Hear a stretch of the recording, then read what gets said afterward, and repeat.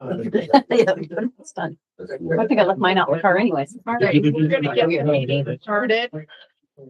This is, the meeting is streamed live on the RBC YouTube channel. This is the Board of County Commissioners, March 25th. If you would like to participate in this meeting or are unable to travel to Rangeley, we will be having a virtual link to the meeting set up in Meeker at the historic courthouse located at 555 Main Street, third floor hearing room in Meeker, Colorado. On this meeting to order at 9 o'clock. We will start with the Pledge of Allegiance. I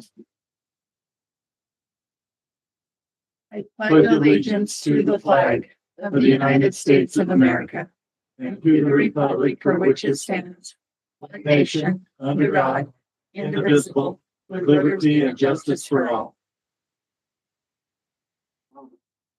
Before we get this meeting started, before I do public comments, I would like to introduce, as you see, a new person sitting up here with us. This is Reese, who is now our natural resource position, and which is a vital position for Rio Blanco County since we are majority natural resource. So welcome, Reese. We appreciate you being here and welcoming you to the county. Thank you. Excited to be here. You want to say anything?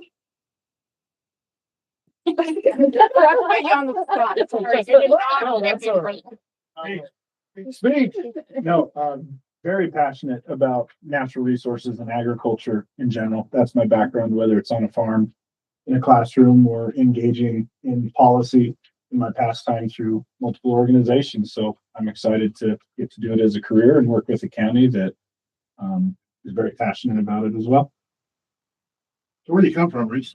I grew up on the Front Range. I joke that that leads into the joke. My wife and I joke that we sought refuge and moved to the West Slope. So we're happy to be here.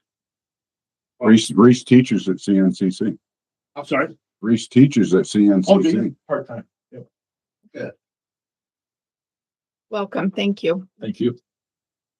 Public comment period. Any member of the public may address the board on matters which are within the jurisdiction of the board. If you're addressing the board regarding a matter listed on the agenda, you are requested to limit your comments to 3 minutes per member or 5 minutes per group. The public comment time is not for questions and answers. It is your time to express your views. To ensure there is adequate public comment time, please provide your name and address prior to the meeting by contacting the board assistant at 970-878-9683. If any member of the public would like to comment at this time, please state your name and address for the record. Are there any public comment? Yes, Mr. Don Davidson. Yes. Come on out. Do you want me to please. approach How's everybody today? Good. How are Good you? morning. Very good. I'm glad you came down. And let me see if I can just say thank you to everybody that's here. Congratulations on your new job. Thank you. I think that's very cool. Anyway, I'm here to address our commissioners as the representative of a group. the White River Area Preparedness Group in regards to county-wide emergency management planning. Once again, thank you for being here. Appreciate you taking the time. I understand that a group from Brooklyn, New York is being considered for the emergency management functions of our county. Has this partnership been finalized? Okay. I'd like to help the commissioners be aware of our already in place White River Area Emergency Preparedness Group, whose model might assist the commissioners in their efforts to ensure countywide preparedness and compliance with state requirements. Credit to local oil and gas safety expert Jane Pinnell for information provided about the local emergency planning committee model. A local emergency planning committee model, LEPC, brings many positive impacts while using already in place local experts at potentially less cost to the county and hiring others from out of town whose experience in county is negligible at least. The LEPC model brings the following positive impacts: coordination and compliance with state law. In this model, public first responders and industry have found in past LEPC committee models that they had concerns in common. In past efforts, teams in such a group began inviting the others in training sessions and drills, doubling or tripling the number of individuals who were qualified to respond to incidents under the incident command system. Public and private groups found there was expertise and resources available among the members for dealing with catastrophic events, wind, snow, flood, fire, and mass casualty incidents, highway and active shooters, in addition to chemical releases, which hardly anybody mentions in the oil and gas country when it comes to hydrogen sulfide. Auxiliary citizen communication systems, like the one that I have here, that's already in place. Give it a chance for the Morse code to catch up. Anyhow, we've already got a communication system in place. Here it comes. That is an auxiliary system that takes the place of anything that the county has or the city has that works in the event of an emergency. We can communicate clear to Roosevelt all the way to the top of Douglas, the Blue Mountain, and out towards Meeker. So that's important, particularly in the event of an emergency. That's what we already have in place, and our group has put that in place. Private industry and organizations have formed well-trained emergency response groups that we've already done that work shoulder to shoulder with public first responders and the emergency management coordinator. So this is something that's already in place. And one of the things that comes to mind is how much this would cost the county to do it, particularly with a group from out of state who really has little or no understanding of what happens countywide in our neck of the woods. So the ad hoc model I'd like to finish with has become the best time for us to meet each other is not when we're having an incident, it's before. And so that's why we exist. And I, as representative of the White River Area's Preparedness Group, would like to echo the fact that we already have lots of folks in this county that have that experience. And again, thanks to Jane Pinnell for her information provided about the local emergency planning committee model. Thanks for the time. Thank you. Questions for me? You have any questions? Thank you for the Thank you. consideration. Thank you. Appreciate it. Any other public comments? Do we have any online? Chrissy? Not that I'm aware. Thank you. This is a tentative agenda which includes all the information available as of March 21st, 2025. The final tentative agenda will be posted at the RBC Historic Courthouse, 555 Main Street, Meeker, Colorado, and at the Rangeley Town Hall, 209 East Main Street, Rangeley. I would like to move on to line item D. Madam Chairman, I would like to make a motion to approve the agenda as it's written. I second. I have a motion and a second. Anything else from you? Will you please call the roll? Overton? Aye. O'Haron? Aye. Litchfield? Aye. Motion passes. Moving on to the consent agenda, line item A. Madam Chair, I would move to approve the list of consent agenda items, which includes the meeting minutes and the payroll management reports. I'll second that. I have a motion and a second. Any comments from either of you? No. Nope. Will you please call the roll? Overton? Aye. O'Haron? Aye. Stritchfield? Aye. Motion passes. Moving on to line item 3, business. Line item A, we are doing a presentation by Jennifer Peroni with Harmony House regarding what services they are offering in our area. Welcome, Jennifer. Good morning. Thank you so much for having me, Thank you. and welcome to our fellow refugee. Hi. Do you guys have my presentation? Prissy? I'm working on it. Okay. All right. So the first slide is my family who is here today. Our kids are learning about how government works. So thanks for having them. We are also from the Front Range, 4th generation Colorado native, though, seeking refuge in beautiful Western Colorado. So in the metro area, I was a social worker for people with intellectual and developmental disabilities for about 10 years, helping advocate for and helping people access the services that change the lives for our kids who also have disabilities. When we moved to Craig 4 years ago, I assumed that these services would be everywhere, statewide, because they are statewide programs, and they were not. And so we have been working for several years to be able to offer more services to our region that have not been available previously. So our organizations serves individuals with disabilities for all ages, birth to death. All ages are included. So our services include, I'm sorry, trying to wing this off the top of my head. That's okay. So paid caregiver programs. So there are programs for individuals with disabilities that they can have a caregiver be paid for the assistance that they provide them to make sure that they can get through all of their activities of daily living and be as independent as possible. Those programs include personal care. Homemaker is where we're teaching life skills, and then health maintenance is where we're supporting extensive health needs. There was something else, I just lost it. Sorry. Okay, perfect. So that's my family who's in the back of the room. Next slide, please. So services we offer. So the paid caregiver programs, we support children's waivers, adult waivers. We have virtual therapies, advocacy and education, and individual supports. Next slide, please.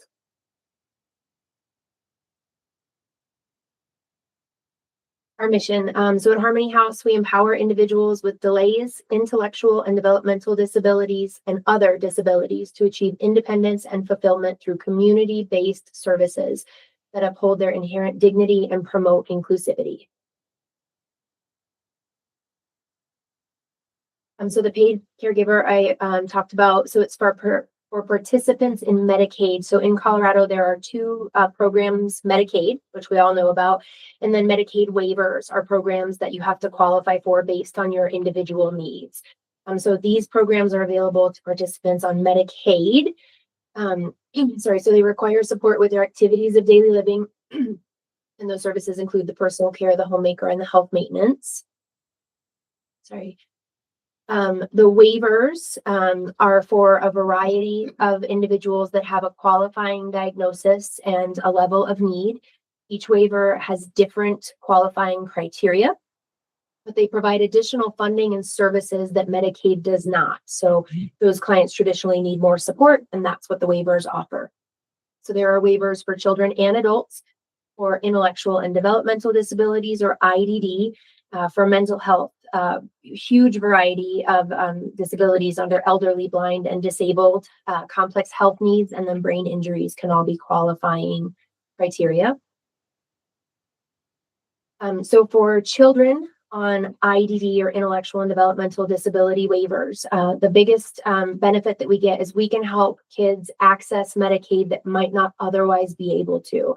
So if their family makes too much money, but they still need access to Medicaid, which provides incredible early intervention and access to therapies that support their growth and development, we can help them access that.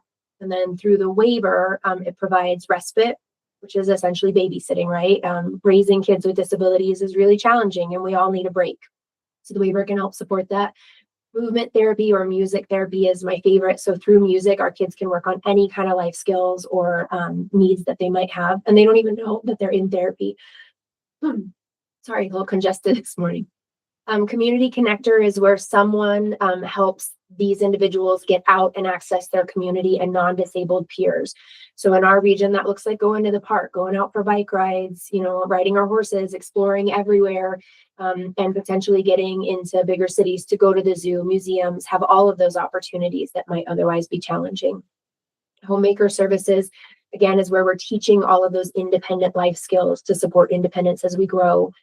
Sensory tools. So a lot of our kids with disabilities and delays need fidgets or weighted blankets or all kinds of adaptive equipment to help them regulate, and the waiver will pay for those.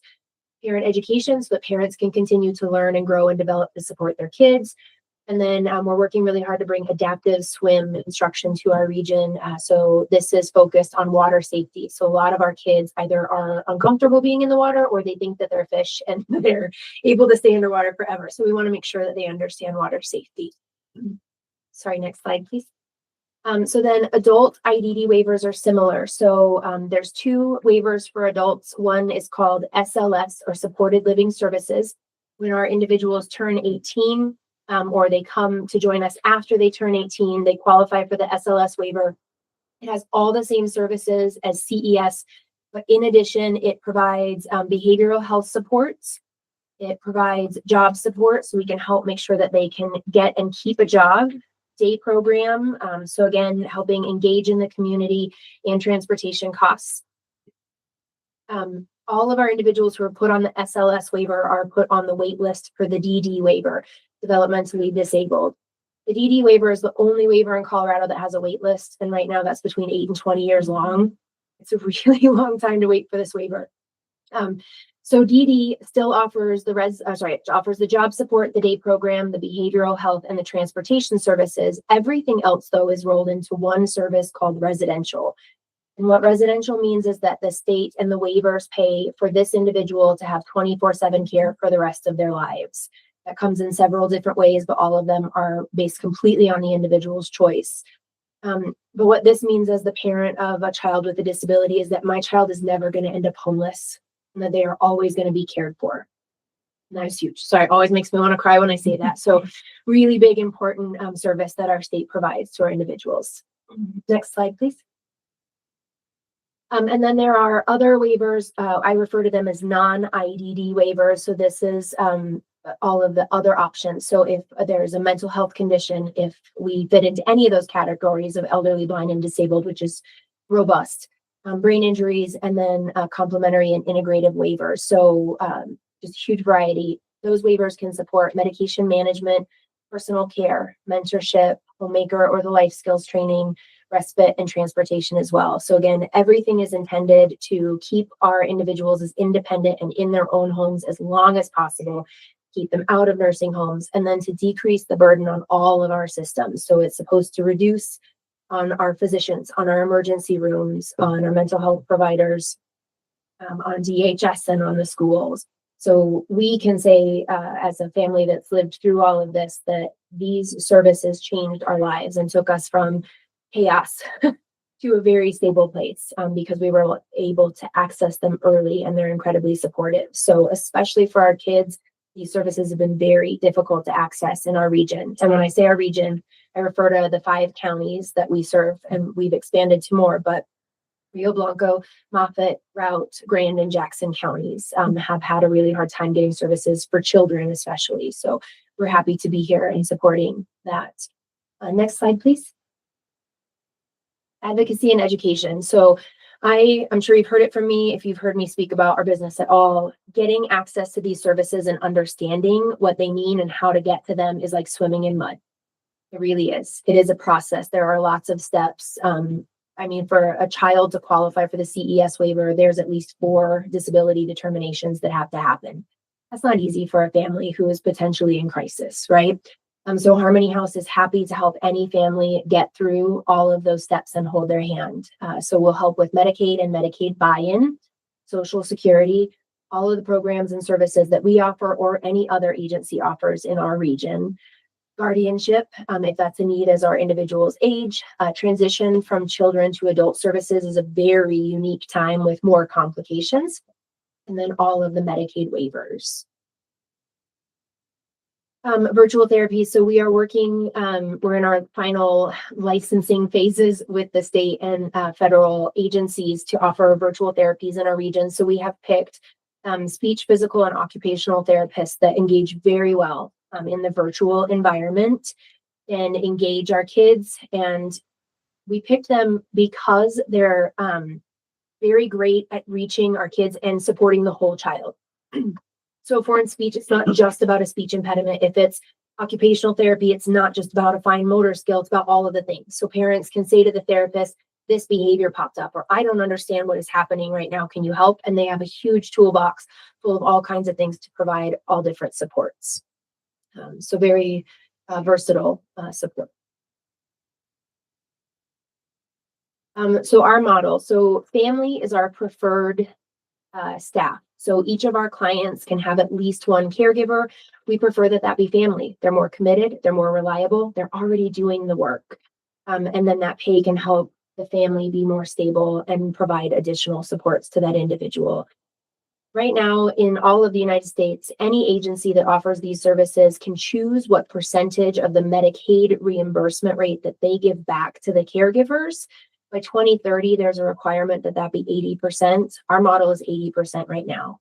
Our caregivers are doing the work and they deserve to be paid for that. So we give 80% of that back to them. Every employee that works with us is a W-2, not a 1099, not a contractor. They are employees with us. Right now, we offer a 401k with a match. We hope to expand it to offer more. There is a lot of education required to be able to provide these services, especially for your own family members. So we provide all of that at our cost.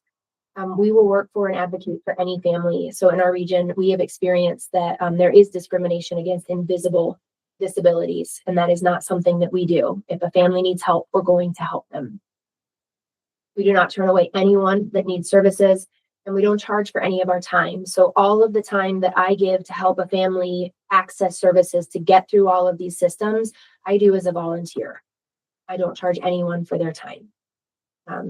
It again is very hard to understand these services and how to get through them. And someone was kind enough to help me get to these services. And so I'm more than happy to help anyone get to them. That's us. That's what we do. Thank you. First, would you like to introduce your family to all of us? Okay. This is my husband, Paul. Hello. Hi, Paul. This is my daughter, Araya Sunshine. Very pleased to be here today. And this is Trey. Hi, Jay. Thank you for coming all this way. We appreciate it. Thank Our you. pleasure. So I have a few questions. I don't know imagine about so. these guys. So just to give you guys a little background, these services in Rio Blanco are actually provided by Rocky Mountain Health Plans. And so it used to be Garfield County that provided them. I was actually a case manager for them. But children's services are separated. Not anymore. Now they're all combined. But Jennifer's adding that additional service to our region, which is more of a personal touch. I guess I'm just going to say that. I feel like it's more of a personal touch. But with that being said, have you read the bill 1003 that is combining those services? So they're combining those waivers together. Yeah, so CHCBS and CLLI. Mm-hmm. Do you have any concerns with those services that are identified currently in the two individual waivers that they're combining into one waiver that is going to take away any services? That's been my concern. It's a legitimate concern. No, there's a lot of change happening in the world of Medicaid waivers. And it is all very confusing and very overwhelming for all of us. So I think that the combination of those two waivers is a good thing. What it is doing right now, I'm probably going to speak total jargon, so bear with me. The CHCBS waiver has only been available to children who cannot qualify for Medicaid any other way. That rule is changing. So now anyone who can qualify for Medicaid in any way can get onto CHCBS, which is good. It is opening more services. So the only service, there's been like wraparound supports. So a higher level of accessing resources has been available, but then the IHSS or in-home support services has been the primary model of support for those families. That in-home support services, which is personal care, homemaker, and health maintenance, is moving off of waivers altogether for all adults and all children in July and becoming a Medicaid direct benefit, which is huge. So especially for our kids, like qualifying for CES is really, really difficult. So we have to show that children have special diagnoses. They have to have adaptive or behavior scores under 70, so be significantly cognitively impacted. And then we have to show that they have behaviors that require intervention every 2 hours during the day and every 3 hours at night. So we might have kids who have significant needs but sleep through the night and don't qualify for these services. So this is really great that these services are moving on to Medicaid, because that's a whole population that has never qualified but needs this level of support that is now available for. We will be offering all of those services. So that just opens the door for more people to have more. And then because those two waivers have combined, we have all of this on Medicaid available now, and CHCBS has access to more services as well. So it feels like a good thing. We'll see what really comes out of it. I'm very hopeful that we are opening the door to more and we're offering more through this transition. So IHSS is kind of going away. What about CDOS? So they're all still 3 available. The difference is that, so in I'm going to just say the Denver metro area, agency-based services are typically the primary model. So you can get the exact same services through an agency, but it pays more to the agency, which means caregivers get reimbursed more, and the agency takes on all of the administrative burden, right? We are hiring the staff, we're doing the training, we're supervising the services, we're in home making sure everything is going okay, we're doing payroll, providing benefits, all of those things. On CDOS, consumer directed advocate support spending, on CDOS, the caregivers have to provide all of that administrative oversight. It's very limiting. And I think about for our individuals with intellectual and developmental disabilities, that might not be something that they're able to do. And as a parent, I don't want to do all of that. I have more than enough on my plate. I want somebody else to help me with any of that. IHSS is still a really great service, but if you're on a waiver and you choose IHSS, then you're limited to those 3 services. But like on SLS, there's all of those other services we talked about that are available. And if you choose IHSS, you're leaving all of these on the table. And you still have more of that administrative burden. So it's just kind of opening the door to say you have choice in all 3 of those options. But there's more available now in our region because there's only been one agency that holds the licensure that we do to provide all those services. And they have restricted that to just a couple of services. So we're here to say all of it is available. Perfect. And then you mentioned that you guys do guardianships. We can help families navigate through that process. Okay. So that's not something that, because currently our county doesn't take on guardianships where there's other counties that do. Yeah. I just wanted to make sure that I was understanding that you guys don't take it on. You just are providing that knowledge service, kind of guiding them through. Yep. Okay. Perfect. Yes. You guys have any questions? How many years have you been in Craig? We've been there 4 years now. 4 years. Mhm. Well, you've accomplished a lot in 4 years. We sure tried. How many employees does Harmony have? So we officially got our licensure to begin providing services in November. And then we started with our 2 kids. So they were our first clients, which is why we did this, right? And as of yesterday, we have 21 clients and 33 staff. Thank you. It's my pleasure. Thank you. So my question is, so are you a nonprofit? We are a you nonprofit. agency? Okay. Just working closely. So are you grant funded? So we are self-funded right now. Everything that Paul and I makes goes into this to be able to offer these services to people. There will be a point when the business makes money, right? That it will, Medicaid covers eventually all of those expenses, and it will run on its own. We have applied for grants. I see that Kina from OEDIT is on the agenda today. So we did qualify for Rural Jumpstart. So we did get a grant from there. It's a reimbursable grant. And then we get all of the benefits of the Rural Jumpstart program, which is amazing. And then we did enter and win the Craig Business Plan competition in the fall, which gave us a nice support as well. Thank you guys very much. Our pleasure. Very cool. Thank you. Thank you. I know it's a job. It's a big job. And I know I appreciate what you guys are doing.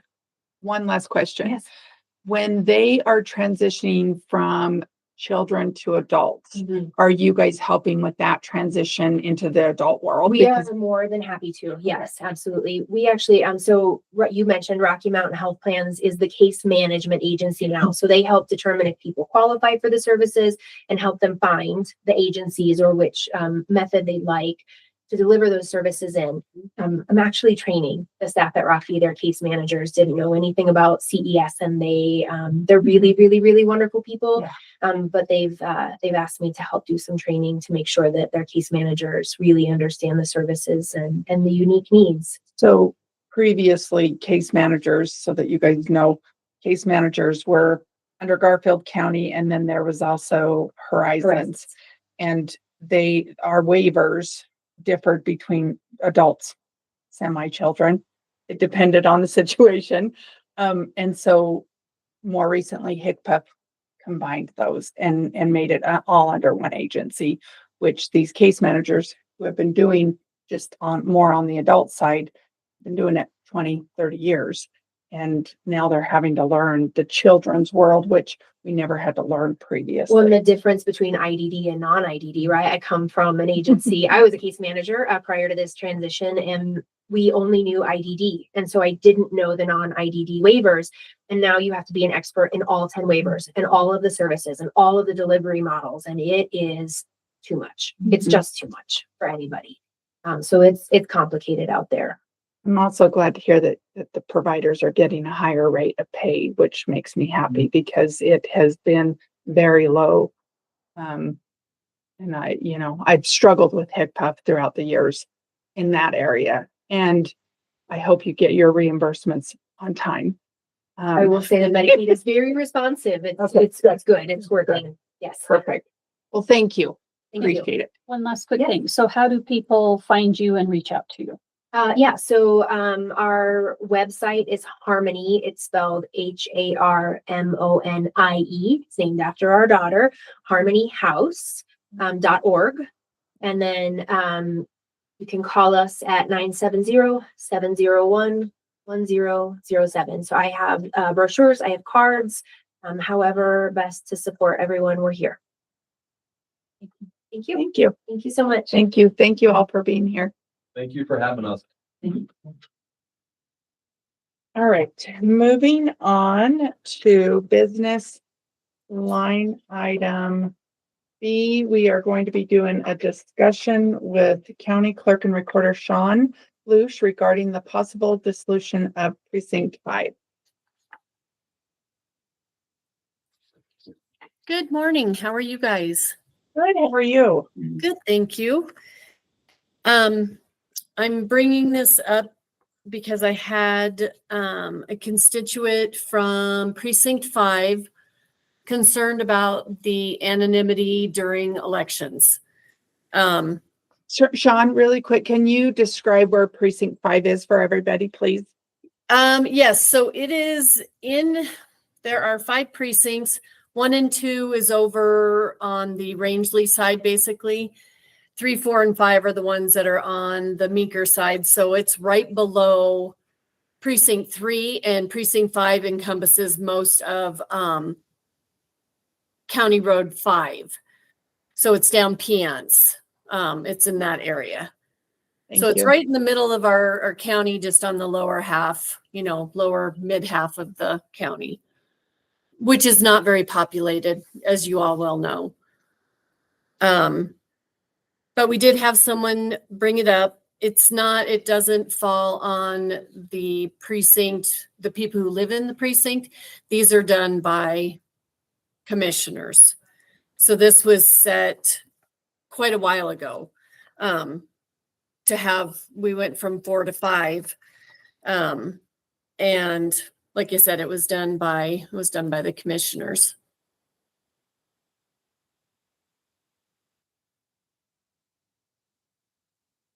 The reason why that was done, I think, is they had a lot more families living down there, a lot more activity. It was ranching community back then.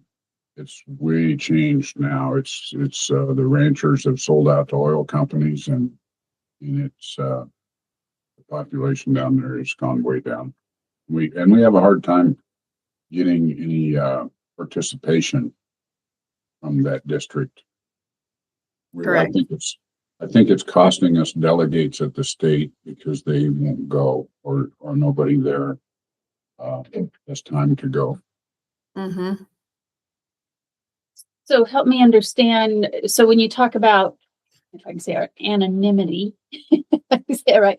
So the concern about that is because they are their own precinct and there's so few. Is that what the concern is?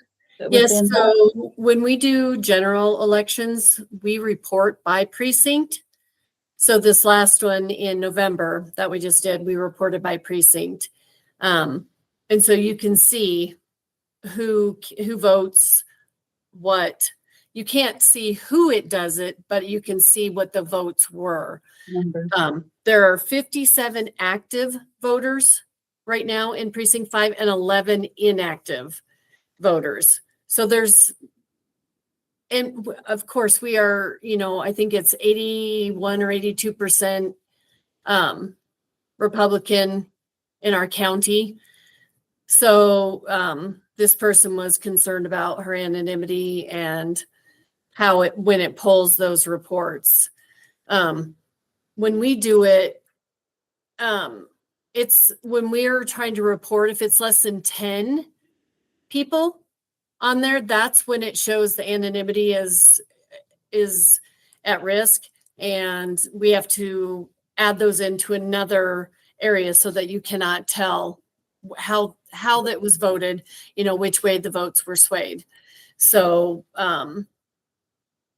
with it being 57 active and 11 inactive, you have the possibility of 68 during a voting when you have to report by precinct. Does this impact our delegates that we get at the state assembly? Yes, so it would. I was in discussion with Dwight Shellman at the Secretary of State's office, so he's helped guiding me, which is good. He says that you need to communicate with your county chairs, party chairs, because if the BOCC approves the reduction of precincts, the county parties will have 2 fewer precinct committee persons, which in turn will reduce the size of each party's central committee.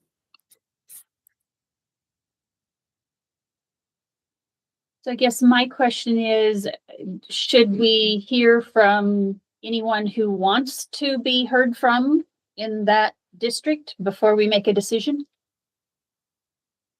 Honestly, words, Kelly, kind of- I apologize. I don't know that answer. My feeling is that I would think that you would want to hear from them. But like Doug said, we don't get a lot of participation where people have the time to be able to help out or to go do anything at the state level.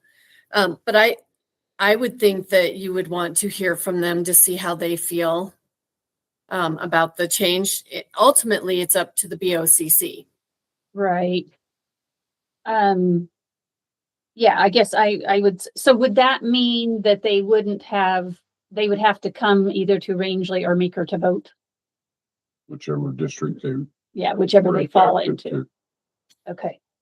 So Yes. therefore, I think we definitely need to hear from them. I mean, granted, they can always mail, but that's always concerning. Okay. Correct. Sean, you say 57 active. Does that mean there was 57 people voted down there last election? No, that's not what that means. It means that 57 are active in the voting for voting. Means that they have participated in at least 2 generals in a row. So it just means that they're active. That does not mean that they voted in this last election. It just means that that's how many we have active and how many are inactive. Do you know how many voted last time, or can you tell us? I would have to look that information up, but I can definitely get that for you. So it wouldn't mean those two generals in a row don't necessarily have to include the last one. So it's not Correct. the last two. So how much time span do we go back? So it does encompass the one that just was here that we just did in the last general. So when you don't vote in two generals, you get inactivated. So that is the last two. So that's what, 4 years? 4 years? What is the definition of an inactive? Do you not send them a ballot anymore? Do they have to sign up again? What is? Correct. That is correct. They have to take the initiative to either vote again in another one, or they would have to come in and get their status changed to active to get a ballot. How many active voters do we have across Rio Blanco County? I think the last number, hold on one second and I'll get that.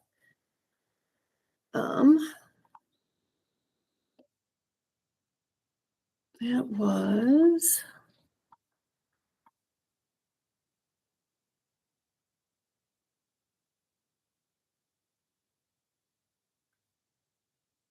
active voters as of the last election that we have was 4,621. Thank you. Yes. Well, I think that we need to figure out something so that we give the people in precinct 5 a chance to address us, because I encourage anybody that wants to vote and be a part of this to do it. And I don't know what the process there is, but we need to. So Yes. if we were to dissolve this, those 57 active voters would just then go to another precinct, correct? Right. It would be encompassed in the precinct 3. It would mesh in with 3. So 1 and 2, and then 3 and 5 are right above each other, right? 1, 5's below 3. It would just be encompassed in 3. But we would still lose 2 fewer precinct votes at the state assembly. Yes. Okay. Technically, no, because they're not sending any. Yeah, well, that is true. That is a fact. There hasn't When- been any in quite a while. Okay, that was going to be my next. When was the last time that they sent somebody? But you don't have that. I don't. I would have to talk to the president or the head chair in 5. Thank you. Mm-hmm. Yeah, so is that a hearing that we need to have for something at the one of the next few commissioner meetings? I don't know. I guess that I would ask Vicky to put that together somehow that we could hear from them. One of the I'd specific. like to have time to be able to send out letters to all of the ones that are down in that area. I'd love to be able to send out a letter to let them know that. Explaining what the situation is and get their Correct. input. Yep, correct. So I'm thinking, so not the next meeting, let's see. So probably May, the first meeting in May, roughly. If that would be a time frame that would give you time to, because we're not gonna have a meeting, second meeting of April, Right. we're not planning to meet, so then. How many notices would we have to give them before? And it depends on what how you want to do it. If you want to have a meeting where they can either participate in person or by video. But I think maybe coordinate with Sean on it and say, okay, the BOCC wants to hear from you. We're going to have a meeting whenever you guys pick to have it. You can either participate by coming in person or online, give them an online thing. Or let them send a letter. Or you can Any send a way that letter they would any like. way you want to, either an email, a letter, online participation or in-person participation and see what you get, and then just have it set up and then do it as a regular meeting. So you would, you could either do it at your regular meeting or you could have a special meeting for it. I would, So maybe the May, like you were saying, the May meeting, let's try to coordinate and have that on the agenda, that's their public time Yeah. to talk to us about And it. then I like the idea that Sean had of sending on the letter, and then you can incorporate that in there, and then you do your normal posting as well. Okay. So everybody that's going to truly be affected by the solution of a precinct will have personal notice of it, or direct email note or letter notice, a prospective notice of it, and then you will do your general notice to the rest of the county. I have a question. Is that something you should let precinct 3 know about too, because you're adding more people to it, or does it matter? No, I don't believe that we would need to do that for precinct 3. Well, they would get general notice to the county if they want to be part of it, if somebody has a squall about it or something. But typically, they'd like to have more because most precincts, the active portion has gone down a lot over the last several years. So, a lot of times even the more vigorous precincts are scrambling to get people together. Well, we could, in this letter or this notification, we can include it in the newspapers or whatever, so that the total general population understands what we're doing. I like it. Do we need a motion or anything, or are we just doing I that? think just after action on that. Okay. And so is it going to be a public hearing or is it going to be a special meeting? We're gonna do it in our May meeting in Meeker. Okay, and that's the 13th, I think, May 13th. I believe so. Okay. So that would be a public hearing. Yes. Yes. Okay. Perfect. Thank you, Sean. Thank you so much.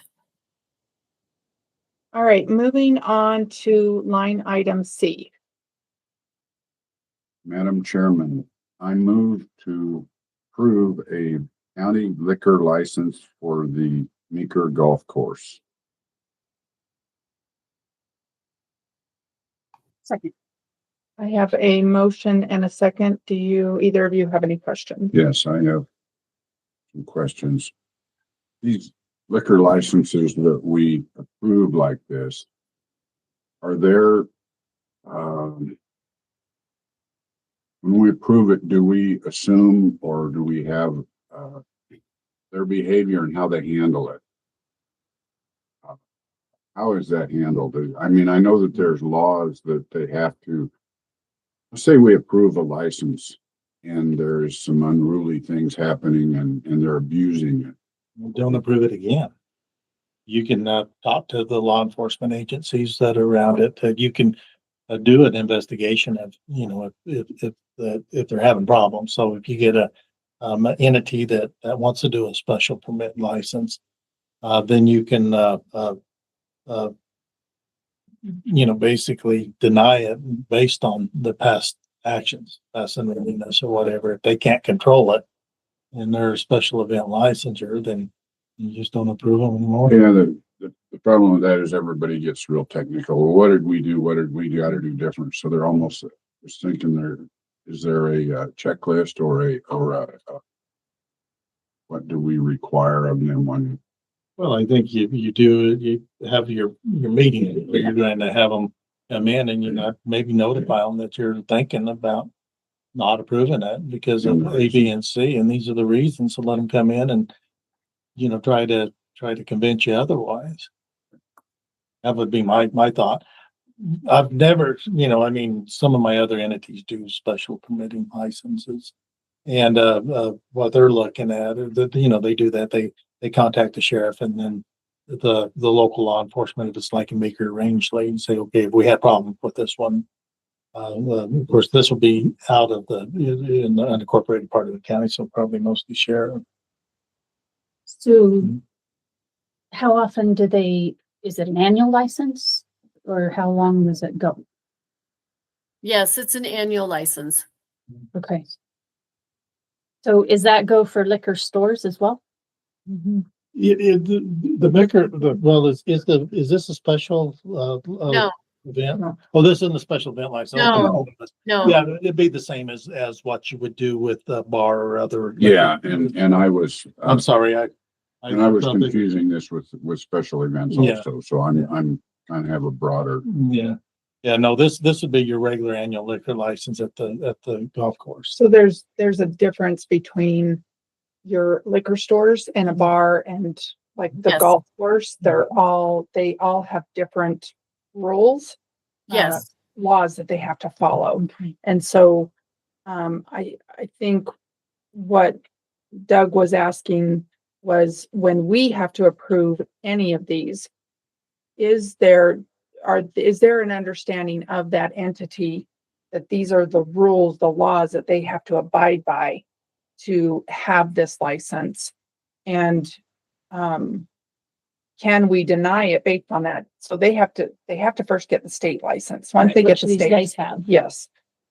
So I think what he's asking is, are they given that list of, this is what you have to abide by? I think it's included in the state license issue. I think that when they Mhm. get that, it's This is what you actually have to do. printed in, all the rules, the statutes and rules regarding that particular kind of license.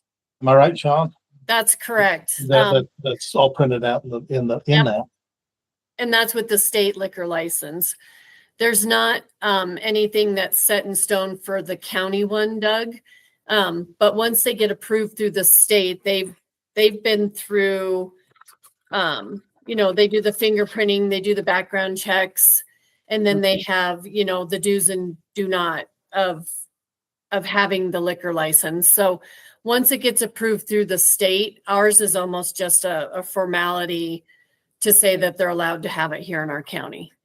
Okay, But that's not the case with special events. Special it? events are different. Yep, special events are different. There's a different set of rules that they have to abide by. You guys approve the ones for like the 4th of July stuff. And that's through town. So that's a little bit different. County ones are, I haven't seen a county special liquor license in a hot minute. Most of it's in town because everything is encompassed in town, not out. So back to this one as an example, it's an annual renewal. Correct. As well as the liquor stores are an annual renewal. The liquor stores I am not aware of because I haven't don't seen personally many do of those. I don't know of Okay. any liquor stores in an unincorporated part of the county, so we've Right, never that's seen. because this is in unincorporated. Yeah. That's why, But okay. the town of Meeker and the town of Rangeley, they actually do Their the own. licensures Yes. for the Yeah. ones incorporated in their districts. But if a liquor store ever did pop up in the county, we would be responsible for it. Okay, Or Yes, same I with was with missing the boat. bar. I'm like, oh, wait a minute, okay. Yep. Okay, a little slow, sorry. Oh, you're fine. So the only comment I would make is, if we approve this, is that they are just abiding by the laws and rules of the state to be running this liquor license. If we find out otherwise or hear otherwise, we would take that in consideration next year when we have to. Correct. approve. Yeah, right. Yep, correct. Okay, Will you please call the roll? Overton? all right. Scritchfield? hi, okay. Aye. Moving on to, thank you, Sean, line item D. So Madam Chair, I would move to approve a training contract with Cameron McKay for $5,250 for tuition assistance at Metropolitan State University for the sake of discussion. I'll second that.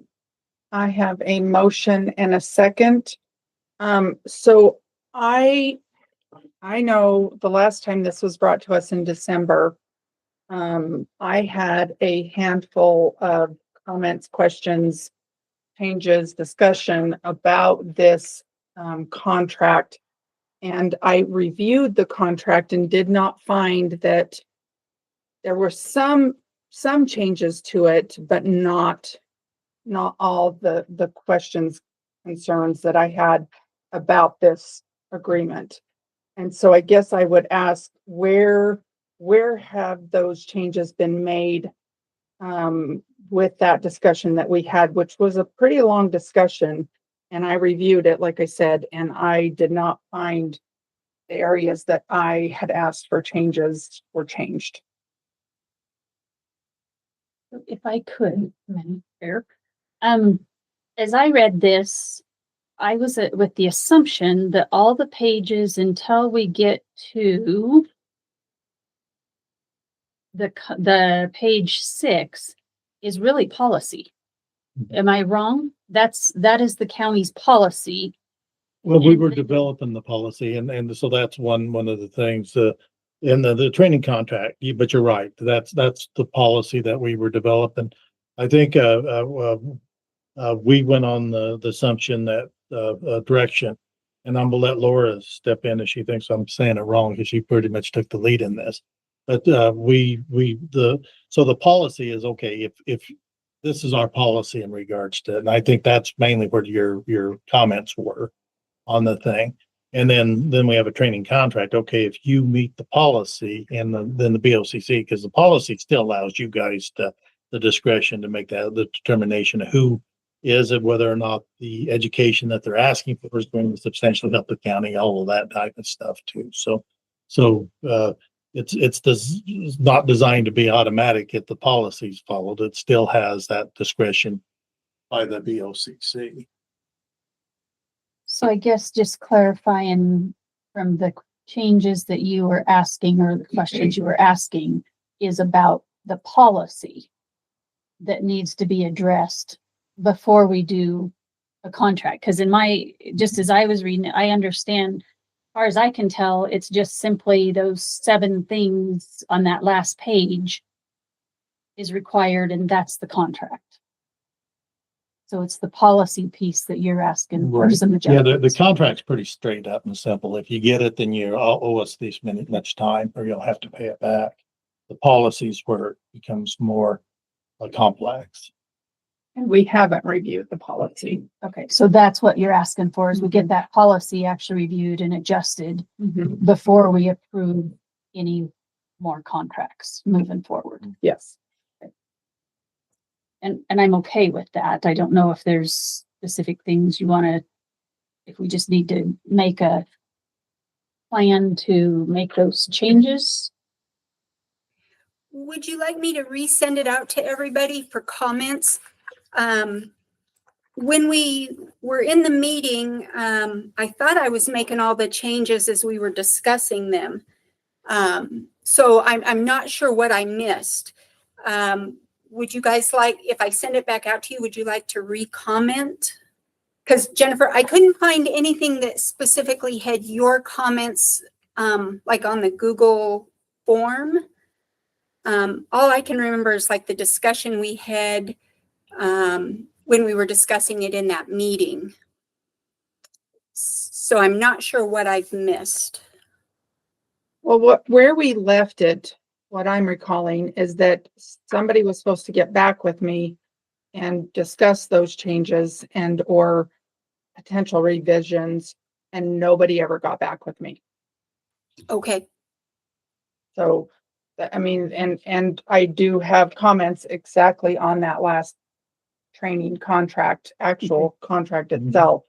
Okay. That was never brought back around. And I know Doug had some comments as well. I don't remember what those were because that was back in December.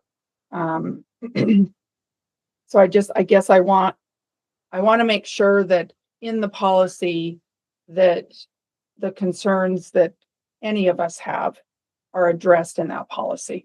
And I would agree. So perhaps just resend it out, let everybody comment on it, and then we bring it up maybe next meeting. Then Is this holding Carmen back from doing, or because I know she needs to be doing some training to satisfy the state. it's my understanding she's doing the training. This would hold her back from the reimbursement aspect of it, but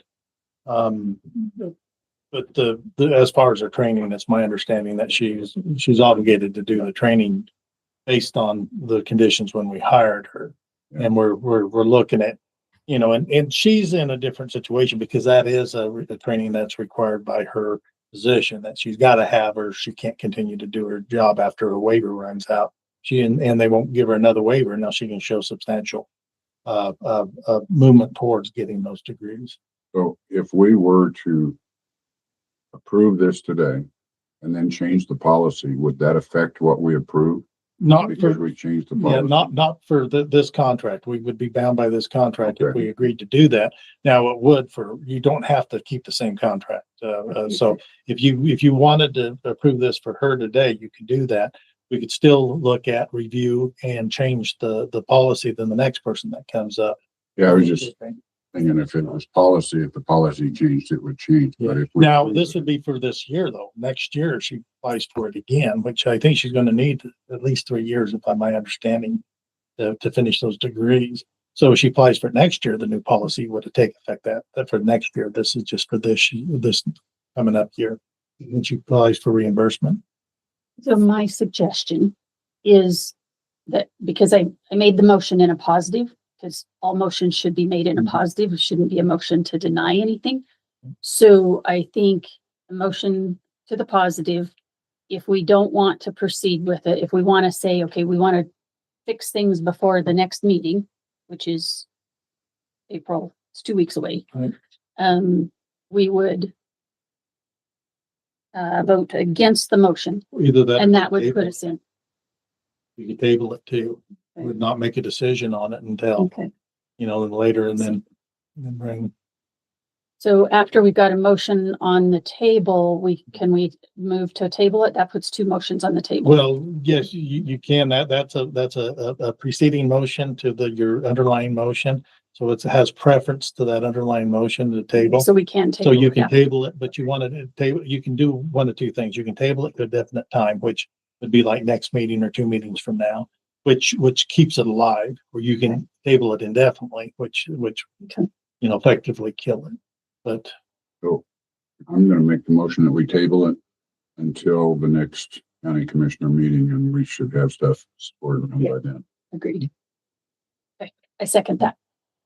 So we have a motion to amend, the, no motion to table. sorry, Motion to table, yeah. but we still have a motion on the table, which she already made and he seconded. So we have to take care of that motion right now. No, the motion to table takes care of all of that. It It's a does. precedent motion. It's Yeah, I wasn't sure, but if Don's, Cause you Positive hadn't of that. voted yet. you hadn't voted yet. So this motion to table just basically says we're just going to postpone this to the next time. So if you bring it off the table, they don't be in the same position it is today, except for we'll have, and then you'll do maybe a motion to amend at that point.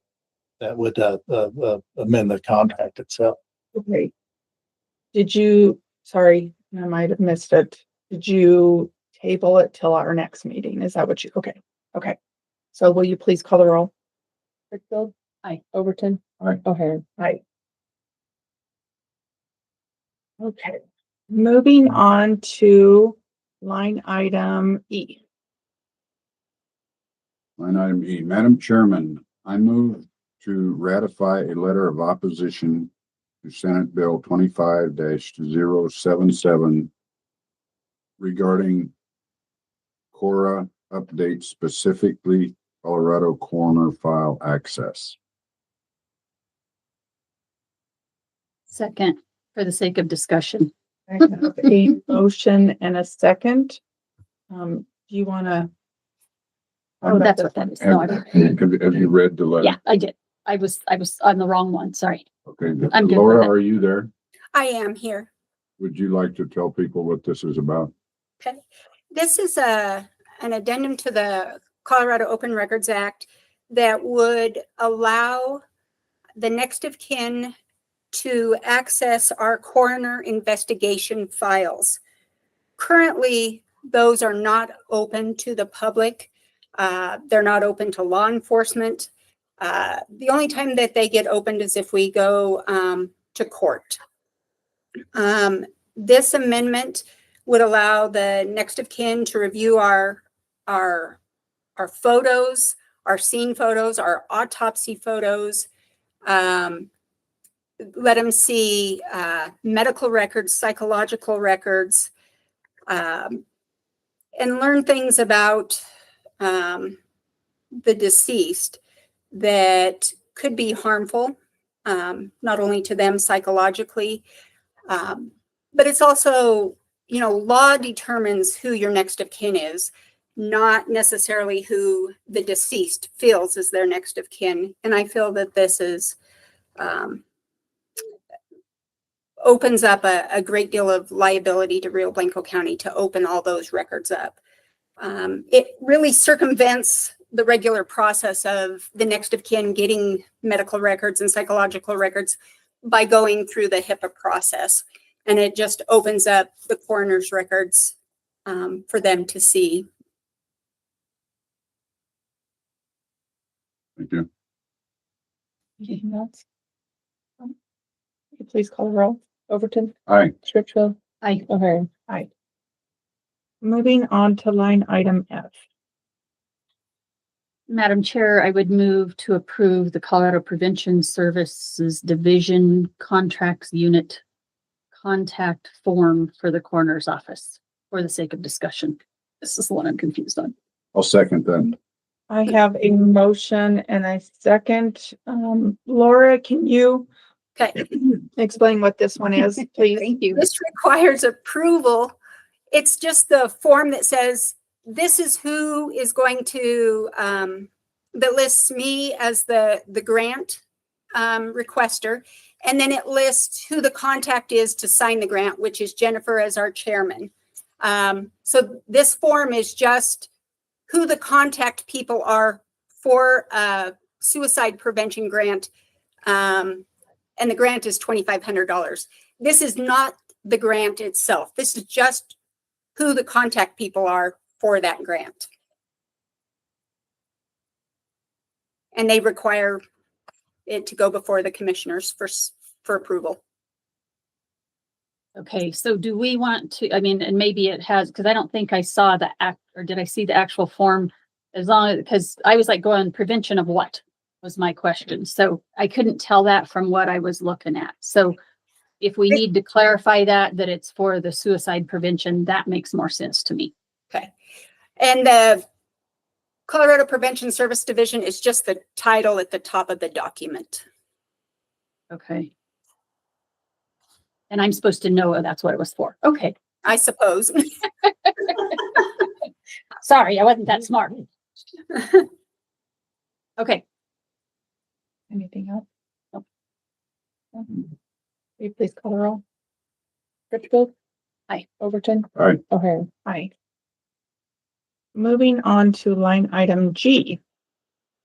Okay, Madam Chairman, I move to approve the contract with Forging Courageous Leadership LLC for the emergency manager contract.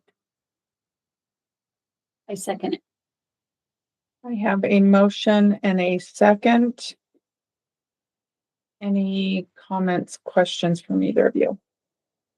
I'd like to just kind of, yes, is the answer to that. So this is the emergency manager position. They are based out of Eagle, so they're not too far away. We had done a lot of, I would say, homework. Yeah, vetting. There we go. About the folks. And I'm really happy with them.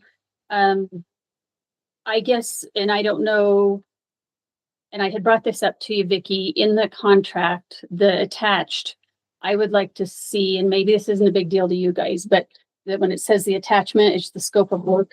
There's a lot of additional information in there. I don't know if we need, since he has agreed to it, maybe we leave it in there.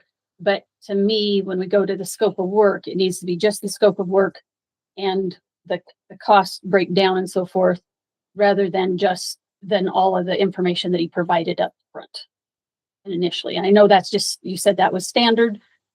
Always include those basically application. What do I want to call it? This is RFP, isn't it? Yeah, the RFP. So it's confusing when you go in to look at it. In my opinion, if need 6 months from now, we want to look at something, this kid, it would take a while to dig into that. So not a biggie if you guys are okay with it, but I just was a little confused by it.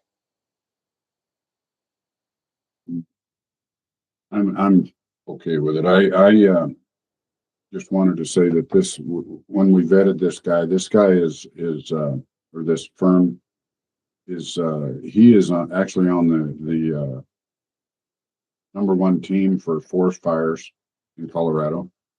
He's worked around here on forest fires. He's got a master's in emergency management, so he's going to be really good for all the paperwork. He is 2 hours away for any emergencies that we might have, and I think that this is the for fiscal and professional reasons, I support this guy. And I will say, I mean, my anticipation and expectation is that he will be very involved with the group down, informed by the group down here that's got the emergency stuff going on. He will be involved, and he will utilize that information to incorporate into the whole county's information, I guess is what I would say. So don't feel like you're not going to be connected to him. You are. And that's what I was gonna say, is that I think that that's a benefit Absolutely. to Rio Blanco County as a whole. And we do need to connect, Doug with this White River group so that we make sure we're utilizing all of those services. This position is not just encompasses that piece, what they are doing here locally, but there's a lot of back work, a lot of behind the scenes that people I don't know truly understand what this position is, because it is a mandated position by the state and we are required to have this position. So I would definitely want to connect him with you, Don, and make sure that he is utilizing you to the fullest, this group, because I know it's a whole group and it's an effort in this area. And even to the extent that, looking even on the east side of what does that look like? Because I know we're kind of focused on the west side, but what would that look like even on the east side? So I would echo what you had said. Thank you. And just to clarify, this gentleman's name is Doug Coop. It's not me. Oh, didn't think about that. So will you please call the roll? Richfield? Aye. Overton? Aye. O'Hare? Aye. Moving on to line item H.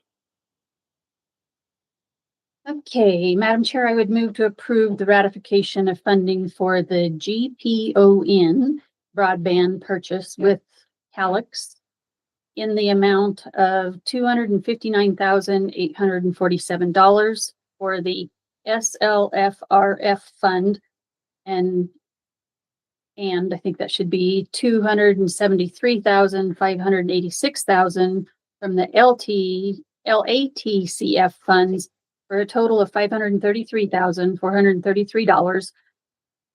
Funds will be utilized for the GPON and the XGSPON migration and broadband switch upgrade refresh.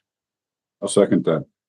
So I have a motion and a second. We are ratifying we had this discussion at our last meeting. It's all around our broadband.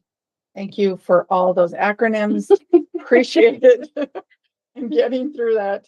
And so this is just ratifying and making sure that we have that motion correct on the funds that we want to make available to this project, which encompasses broadband for all of us across the. Do you want to add on to that, Trevor? I was just going to say, if anyone has any questions, Eric's not available, so. Okay, you either of you have any questions? No, I discussed it with Eric pretty in depth yesterday, so. Okay, and this is the one we talked about last. Yes. Now, the next one is a different story, but. I have questions on the acronyms. Okay. Can you redo the letters because mine did not match what you said? Uh-oh, well, that's a good possibility. I Can I can read do them in the that? right order. Yes. Okay, it should be SLFRF Or F, okay, and LATCF. okay. Perfect. No telling what I said. Now the No, GPON I and think that's what you XGS said, are but okay. that's not what I had. That's why I was like, I better go. Will you please call the roll? Overton? Aye. Scritchfield? Aye. O'Hare? Aye. Motion passes. Moving on to line item I. Madam Chairman, I move to approve the Aspen Smart Networks ISP Call Center Support Proposal for Rio Blanco County. Second. I have a motion and a second, and I'm going to assume you have some questions. Yeah. Tell me about this, sir. I'll do my best. The broadband department recently experienced employee leaving, so they're down to a few employees at this point. And not only that, but they've been looking into a call service for a long time. They need somebody who can be available 24/7, 365, which is difficult when you have just a few employees. And beyond that, this particular group is not just a call center, but they're fairly local. They're in the region already, and they actually already work for the Thor network, which is part of NWC-COG, part of the Northwest Council of Governments network that like Eagle, Glenwood, Steamboat, Beaver, Rangeley, and a bunch of other people use or utilize. Anyhow, they already work for that organization, and they already provide service on the network that's upstream of us. So they would just be moving into helping us support customers and stuff like that Right. on our network. They're already familiar with the systems that we use, the hardware that we use. And then along with this, we're looking, their broadband department is also looking at a couple of other things to help bring their software in line with what Aspen is already using so that everything works more smoothly. So this will also be a cost savings over hiring a new FTE. So that's important to know. Yeah, I can give you those numbers. I think I know, but you probably know better. So that the FTE that we're not going to replace the gentleman that just resigned, and that's about $100,000. $100,000 with benefits is $100,000. We're going to get rid of some software that is $56,000 a year. We are going to get rid of the Vetro mapping software that we've been paying for the last several years at $26,000. We're going to replace them with software that Aspen Networks is using on their system. So we are in this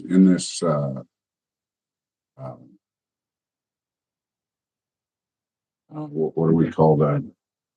The broadband. Enterprise. Yeah, thank Well, you. This that's enterprise fund. He's going to save about $100,000 annually in this move, and we're going to get better care. And with the upgrade that we just approved on this last one, it's set up so that if they have a problem with someone at their house, this Aspen Networks can go through the system and go clear to the house and see what's going on. It's a huge step, and I applaud Eric for what he's done to get this going, because it's going to help. We already have a great broadband system. This is going to help it. Thank you. I just want to really quickly throw out a shout out to Derek. I know somebody here locally moved over to the county broadband and wanted to say that the customer service that they received was phenomenal. That's awesome. And they were very pleased because previously they were not getting what they needed.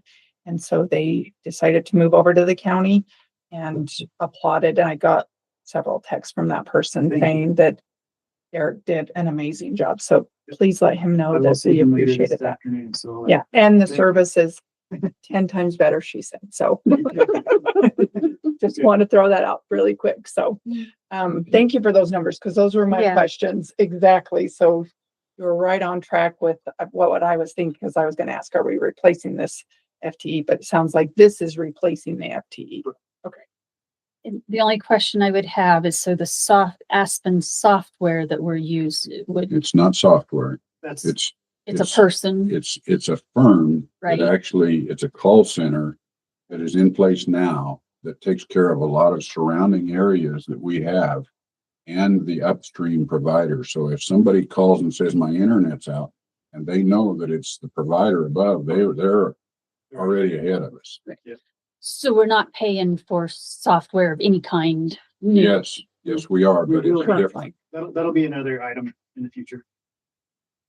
Okay. This is the service, the one that's on the agenda today. The software will be coming in the next meeting or the next meeting after soon. So that savings you're talking about, does that include the purchase of the software? I believe it does. Yes. Yes, that's, Okay. those are the. Still saves us that much Yeah, when we come, service and newer software. yep. So when we Okay. come to explain to you why we're buying new software, it'll all tie together and it'll still just be that $100,000 a year savings, Okay. including the software and the service. This is just the first part, just the service. Yeah, We'll get rid of about $75,000 software cost, right, Yeah. between both of them, and then replace it with what, that's the new I one. think it's 40,000. That's what I was thinking there. 40,200 There you go. is the Aspen Networks contract. It's for $4,500 a month. Okay. And it's 40,200. And so there's a lot of room there to buy that other software, when we figure the 100,000 saving. Right. That makes sense. I think so. I can- Okay. It'll take a while. It took me a while to understand broadband. Yeah, I'm looking forward to that day. I still don't, so. You're welcome to stop by. Please call roll. Overton. Aye. Scritchfield. Aye. Harry. Moving on to line item J.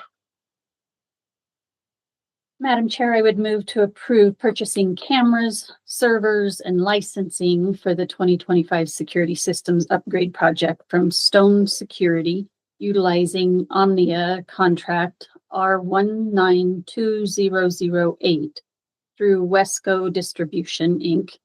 in the amount not to exceed $290,733.65. I'll second that. I have a motion and a second. I will let Trevor take it away unless you guys have 3 questions. Nope, just Trevor, tell me about it. This is a project that was approved during budget season last year, and it's to kind of improve our. I don't know if you were here for that or not, but we have 3 different camera systems right now, and we have one that's really nice. We have one that's cheap and not great, and we have one that's really, really old and aging out in the Justice Center, and is not great to begin with. So anyhow, we're combining that all into one platform, one milestone platform. And this is the initial kickoff of that. We're buying servers for the project, software and licensing, and then that will allow us to take the cameras that are at the Justice Center, license them on this system. It'll allow us to replace a lot of the older cameras and replace a lot of the cheap. So the cheap system will allow us to replace a lot of those cameras. This isn't the whole project, but this is the initial bite for the year. There'll be more later on, but this is just to help kind of consolidate our surveillance systems. And it was in the budget. It was in the budget. Okay. And what happens to all the old stuff? We typically, all of our old stuff, if it's good quality stuff, we'll offer it to the schools or the other CAIs for use. If it's not good, which a lot of this cheap stuff especially is not, it will just recycle it, send it off to wipe it and recycle it. So when we offer it to others, do we sell it to them? No, not if they're, so our disposal policy that we have for capital equipment and for even just in general for IT equipment states that the first thing we'll do is offer it to the schools, because that was the decision that a previous board made. The next people who get to take a crack at it is the other tax-based organizations. So it doesn't make sense to sell it to them because we're all It's tax entities. We don't need to be transferring tax dollars. After that point, we do have the option to sell it on a GovBids or GovBills or something site. Government whatever you call it. Auction site. Auction site. Yeah. Yeah. Okay. And then after that, then there's recycle options as well, because a lot of the stuff just doesn't function good. Right. A lot of it's already way too old. Okay. Will this help with the security at the fairgrounds? Are there cameras going in at the fairgrounds? Yeah, this particular quote does include enough cameras to cover some of those areas of the fairgrounds. Okay, and I just want to make the comment that they have asked for this as long as I have been in any of these budget hearings to get this going. And we, at the time when we approved this is going to be a CCITF, but coming out of CCITF.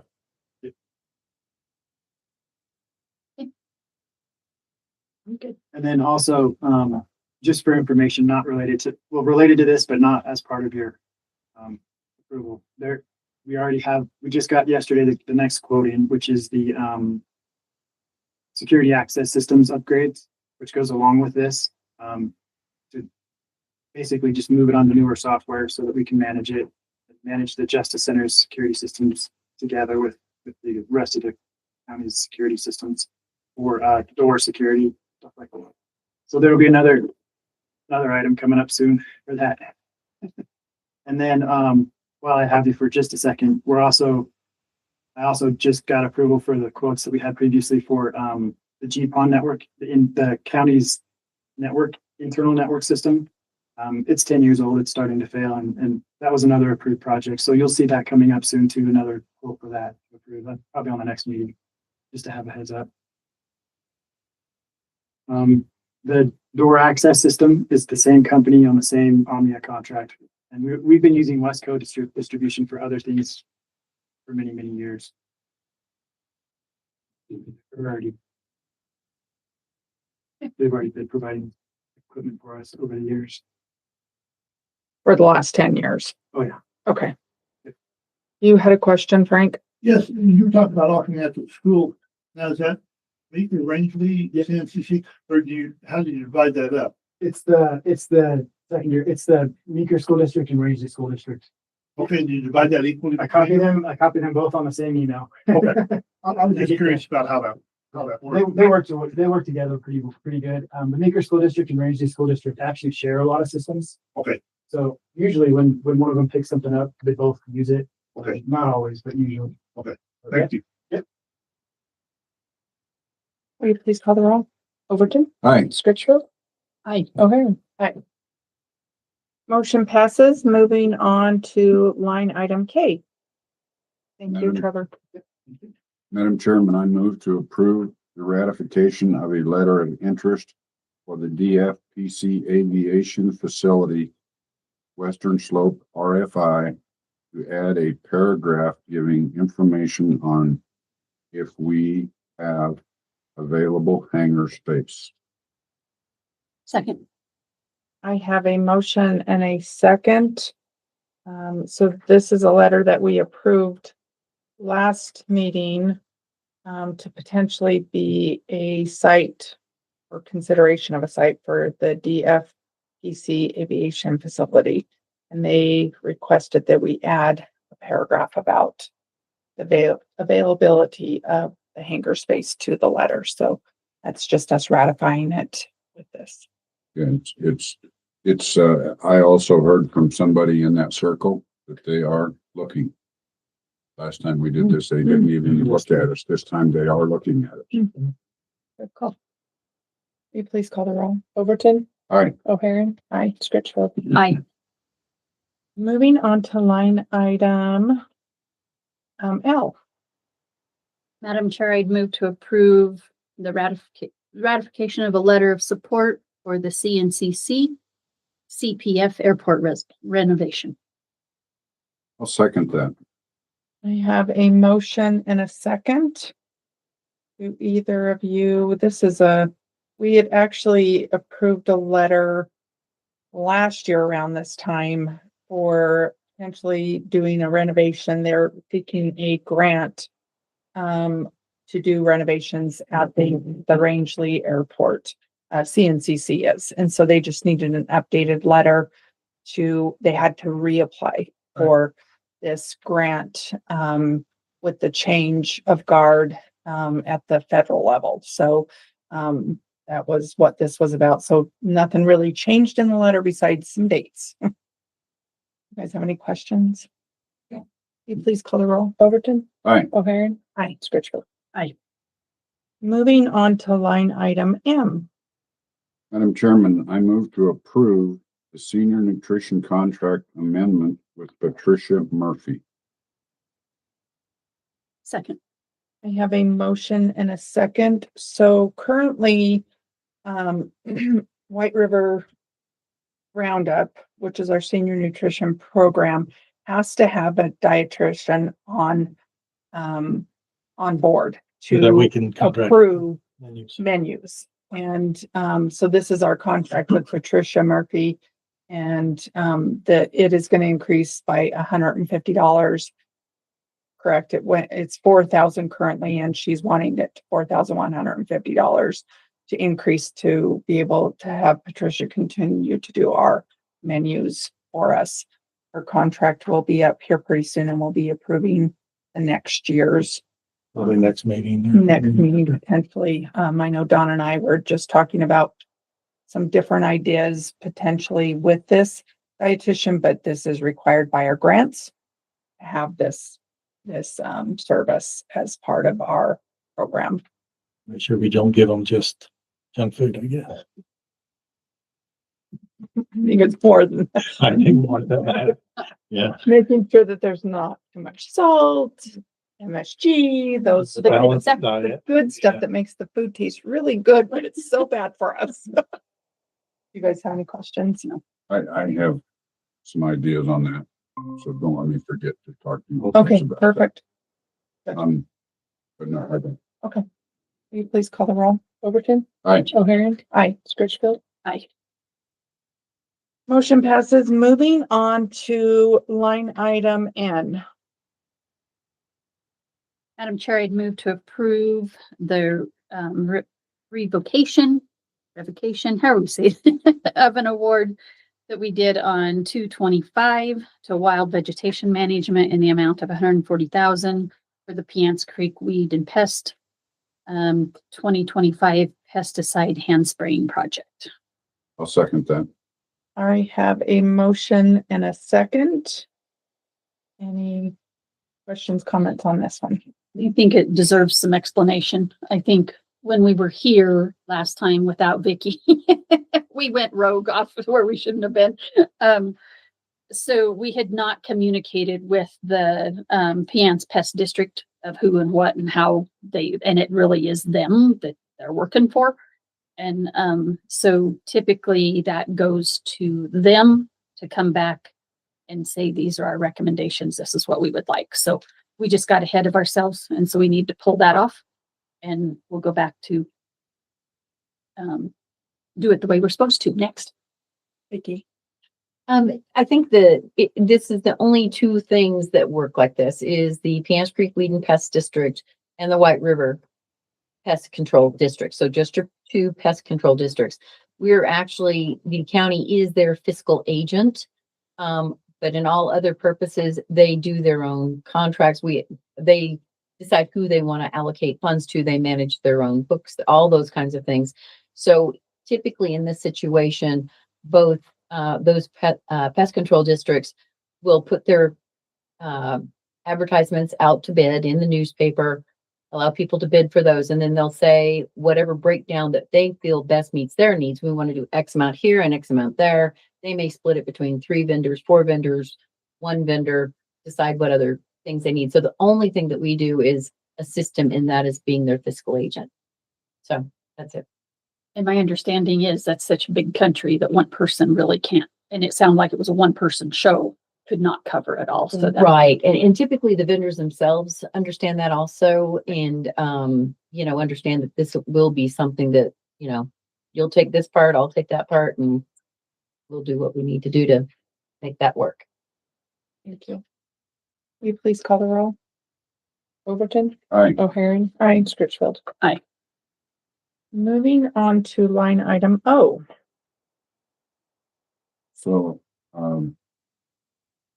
Madam Chairman, I move to approve the award for the Piance Creek Weed and Pest Hand Spray Project to Wild Vegetation Management LLC in the amount of $70,000 and Osborne Industry LLC in the amount of 70,000. I second. I have a motion and a second. I'm not sure. Do you guys have any more to add to that with this motion? Will you please call the roll? Overton? Aye. O'Hare? Aye. Scritchfield? Aye.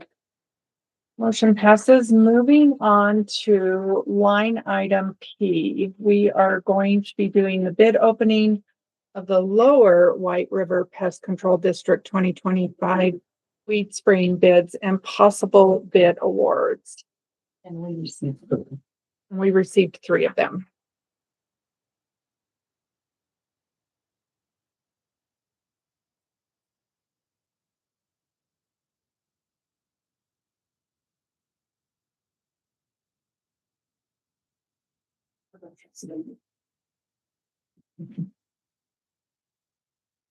You know.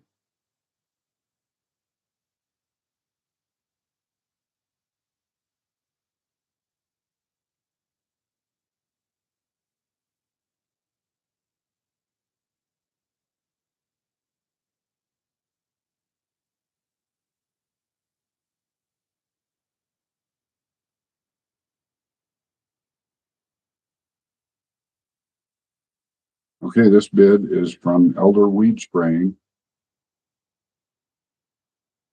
Gonna see if I can see what the total is, what going on here. What they do with those, Doug, is, they just give us like a line item breakout Mhm. of what they're gonna charge for chemicals, or if it's plus 10%, and then how much per hour. And so, and as we get the bills for the year, we just make sure it matches what they have on their bid. There's not really a total bid And you don't. per area. So do we need to announce any numbers for the public, or we just say that we opened them and? You opened them and who you received bids from, and then those documents could actually be under a quota.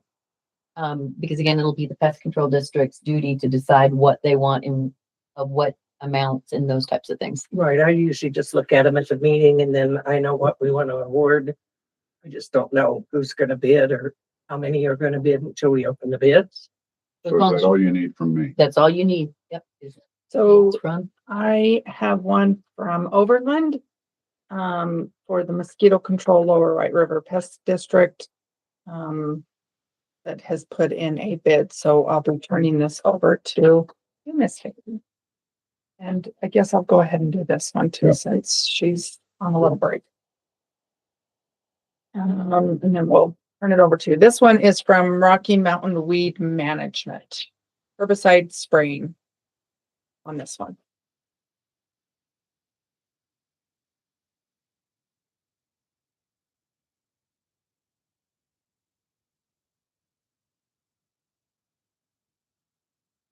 I just need to sort them out.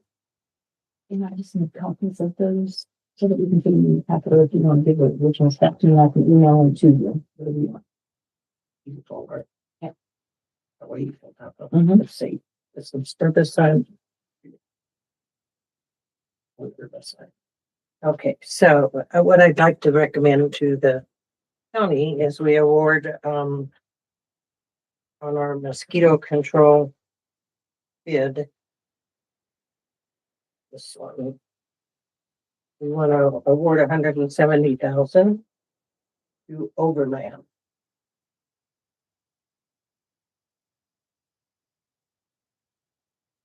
Do you want to do these all in one motion? And then on our herbicide spray, we want to divide our budget and we'll ask that you award 10,000 to Rocky Mountain Weed Management and 10,000 to Elder Weed Spray.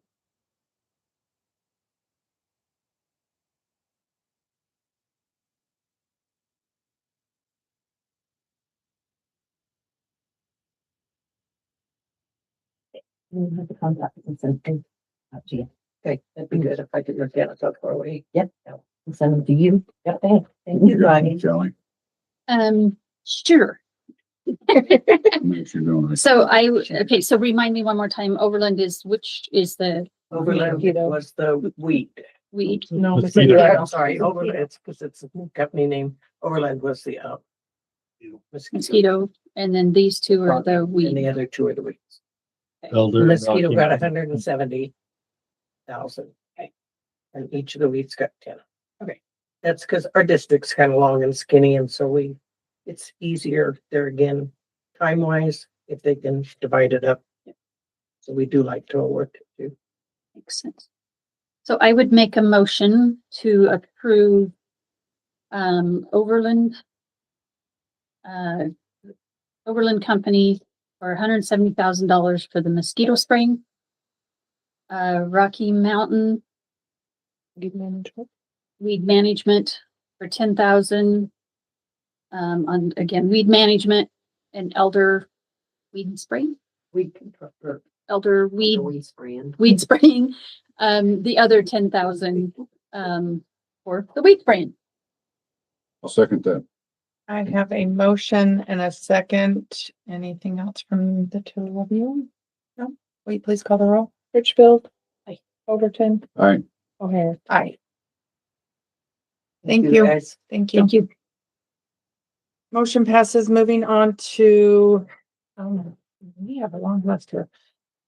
Line item Q. Madam Chairman, I move to approve a memorandum of understanding between the Douglas Creek and White River Conservation Districts and the Board of County Commissioners of Rio Blanco County, Colorado, establishing the Rio Blanco County Natural Resources Advisory Committee and discussion of management process. I would second that. I have a motion and a second. Do you want to give us a little bit Sure. background on this?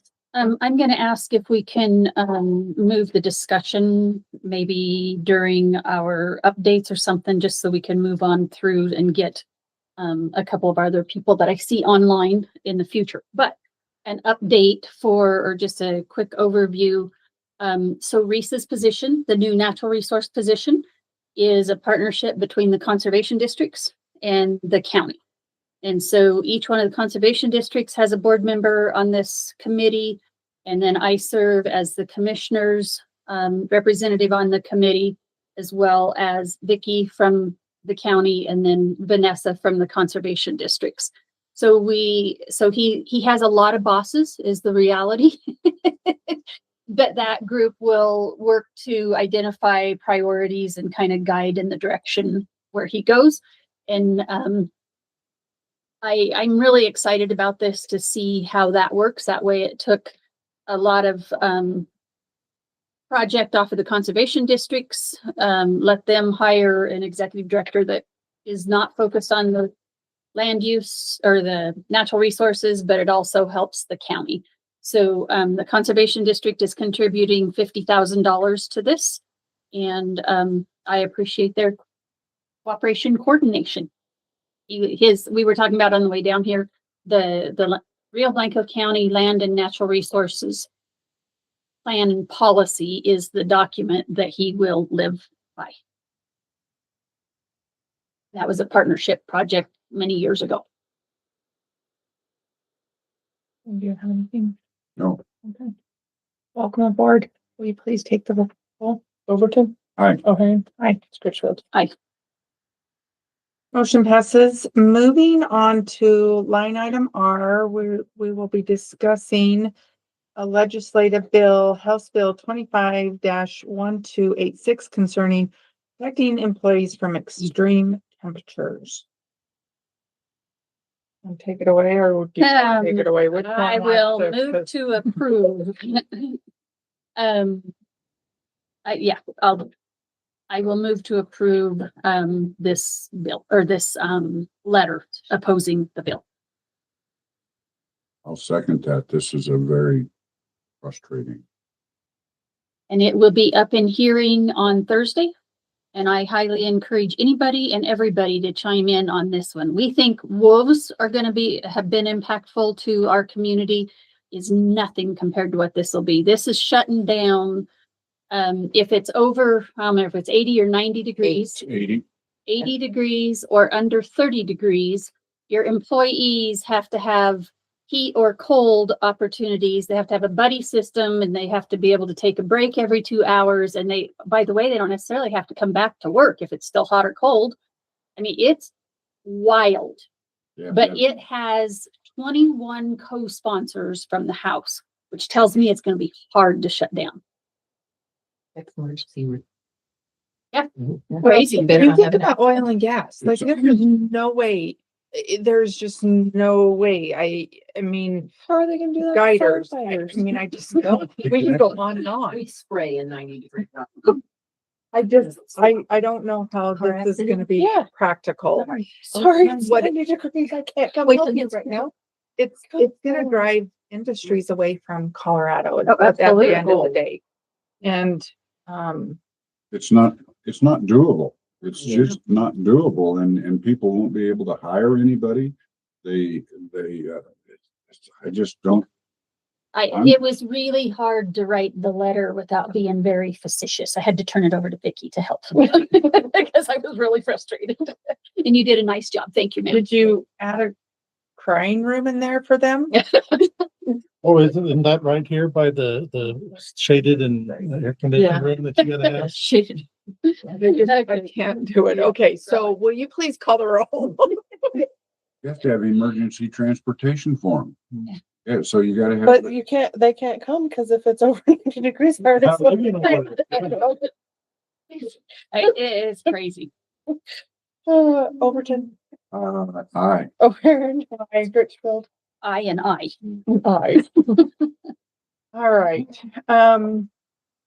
that was our only, are there any other bills that you guys wanted to discuss? Just that one at this point? I think that was the big. Very disappointed in the gun bill that passed. We basically begged and pleaded with Representative Lukens, and And she sent back with, it's okay. If you own a gun now, you're not worried, it doesn't affect you. Lots to them. I told them I was disappointed. Thank you. Thank you. Okay. So Moving on to our line item S, we have a presentation from, I'm probably gonna say this name, Queen, I'm sorry, I'll let her say her name. Weber Shirk with Colorado Rural Jumpstart Program, discussing what the program is and what it does. So thank you, ma'am. Appreciate, I think you might be, let's see, I don't think we're here. There you go. You just come off of mute. So you're good to go. Thank you. This is a conversation so I'm sitting on the Northwest Colorado Development Council, right? I think, and so this is an opportunity for the county to support new businesses, but there are some caveats. And so I really wanted to have, and is it Koina? I'm sorry, I don't remember it either. No worries. I say my name, Kina. It's a real pleasure. Okay. All right. Thank you. I'll work on that. Well, thank Go you, ahead. Commissioner Scritchfield, for our conversation and for inviting me. And commissioners, I'm really pleased to join you. I'm Kina Weber Shirk. I am the Senior Program Manager for Rural Funding at Colorado's Office of Economic Development and International Trade.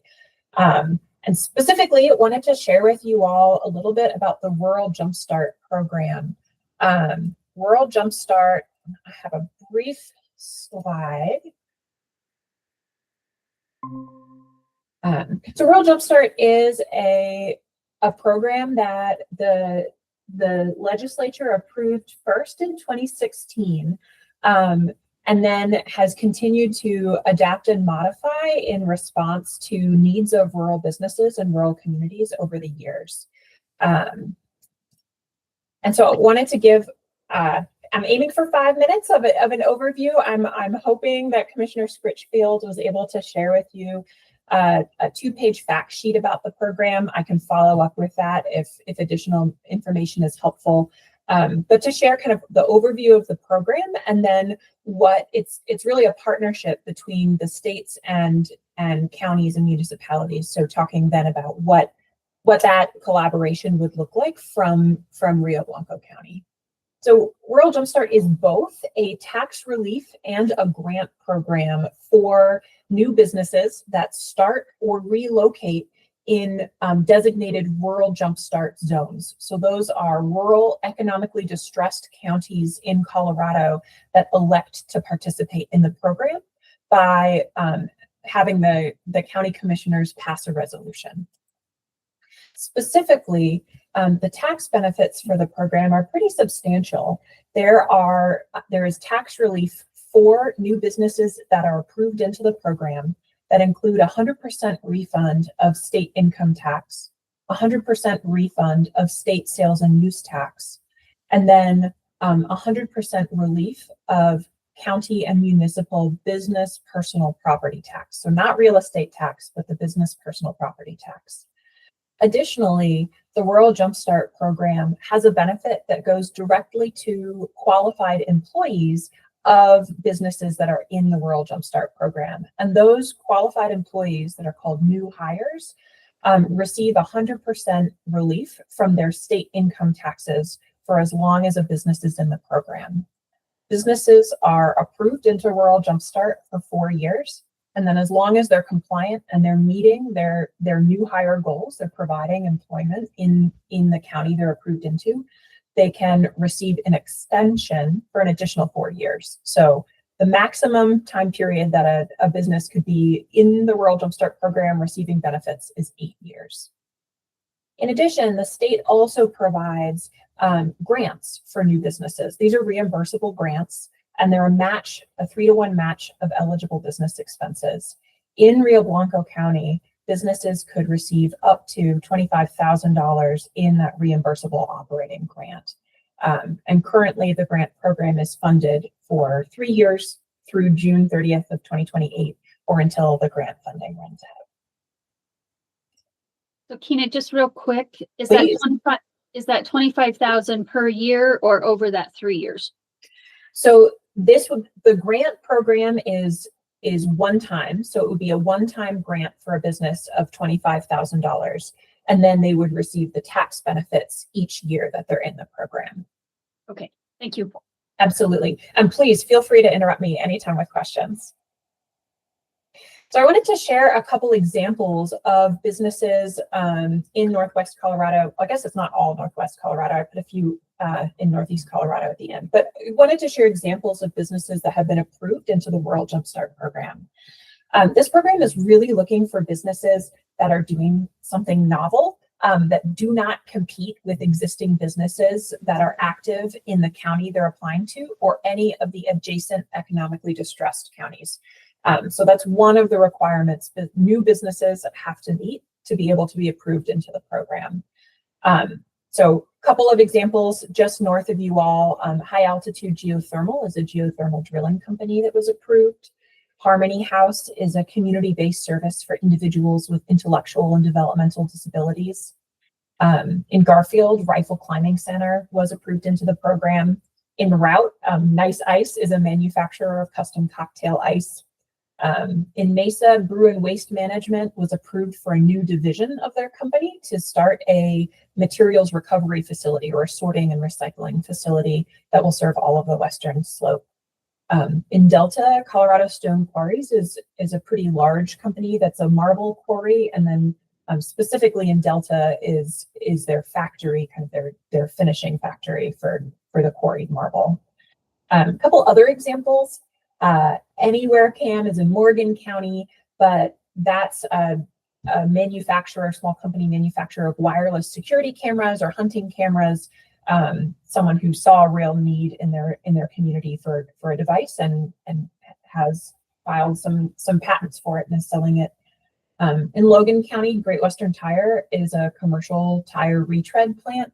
They have several tire companies kind of across Kansas, and then have expanded into Colorado, and outside of the Denver area, they're the only Goodyear certified tire retread plant. So a real swath of companies that are in in the Rural Jumpstart program. I think a key thing, in addition to kind of the non-competition, doing something unique, is that all of these businesses are, when they're approved into the program, are committing that over the 4 years that they're in the Rural Jumpstart program, they will hire at minimum 3 employees that make at the county average annual wage and are working full-time. Part of this incentive from the state's perspective is really wanting to support both business and business growth, but also jobs that are individual and family supporting.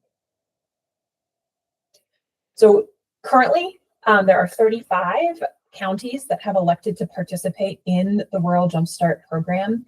I did highlight Rio Blanco County because back in September 2017, the commissioners at the time passed a resolution to participate in the program. In more recent conversations with Commissioner Scritchfield, we both agreed that it would be important to provide an update on the program and give the current commissioners an opportunity to make the decision about whether to participate in the Rural Jumpstart program or not at this time. So to become a Rural Jumpstart zone, did share in 2017, the Rio Blanco Rural Jumpstart Zone was approved, and that included Rio Blanco County as well as Meeker and Rangeley. What that approval meant is that the commissioners at the time passed a resolution to waive the county and municipal business personal property taxes for potential Rural Jumpstart businesses. I will share that to date, there has not yet been a business approved into the Rural Jumpstart program in Rio Blanco County. So what is a county committing to?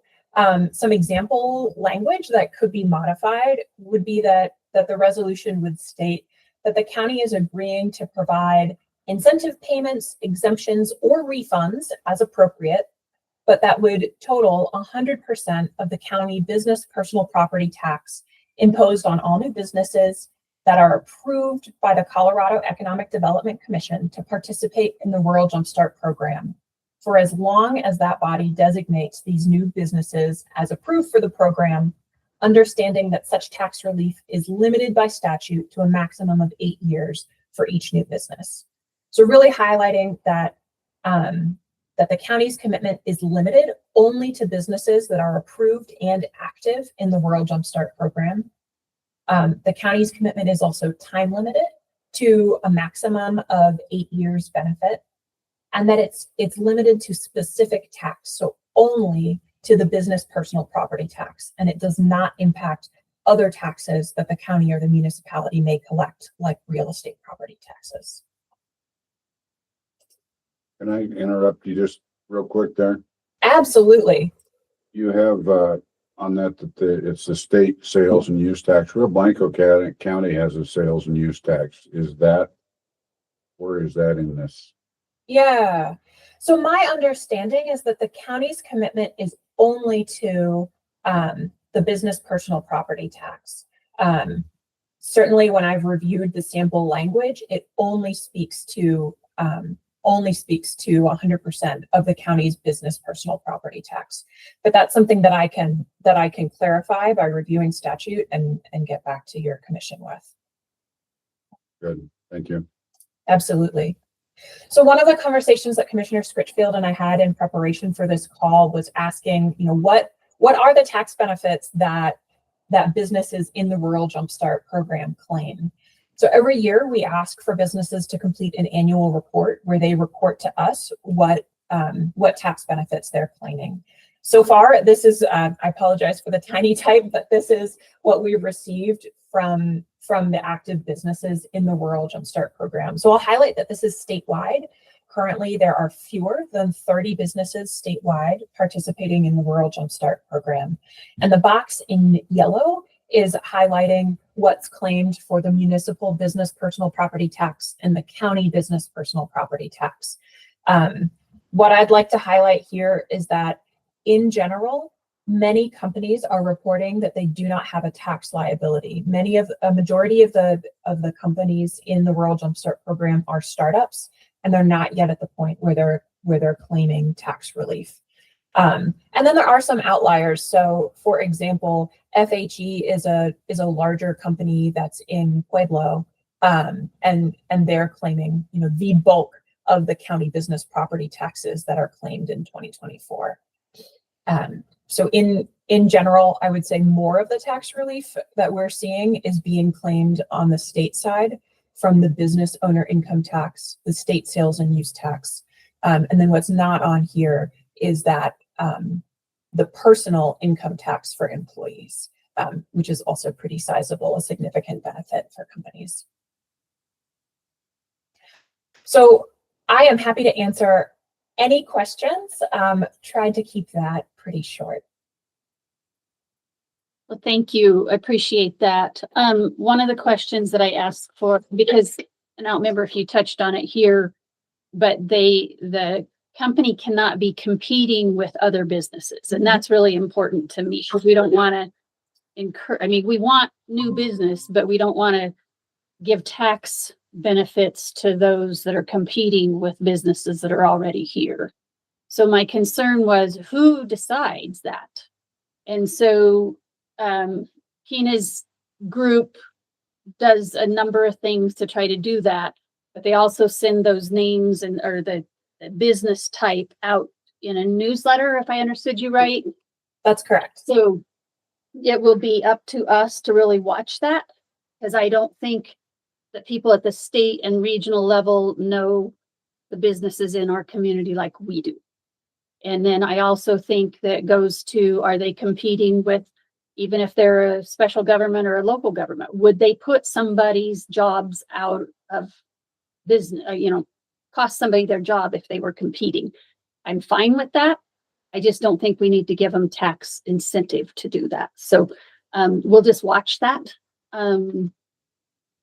if you guys want to proceed with it. I agree with that. It's sometimes the name is deceiving, so Yes. It's good that we have input. Absolutely. And thank you for raising that, Commissioner Switchfield. So that is, the third requirement for businesses to be eligible for the Rural Jumpstart program is that they cannot directly compete with the core function of existing business for exactly the reasons that Commissioner Switchfield outlined. Competition is good, but businesses do not, if businesses are competitive, they don't need incentives from the state to operate. And we certainly don't want this program to negatively impact any existing businesses that are already established in your communities. So that's why that's really important. We do a thorough application review and competitive analysis once we receive an application. That looks like looking through business databases, through the Colorado Secretary of State, but also including a description of the business in a newsletter that OEDIT, the Office of Economic Development and International Trades, sends out. And we also specifically email local economic development organizations and the sponsoring entities in the program to say, this is a business that has applied to the program. We usually give at least a month period to say, if you know of any existing businesses that might compete, let us know. The burden of proof is on the applicant to really demonstrate that they do not compete. And we do reach out directly to existing businesses if there's concern of competition. Go ahead. I'm just wondering, with all of the concerns about money nowadays, grants and things, where do you get your money, and is that in barrel? That is an excellent question. So the grant source, the source of funding currently for the Rural Jumpstart program is through the strategic fund that Colorado's Economic Development Commission has. So that is state funding that has been allocated and secured for the Economic Development Commission. It was actually a reallocation of funding that was committed in January of 2025 for the Rural Jumpstart program for 3 years. And so that is a funding source that we're very confident in. Thank you. Thank you for the question. So I think as thank you very much, Keena, for that. That's a good, quick overview of it. So if we decide to do it, we would update and approve the resolution, which I think is next on the agenda. The other thing that has to happen is we have to have a sponsor. We can't be our own sponsor. And so in the past, CNCC was a sponsor. To our knowledge, we can't find where anybody ever took advantage of it in Rio Blanco County. I have reached out to Dr. Jones to see why they quit doing it or if they're still interested in it or not. She's in the process of gathering information. She was not aware of it.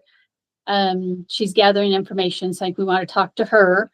There is the group, the Northwest CDC that I'm talking about. They have interest in being a sponsor for us. And the other thing that I had brought up is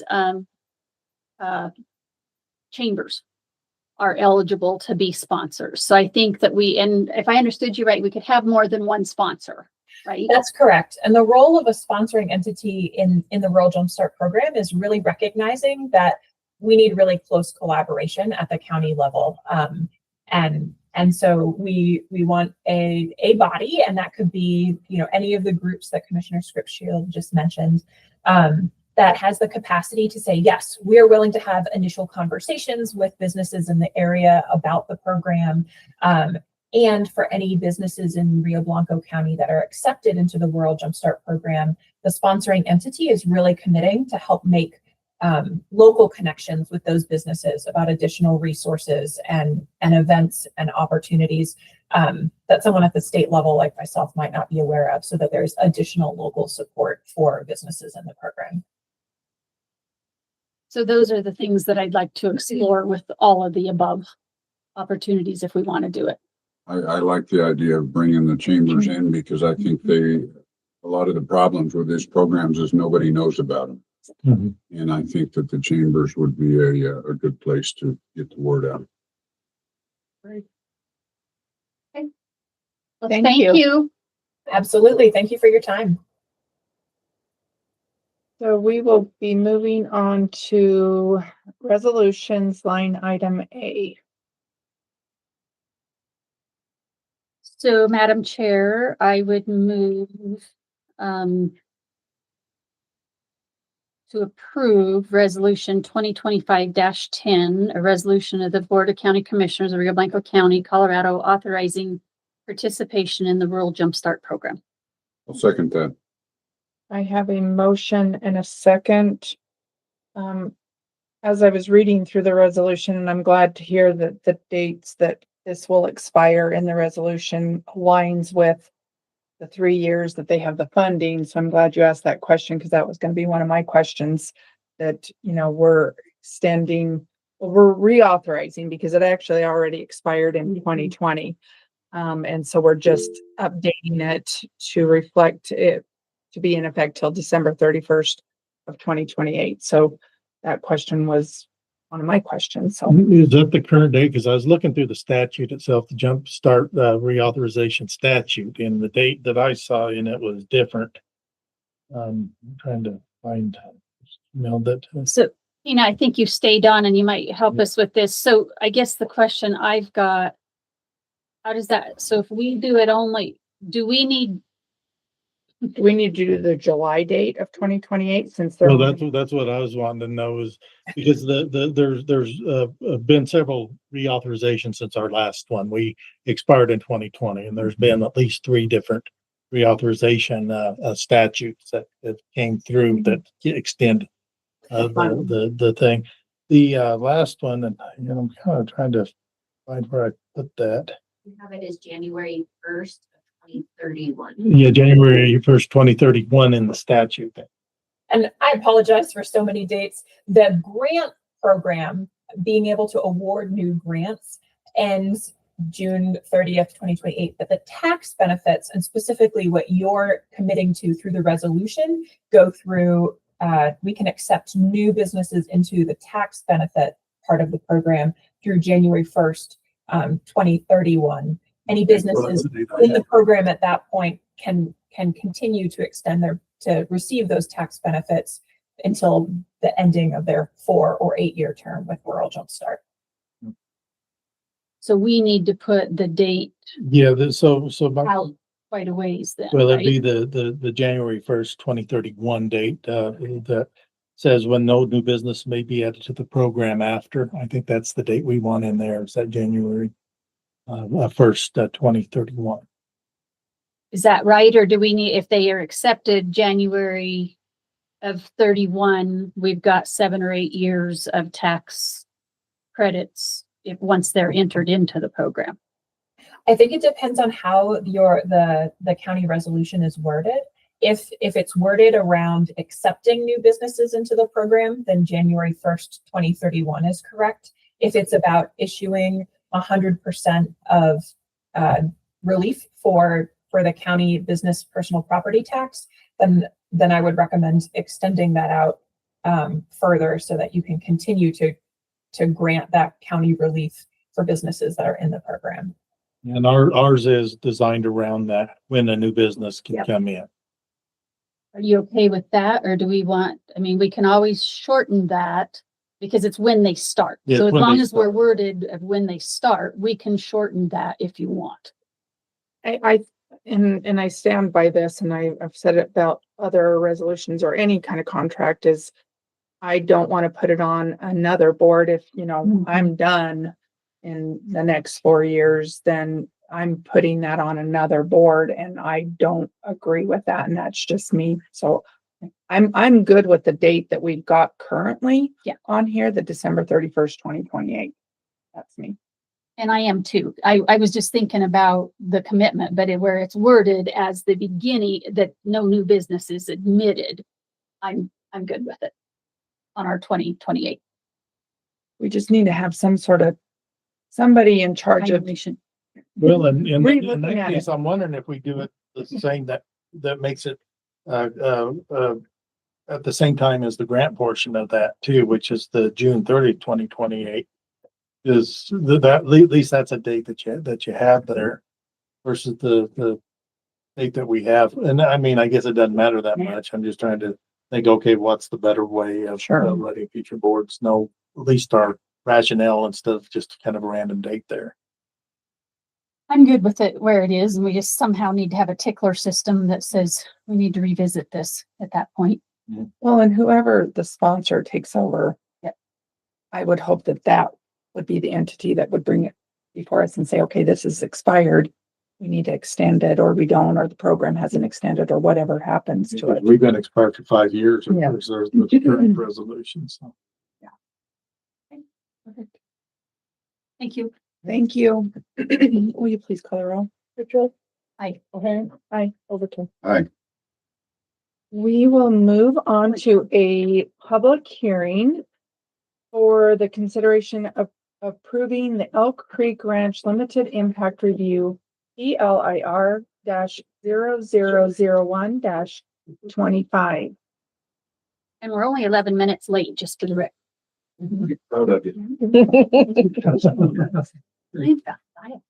I didn't bring it. Hi, Mr. Reese. How are you? Good. Long road trip's not enough. A little bit, not bad.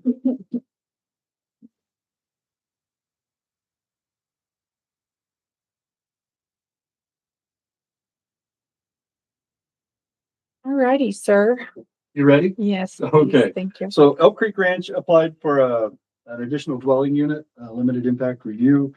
And we have ran this up the flagpole, so to speak, out to our referral agencies, no response. And the neighboring landowners, no response. So what they're trying to do, or what they're wanting to do, they have 3 existing cabins, old cabins. They are going to remove those and add 4 new ones for employee housing. And the location of this is County Road 57. I know this is a terrible map. It looked real good on my screen, but County Road 57. So you go south there, you see the location on that. It's just south of all the residences there. Elk Creek owns what we call the old Dry Creek Ranch there. So that's a big one. It's a big piece of property. I think it's a little over 5,000 acres roughly. So they just want to add an additional dwelling unit to that. Staff has reviewed this for compliance with the master plan, seems to fall into line in the land use regulations. Obviously, the limited impact review is the only stipulation on that. So we recommend approval with no conditions on this. They will obviously comply with all building codes.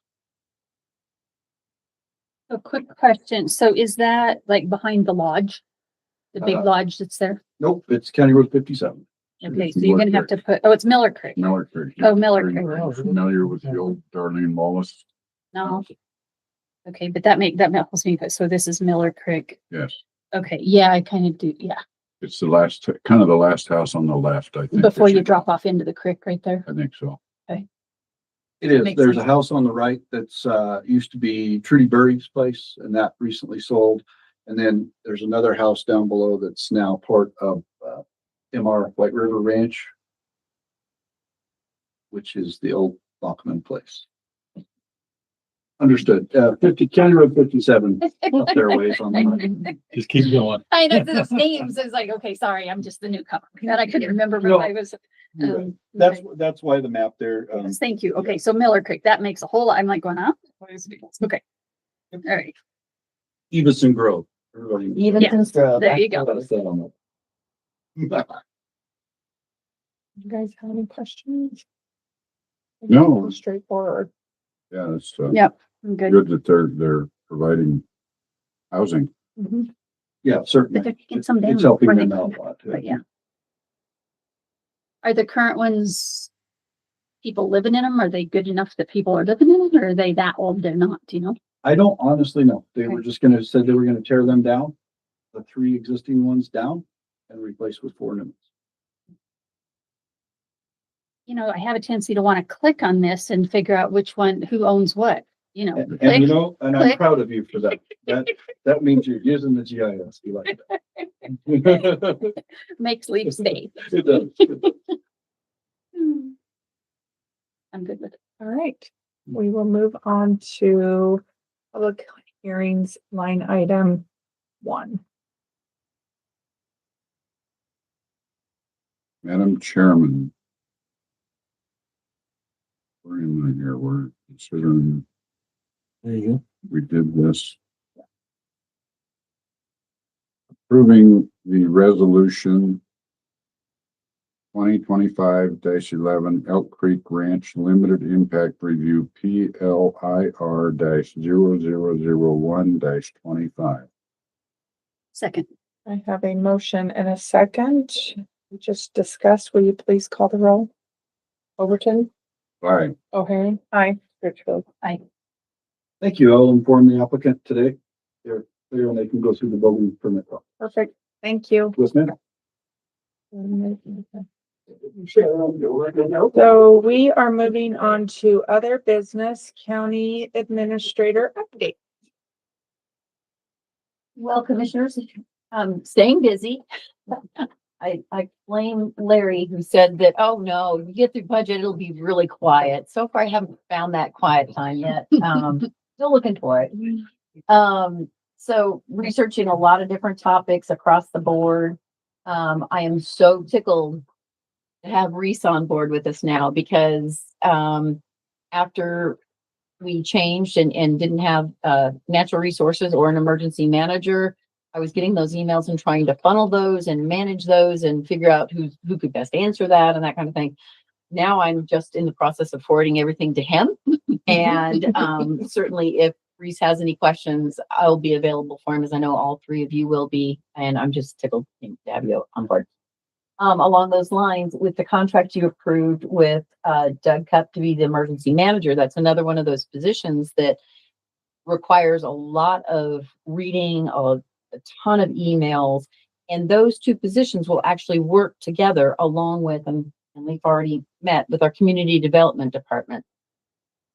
Specifically, one of the lapovers there is with Matt Franks, who has done just an outstanding job with our energy partners and our industry partners, working with them, getting those contacts, building and rebuilding relationships that were kind of fractured. And so the vision is that the 3 of them will work together. So Matt will be taking Reese around to meet those people. The emergency manager will also be integrated into those conversations because of that whole overlap, that what happens if something major disaster happens. It's going to affect our natural resources. It could affect the industry. It's going to affect, how that whole thing plays out. So those 3, I foresee them being a great network to work together. They'll have a lot of attributes where they can learn and grow off of each other. So very excited for that. And like I said, Matt's been doing a phenomenal job managing this portion. To have those resources, I think he's probably going to be just as happy as I am. So, and lots of letter writing in your future and paper writing, white papers. It's all right with me. I know you are. So very good. Glad to have you aboard. Let's see. The other big thing, we just got a new, Don, can I borrow your OIT? You got your mouse pad on it. Oh, It's your mouse pad. So your little friends at OIT, Office of Information and Technology, are passing or wanting to pass new rules regarding ADA accessibility. I did give this to Dawn to review. We kind of read about it through the car. So our partner, Converge Accessibility, is who we contracted with to help us get through the process. They helped us develop our plan. They've kept us on track with making sure we update following the quarterly updates. So we preserve that protection, I want to say, until July 1st rolls around. And then after July 1st, they've got suggestions that they would recommend that we do to continue to protect ourselves. But they just wrote a 4-page letter to OIT regarding some of the changes that are gonna, OIT's contemplating on rule changes. So again, if they disregard this, then it's gonna become even more restrictive. Again, I'm taking, Don just got his first look at this, so he's not. She read it to me on the way out. So so that's a letter from Converge Accessibility Converge.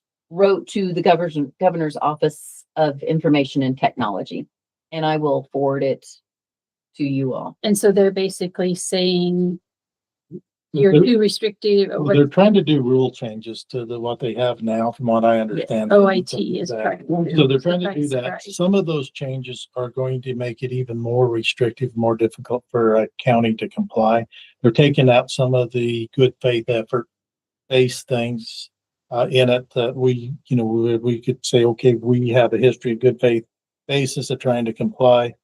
They're looking to remove some of that, the best efforts, software management, where you're doing the best that you can find, should be a defense. They're looking at restricting that down as well. So doesn't matter how good it is and how close it is. If we're not in compliance, then we could be substantially, we could be subject to lawsuit or litigation on that.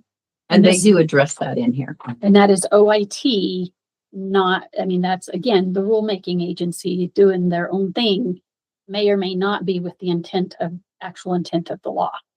So that's where we need to communicate with our legislators and say, we need to put the kibosh on this somehow. So yeah, I look forward to And so, reading that. yeah, so they've written, that exact, what you're saying there. One of the other things that they've addressed was there was some protection for historical documents and an exception, saying that if it's old, it's historical, it's handwritten. Archive stuff.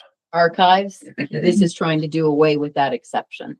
So if we image our old, well, to your office mainly, but we image our stuff An from old deed or. an old deed from, or probably more dealing with commissioner reports or things from back in the 1880s when Rio Blanco County is first established. We tried to make those accessible as an image document, and now we got to have that. Some of those are handwritten, not even. And script, scroll, It's in really tight script, yeah. They don't do anymore. They don't do anymore, and you can't find anybody write that pretty anymore. So anyway, it's taking a lot of time. At the last meeting, I did mention the costs involved that we put in year to date. One of the other meetings that we had, Doug was through the long straw or the short straw, I'm not sure how it was, about possible software solution to help our recordings. Should we decide to continue to live stream and capture those meetings on YouTube, those fall within ADA. In our meeting with Moffett County yesterday, they are doing it without software. We're just using YouTube. They're just doing their own closed captioning. Or YouTube does it for them. And so they made a point. I mean, which I think, attorneys, here you go, depends on whose opinion we're looking at. But, it misunderstood. Yeah. It doesn't understand what was said, so it may misprint something. Who's to say you guys sitting right here don't misunderstand what we're saying? Get a word or two backwards or think you said this. Well, and that, So I don't think have you got a cost on that? I received, I have not, yeah, they sent us a proposal on it, but I haven't had a chance to evaluate it. I haven't either. It's not cheap. it'll be substantial, I'm sure. I would think so. And they use two forms of audio recognition, if I understood it correctly. So they, are matching two different types of reading, or understanding, pulling off what is being spoken to try and match up, figure out what the errors are. It's a whole nother software or a whole nother cost, I should say, for a human to figure out, okay, here's where your exceptions lie that wasn't clear. Is that what was actually said? So again, that is just, the research is there and you guys decide which direction you want to go with it when we get to that point. So I guess real quickly, Vicky, Mhm. So when you say we decide and we get to that point, I would like for us sooner than later, get some real policy. This is where we're going and this is what we're doing. We keep talking about it, but I don't know about you. I'm still a little confused and fuzzy where we're going. Well, and So I just want us to get something in writing. This is what we're going to do. And that gives you guys a little more clear that's guidance and direction. very understandable because they keep changing the goalposts. The standards keep moving on us. And so it's difficult, even if you're keeping on top of it, to know. I mean, from one day to the other, these new rules are going to make it more difficult to comply than what we understood if they pass, if they go through. This is still in the comment stage, so hopefully a lot of these will be killed. But it's hard for us to get an idea of where we are. Technically, the policy is still being determined. Yeah. I mean, until we figure out how the law is. How it's going to flesh out. My case for the time being. What's that? Does it have to be in more than one language? Oh God, not yet, but that's coming. I'm not trying to. Yeah, no, but I understand what you're saying. Don't give them any ideas there. Right, the fury is that listing all this. It's unbelievably Yeah. frustrating. So we'll deal with that more. Even OIT following their own law that they put out there in Well, legislation. And that's a question. If you start looking at the state websites, I mean, they're stripping them down. If you look at the state websites versus what they were to what's going on now, everybody's complaining that ours is being stripped down and other counties and cities as well, or towns. But if you look at the states, they're stripping them down. They're not as user friendly. You can't get as much information off of those because they're trying to comply too. They're scrambling as well. I'm really frustrated with this law and I wish that more people would, call the legislators and express. We have got to. This one as well as the temperature one. So, and we do have, like I said, Converge Accessibility has helped us to write our plan of how we're going to get and achieve ADA accessibility through not only our forward facing, but also your internal. So but what I'm hearing is what you're saying is you want us or me to develop a policy of what we will and won't do. Is that what you're wanting? So what's the end result going to be on the website? That's where I think we need to go. Yeah. What are we willing to spend so much time and energy? So we quit spending. I mean, look at the amount of time and energy that you're spending on this. I think at some point pretty soon we need to figure out enough's enough. Well, Or here's what we're going to this is where we're going to go for and shoot for this. And maybe you have that feeling better right now than I do. I don't have it. Do you have a good idea? part of So it's we gonna got- be you guys' direction on And how that's why I much say do we we- want to put into. That's the dollar. what I'm saying. We have to Yeah. do that. Yeah. So we'll work And on that. It's like, like the YouTube videos, they're not required under statute. or any role that we're obligated to do. So if we find out that it's gonna cost us $300,000 to buy a program or buy a service that makes some ADA compatible, then, that's one of the things I would think that you guys would consider to say, okay, are we gonna even continue our YouTube? That's what I mean, is we've got to get that done for you guys' sake, because this is absurd in my opinion. What would you foresee the best way to do that? Do you want to do like a public hearing where people can say what it is they want? Do you want me to provide you more costs? I guess that's kind of where I'm struggling is the simple solution. I mean, if you took kind of like the BLM does, we're going to give you 5 options. One is you do nothing and you just continue to go the way you're going. You're doing NEPA on it. You're doing NEPA. We're doing a NEPA. And, then you get the BLM one or the, whatever the governmental agency says that's the most, you're going to put, $1 million towards it. So you've got everything in that spectrum in between. Now, nowhere in that spectrum are you ever going to be, I don't want to say, safe from a lawsuit or protected. It's not going to give you those kind of protections. From the minimum cheapest solution, and I think Trevor has mentioned this several times back when this first passed in 21, the easiest is you do away with the website, you do away with live stream only. You don't have to have a website. You don't have to have meetings live streamed or YouTube. That costs nothing. It just goes away. Then you've X'd out that whole piece. You still have to do the internal. You can do the website to the extent that it's information. This is who you call for this type. So that's the next step up, or you could go to the next step that we're going to pay for someone to check us, continually go through the website and help check us where we're doing it ourselves.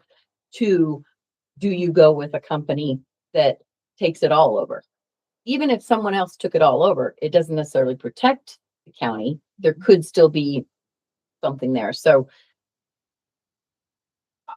Right now, until we know what's gonna happen with these new rules, or is it a commission that's listening to these, or is it another piece of legislation? No, it's just It's a rulemaking by rulemaking an agency. An So it's a rule agency. Yeah. Okay, They're doing the I guess. rulemaking. so like a board. Yeah. and- So until we know what is gonna come of that, I don't know what that policy would look like because of that. So I don't want you guys spinning your wheels then on that, when we don't know what's gonna come of that. Do we know when the end date is for the I rules? don't, but I can ask our guys there. I didn't see that on the, And maybe we bring this conversation back up once we know what direction that's going to do the because I agree. We've got to get to a We're policy at just the end of the day, Yeah. but you're gonna be spinning your wheels on a policy, because we don't know. Let me take a stab at it. I'm willing to spend a little bit of time on it and just jot some things down. And I like what you're saying. Look at the different alternatives and stuff, but no, I think we've got to get us some direction. I'm tired of being at the mercy of the state. well, and your date is July 1st when it goes fully into law. Yeah. So we're just, why spin our wheels between now and then? So I'll work on it. Well, I would encourage you to start on those 5. You probably have got the 2 on either end Mhm. figured out. And then just in your mind, start putting it together so that it doesn't, I'll look an eye on that and- Yeah. Yeah, let's work on that. Sounds good.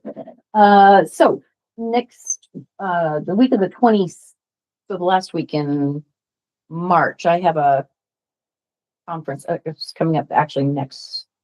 Okay, take that back. I wrote it down wrong. It's April, not till April, the mid-April, late April week. I have another CCCMA conference.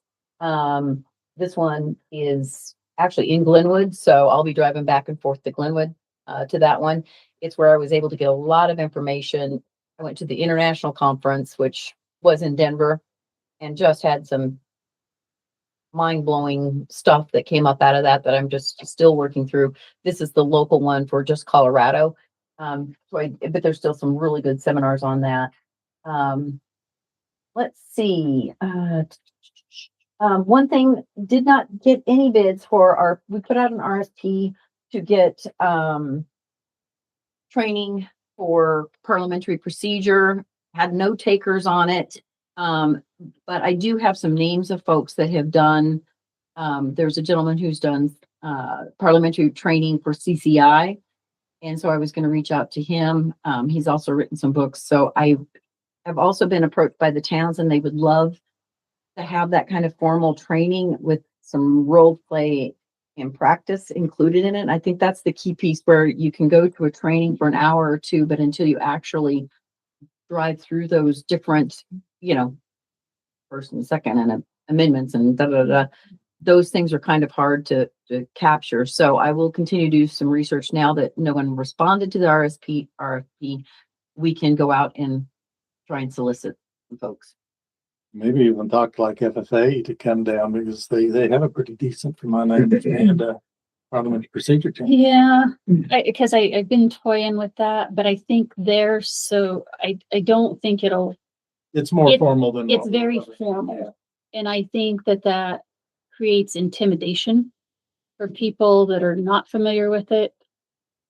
I think we need somebody that's put it to practice in public meetings. There's a little parliamentary procedure is parliamentary procedure, but there's a little difference there in how you would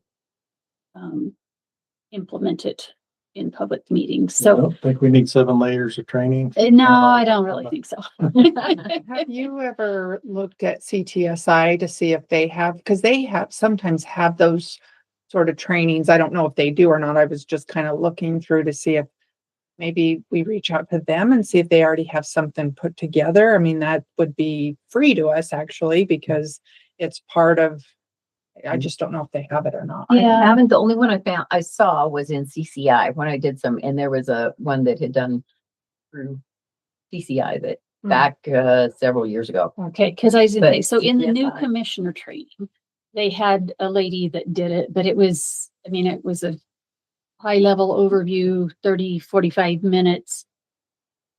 I wasn't impressed. We're just talking to us. Mhm. Like you say, it needs to be some on the ground stuff. So I don't know. I'll reach out to There's them. bound to be some out there. There's gotta be. So last thing I want to mention is about the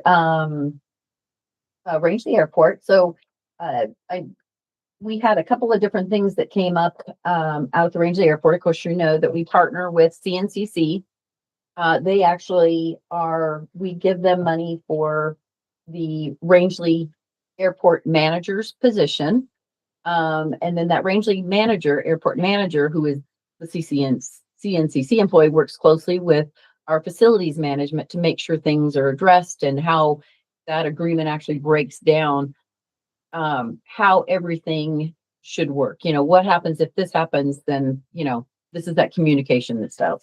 So we knew that there was a problem with the fuel farm, and there was originally in place, there was a copper line owned by someone, not through the county. So we did not have authorization to try and fix it, replace it, anything like that. What is the company out of Vernal? Strata. Yeah. So Strata put us on their list to come fix it many times. They never did happen to do that. That copper line is outdated. So back earlier in the fall, Eric had talked to you, the commissioners, about that he would order a new fuel farm that would be that electronic place. That order was placed. We knew it would be sometime in April before we'd receive it. That is on track. We did get confirmation that they hope to have it in this first week in April. So we're hoping that will get reinstalled. In the meantime, what Eric did is he put in a QR reader code so that the airport manager, if the plane landed there and said, we've got to have fuel, the airport manager could flip on the switch. They get their gas, they scan their QR code, they put in their credit card, and they can purchase gas. So there's been a way to purchase fuel for some time. The only piece is that the airport manager had to be present in order to make that effect happen. With the new fuel farm, you won't have to have that. The airport manager won't have to be presently, awake at 2:00 in the morning or anything like that. because this system will then, just like the key fobs that we use to go get gas, it's very similar to that. So again, there's been some misconception, I think, that our facilities management hasn't been paying attention to the issue. They have been very much, and they're still on track. There's some fixes, there's some workarounds. Is it perfect? No, but we've done what we could fiscally responsible to make sure that it is up and running, and that should hopefully be April. Along that, there's a system called the NOTAMs, NOTAMS, which is the notices that go out to airplanes as they fly towards, a particular airfield, and it'll say, we have gas, we don't have gas, there's an issue here, there's something like that. So those NOTAMs are actually the responsibility of the airport manager. And again, he works very closely with Eric to say, we've got a runway light out. However, the county is the one that has to authorize expenses. So in that agreement, if there is a situation where a landing isn't safe, there's snow on the landing, we're trying to remove it, those NOTAMs get updated by our airport manager. He's in contact with Eric. Hey, I need, more plow help. There's a light out. Eric says, call the electric company or electric provider, get them out to fix it, that kind of thing. So it is a relationship that seems to be working very well, although it's not something that's just very public. So if you go into NOTAMs, NOTAMS, it'll tell you if there's anything. Well, the not having the fuel is that in order to get the fuel, you have to make sure the airport manager is available to do that. And hopefully that problem will go away, and then that NOTAM will be resolved and be off of there. So we've got a lot of workarounds. Eric's done a great job getting those things together. And I do think that will be, up and fully running, so you could land at 2:00 in the morning and get gas if you need to. Let's see, is there anything else that I need to mention to you? When do you think that'll happen? Well, we're supposed to get it in April. So the first week in April, and then it'll just be the matter of getting it installed and making that work. So by mid-April, I'm hoping the permanent fuel farm will be in there. But again, they can get fuel. They just have to contact the airport manager, and there's contact information. And then there's the method to pay is by the QR code. So, I believe that is it. On the dates of the rulemaking on that too. So the rulemaking will be adopted, the hearings and adoption will be early May 2025 with effective June 30, 2025. Wow, that's pretty speedy. Yeah.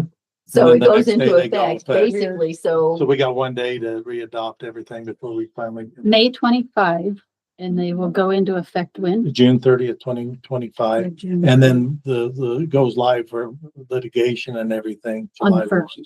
1. We get a whole day. Well, I guess we get a month to look at them. If they do it early May. It's convenient they're doing this while the legislature is still in session. Okay, thank you. And then just lastly, why I'm so glad that Reese is here. I just got 2 emails about the Dudley Bluff plants, which is our bladder pod. 2 plants the size of a quarter. I don't even know if they're alive or so. So anyways, I am just forwarding these messages to him. You're going to love the bladder pod. Oh, those are great. Yes. I already did a little reading on Oh, did you? it Good. last week. I was intrigued. Because I'd never heard of it before. So, The Dudley Bluffs Recovery Action Partnership. Woohoo! So, So John Hill was heavily involved in Yes. that. And so I have contact for John, but I mean, though he's in Nebraska nowadays. Who else was the commissioner at the time?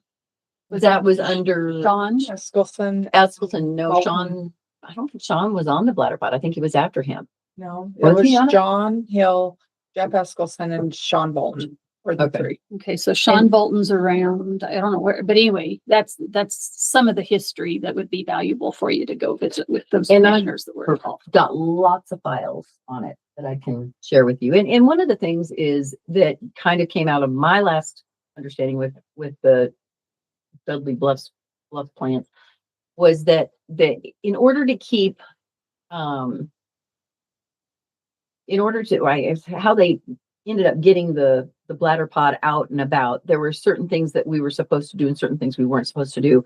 And some of those actions haven't been taken. Again, and it's to try and prevent our oil and gas industry from being debilitated because, wait, right here is a plant, so now you can't do anything in that area. And that also goes along with not only the bladder pod, but also what's the other one? There's another one, plant. Yeah. Yeah, but That anyways, one. yeah, that plant. So anyways, those things are things that we've been trying to address as things come up, but it's a huge task. So now I'm so glad to have Reese and be able to let him dive deep in it. That's that's gonna be all. your title. So glad to have Reese here. So glad to have Reese. Welcome aboard, Reese. So, anyhow, that's all I have. Perfect, thank you. Moving on to county commissioner updates. Go ahead, sir. Okay, what do you call me?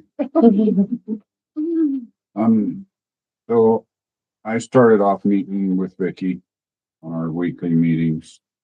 I went to a roundtable meeting in Craig on the water stuff. AG&C legislation meetings, a couple of those. Trying to tamp down or keep track of the legislation. And I also had a meeting with Colorado Produced Water Consortium. They passed the rule that people on Piance Creek cannot build any more water recycling plants down there, which is silly. It's just silly. And their reasoning was that it's in a DI community. And I need to get with you on that because I don't understand why or how they determined that that was DI and why that just blows my mind that they're shooting themselves in the foot by not allowing those people to build more plants or facilities to re-inject the water.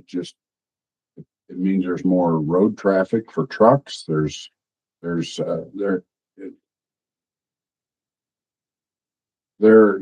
to put it real short, they're trying to make a statewide rulemaking for two different basins. One is the DJ Basin and one is the Piance Creek Basin, and they couldn't be more different in geology or anything else, and they cannot do it.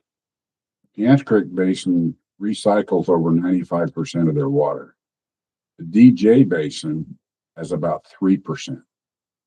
And it's because of the geology, and they can't bring them together, but they can't figure that out. Then I attended the Zoom meeting with Vicky on this Verbit, which is the closed captioning for the meetings. AG&C meeting in Rifle, went to AG&C meeting in Rifle, and then we went to commissioners went to Craig yesterday and met with the Moffett County commissioners and talked about things that we have in common and ways that we could work together. That's it. Michael? Let's see. So I continue to spend some time meeting with and putting together my little diagram on the fair and the processes it takes to pull the fair together. I've still got some more people to meet with, but I'm gaining. The Jumpstart meeting we talked about here, the Northwest CDC, those meetings, between that, and then they also have a nonprofit that they've put together that trying to potentially provide small loans to businesses, I think up to $5,000. They're writing grants to be able to do that. So continue to participate in those Basin Roundtable meetings. Just one every 2 months. So that was recently. Met with Vicky a couple of times. I participate in half of the CCI committee meetings. Jennifer goes over, I listen in on Fridays on the committees that I think I can be more helpful on. And then a number of constituent meetings the last couple of weeks, library board discussions, website transparency discussions, and landfill discussions. So with that, I just want to make sure that people understand. I know there's some conversation out there, but the county has not been approached with any offers or ideas of privatizing the landfill. If and when should there become something along that line that the county's even considering it, doing anything other than business as usual, we will have public sessions before there's any further conversation about it. So just so people understand that. Then I attended a movie that's called Legacy, with Extension the other night. And I've heard about this meeting for a lot. And Reese, have you seen that Legacy movie? I have. Okay. It's really about agriculture and the challenges that our agriculture families face on a day-to-day basis. People that have dealt with suicides in the family, major depression, and that kind of thing. And it's multiple use is what I would say. It was designed initially to do training. The Department of Ag and Colorado Farm Bureau worked together along with some other partners to set it up so that there are some that you can call a number and get help that talk to people that actually supposedly understand ag. So this film was to help train those counselors that were going to be on the other end of that phone when they heard from somebody, because a lot of people, typical counselors, do not understand what people are dealing with from the agriculture community. So it started out as that. It has some absolutely gorgeous scenery in it, so it's pretty. But it's also become, what I'm hearing is they show it around. It's going to film festivals, for crying out loud now. Really helping educate the rest of the citizenry, I guess is what you would say, what agriculture people go through just to survive. I would like to encourage anybody and everybody to take a look at that, and we'll get it via, you can watch it on your computer or whatever, but the scenery is cool enough. It's worth seeing on a bigger screen than that, if at all possible. So, the other thing, I touched base with Congressman Hurd's staff because he has this bill called Productive Federal Lands. Reese brought it to my attention the other day. When I looked at that bill, it's a very interesting bill. Basically, they're trying to override NEPA that's been done. I don't disagree. I don't like the outcome of the current NEPA.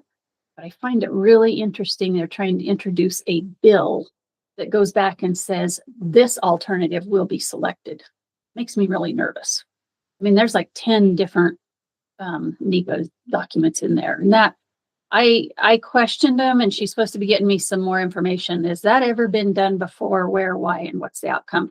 That really made me nervous, and I'm a little disappointed that I can't reach out to anybody that I know on that issue before introducing it. So we need to work closer with him to help him understand what those ramifications might be.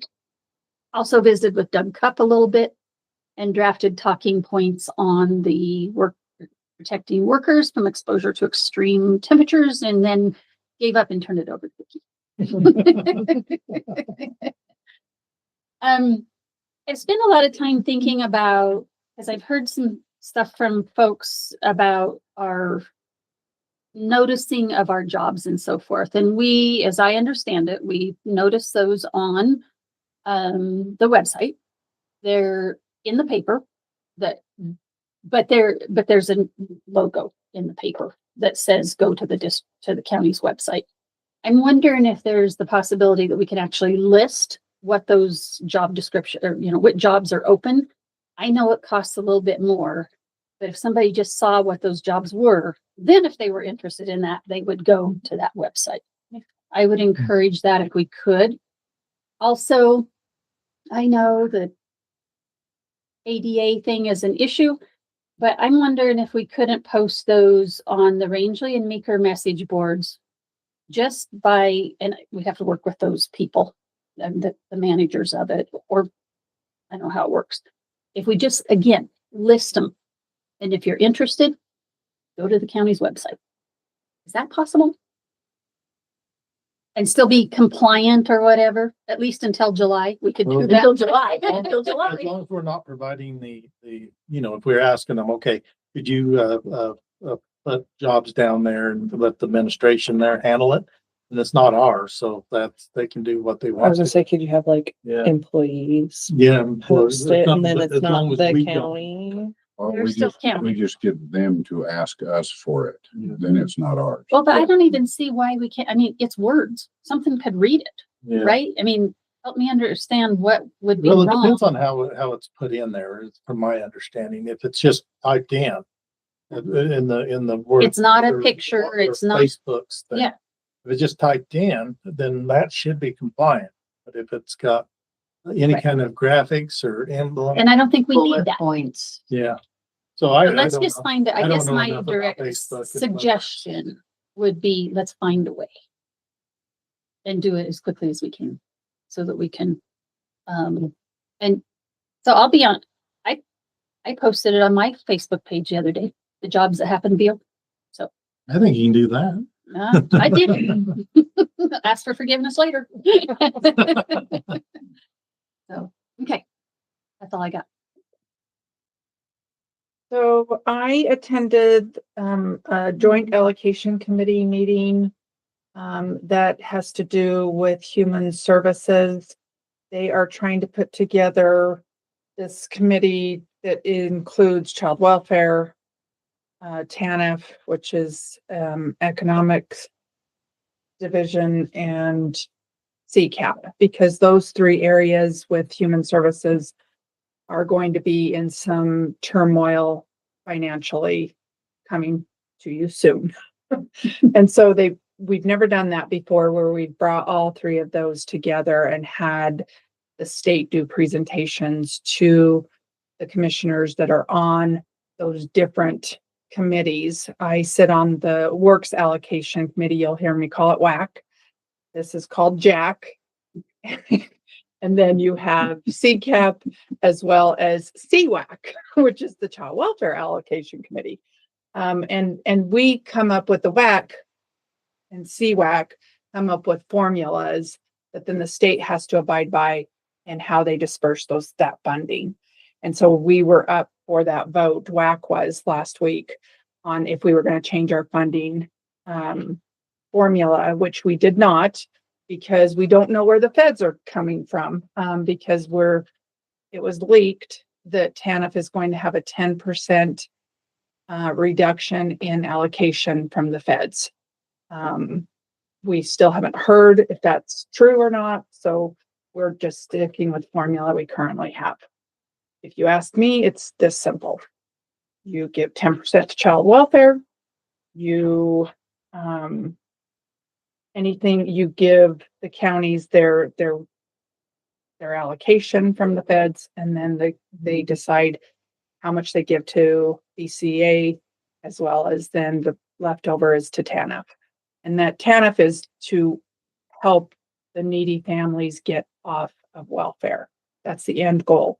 They have created this BCA, which is basic cash assistance that people are depending on now too much. And that's where our numbers are rising and we're losing funding. That formula from the feds has not changed since 1996. We've received the same allocation since 1996. Nothing's changed. So here we are. And it's going to trickle down to the counties. Is county only dollars is what it's going to end up being, even after we swipe our reserves. Which that's another thing they're starting to dive into, is our reserves at the state level. Attended some CCI meetings. I attended a public lands meeting. from that public lands meeting, which includes SRS and HILT money, the travel committee for public lands through CCI has proposed a letter that to be sent by that travel committee to our congressmen and senators at the federal level. Hickenlooper wasn't signed on the SRS. I know we sent him a letter. He is saying that he never received a letter, which I don't think is accurate. I couldn't find the letter, but I know we sent one already. And he was saying he was never contacted by a county in Colorado to sign on to that letter, which are onto that bill to reauthorize SRS. I think that that's completely inaccurate, but that's just, if I'm remembering it differently, please let me know. But I think we did send a letter at the beginning of the year to him. So they're proposing one, and I think maybe we just resend some letters out to our congressmen and senators and let them know that we need to have SRS as well as PILT reauthorized. And I know that we talked to his staff about it while we were out there. That's why when I read that email, I just about lost it. Attended some AGNC legislative meetings, as well as I was online for the rifle meeting. I attended a meeting with Senior Solutions at Rangeley District Hospital. They have a pretty robust program, in my opinion, for mental health services. As everybody knows, West Springs has closed. I am actually anticipating the next level is that Mine Springs will close. I'm not saying that that's what's going to happen, but I think everybody is getting a little bit nervous about that. Senior Solutions, as well as our clinic, offer psychiatric telehealth. So it's all telehealth as well as therapy. So if that does happen with Mine Springs, I just encourage, and I don't know what Pioneers has, and I think we need to look into that. But on here in Rangeley, at least, if that does happen, or you want an alternative solution to your mental health, you can go through either the clinic or Senior Solutions. So I need to contact somebody at Pioneers and find out what they have. And Senior Solutions actually wants to come and do a presentation to the three of us on what their program is and give us details to it. So if we have any questions. And so I'll connect them with Chrissy. Did you have a question? I just have a comment that was approved on your December 10th, 2024 agenda for SRS. And it had where was it? I just saw it here. It was a letter of support for SRS. And I just saw it here a second ago, and I'm ratification of a letter requesting Representatives Boebert and Representative Hurd support S 25081 Secure Rural Schools Reauthorization Act of 2023. But we didn't send it to the senators, just the congressmen. I'll need to take a look and see at the letter. I know it was approved then, so I need to take a look and see what the actual letter shows. Okay. On that. Thank you. Met with Vicky a number of times. Met with Moffat County Commissioners. And one thing I would like to recommend is having Doug be on the interviews for Road and Bridge Director. So when that kind of circles around, I would recommend that we have Doug be on that committee to do those interviews. If you're okay with that, I guess. Under the Just like Doug just switched to it. Sorry. Lastly, delegation, right? Lastly, I was contacted by a commissioner in Utah. So last night he reached out to me asking if we would do a letter of support for Deseret Power. And so we had Deseret Power come and speak to us last year about, because the Deseret Power gets the coal from Deserato, brings it over for that source.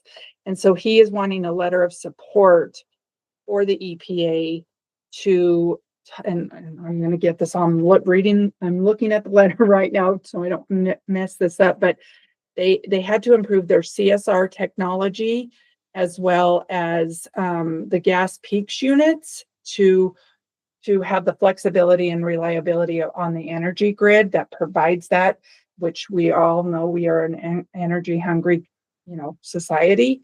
And so they're just trying to make sure that they're keeping up on that. So they're wanting a letter of support being sent to them from us to maintain that, because Wild Earth Guardians had somehow way back then had gotten involved, and they required some of these things that they're asking for the power plant to do. So I just think we need to support them any way we can. So I'm going to forward this letter to Vicky, and then I think one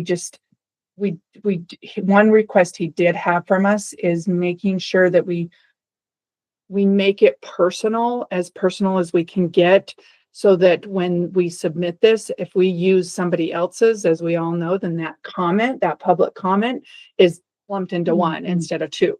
And so we just need to personalize it and how it impacts Rio Blanco County. So adding that component, I think of Desiderato Mine and that coal economics that is then turned over to Utah and how that impacts us. So somehow integrating that into this letter, then it makes it another public comment instead of the same one that this. I'm gonna do a form letter. Right.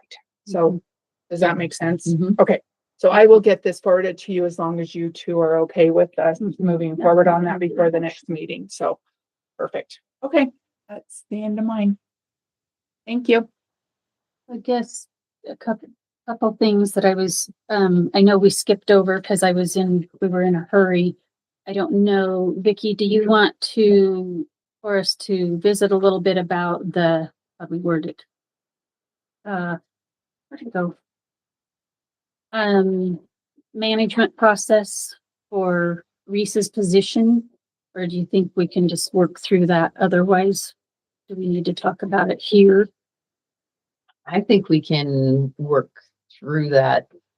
I mean, there's only a couple of comments as far as, and I was waiting for Laura to respond back to the 6 of the comments that Vanessa had made are regarding the job description, Yeah, I did which see really that. is not Yeah. a part of this contract. I mean, we were just referencing Right. that as, so, and that would be, and I don't know how that would be addressed. So we Okay. need to probably go through Don.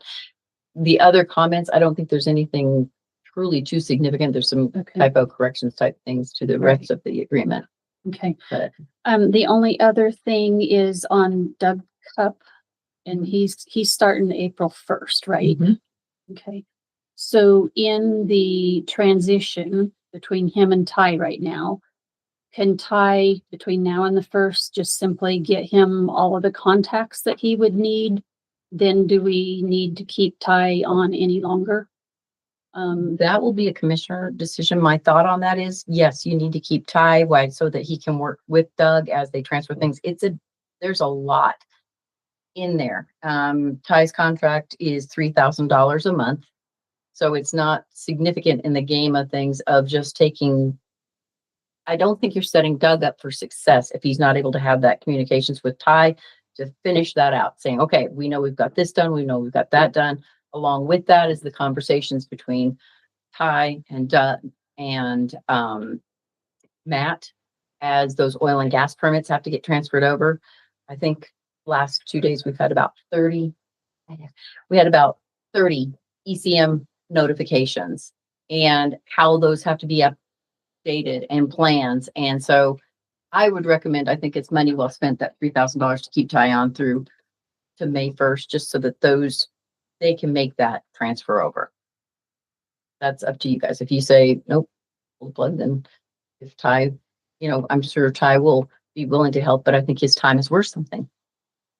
Well, I guess I'm not I'm a little concerned about paying 2 people for the same job. I think we hire the guy and it's his role and his responsibility to move forward. I can tell you when I left the conservation districts, I left with the words, you call me when you need me and I am happy to help. Without being paid. I didn't expect to be paid and it wasn't. And I don't know that Ty wouldn't help out. And to me, I just feel like that's information is valuable and it's worth price, but that's up to you guys. You want the contract to end Well, April and I 1st, think, it's out. Well, and I would just ask him to get that stuff all documented between now and the end of this month. We need that all documented so that it can be handed over to the next guy. And then hopefully he would be available for questions, but if not, I just would say I hope he would. So that's my 2 cents. Yeah. I think we overall as a county do this way too much, in my opinion. I mean, I've worked for multiple entities where I left and they still call me. They still call me today and ask questions, and I'm not getting paid, but that's the right thing to do, is to help whoever it is needing my assistance on something and not just expecting to be paid. I think that I've never been a fan of that. I haven't. And I've expressed that to previous directors that we as a county do that way too much. And when they decide to leave, that's their choice. I mean, they're moving on, moving up, whatever it is, and more power to them. But I think at times we do that way too much, and we compensate when we shouldn't be. That's just my opinion. Do we have a policy for PRN? It's as needed. For PRN, but not for, I mean, bring And it. Ty is keeping people. PRN. Yeah. So they can stay PRN as long as you want them to stay PRN. And I'm not a fan of that. You can say, okay, we're done as soon as you want them to be done. So just as needed. so you think there's a need for one? I do think we need to Mhm. get some kind of a policy so we can give Vicky some guide, here's some sideboards. Under these circumstances, we might do that kind of thing. But we've got several of those scenarios right now. It's not just the emergency manager that I think that we've just got to be really careful on. And I would like to get, again, I'd like policy so that we can If there's not not have to one, allow Vicky to do the management, but that there's some policy there with some guidelines. I agree.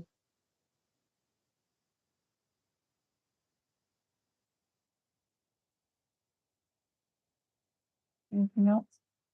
I don't have anything. You guys- All right. Do you have anything else? Do you have any questions on that, Vicky? I do not. All right. We will adjourn at 12:11.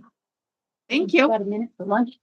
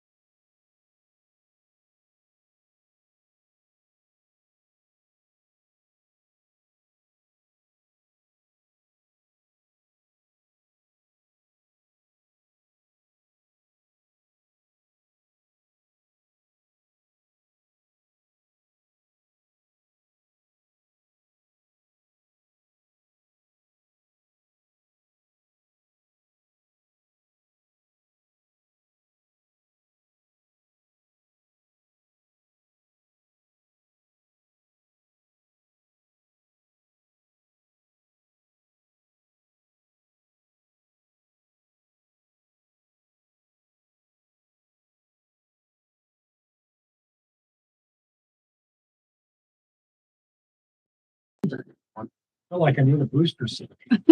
That looks like a short chair. Okay, we are going to get started with the work session and discussion with Matt Solomon on nuclear. We have the town of Rangeley here with us and Don Davidson. So take it away, Matt. Awesome. Hi, everyone. Matt. So a quick recap of what the discussion is, and then we'll jump into the questions for you guys for me to take note of. The recap, you recall last year after the surveys where everything came out that, hey, the region is for the most part supportive of nuclear energy. And as we just saw with 1040, seemingly the state is coming on board with support for nuclear energy. The state's Democrat Party released a policy statement that said they wouldn't support nuclear unless there was a solution for waste, which prompted me to look down the rabbit hole of what do they mean by this? And in looking down that rabbit hole, I found that it's a mixed bag, right? The Congress has directed a permanent repository per law as to the Yucca Mountain.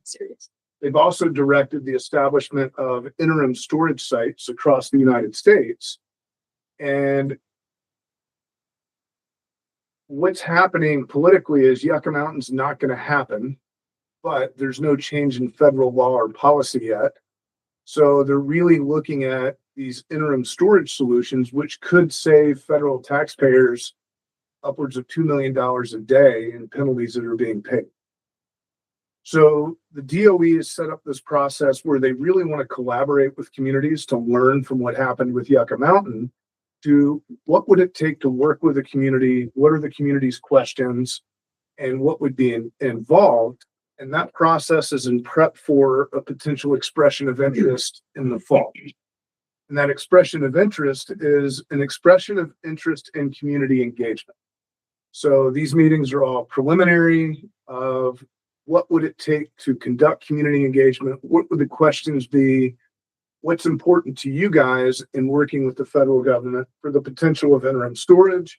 And as we'll get into today, what other programs might be of interest? Like we learned in DC a couple of weeks ago that a community that does express interest, the first one that comes to the table has the opportunity to be the host of a research and technical training lab, which would be a $10 million facility.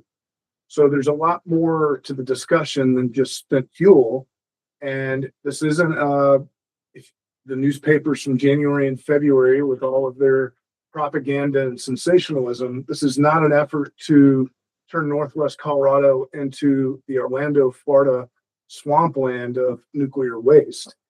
This is a discussion in economic development opportunities in partnership with the DOE, with interim storage as a stepping stone for that discussion.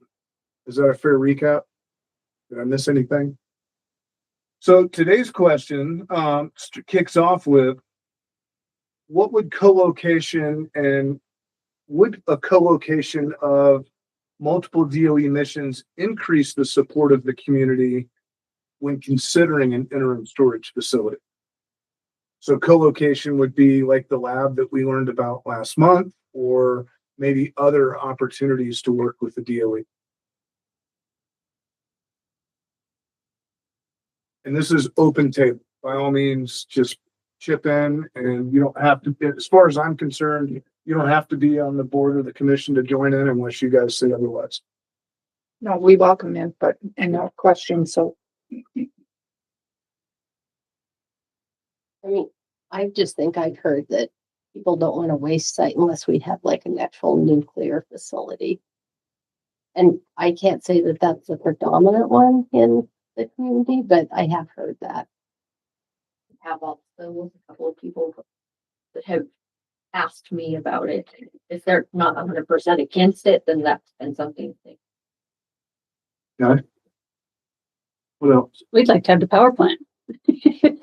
You know, Well, that's what I meant by exactly. facility. Yeah, that's what I think. It's the facility. You know, piece. waste conjures up, 3 Mile Island, it conjures up, I'm gonna dump this in your backyard and I'm gonna leave.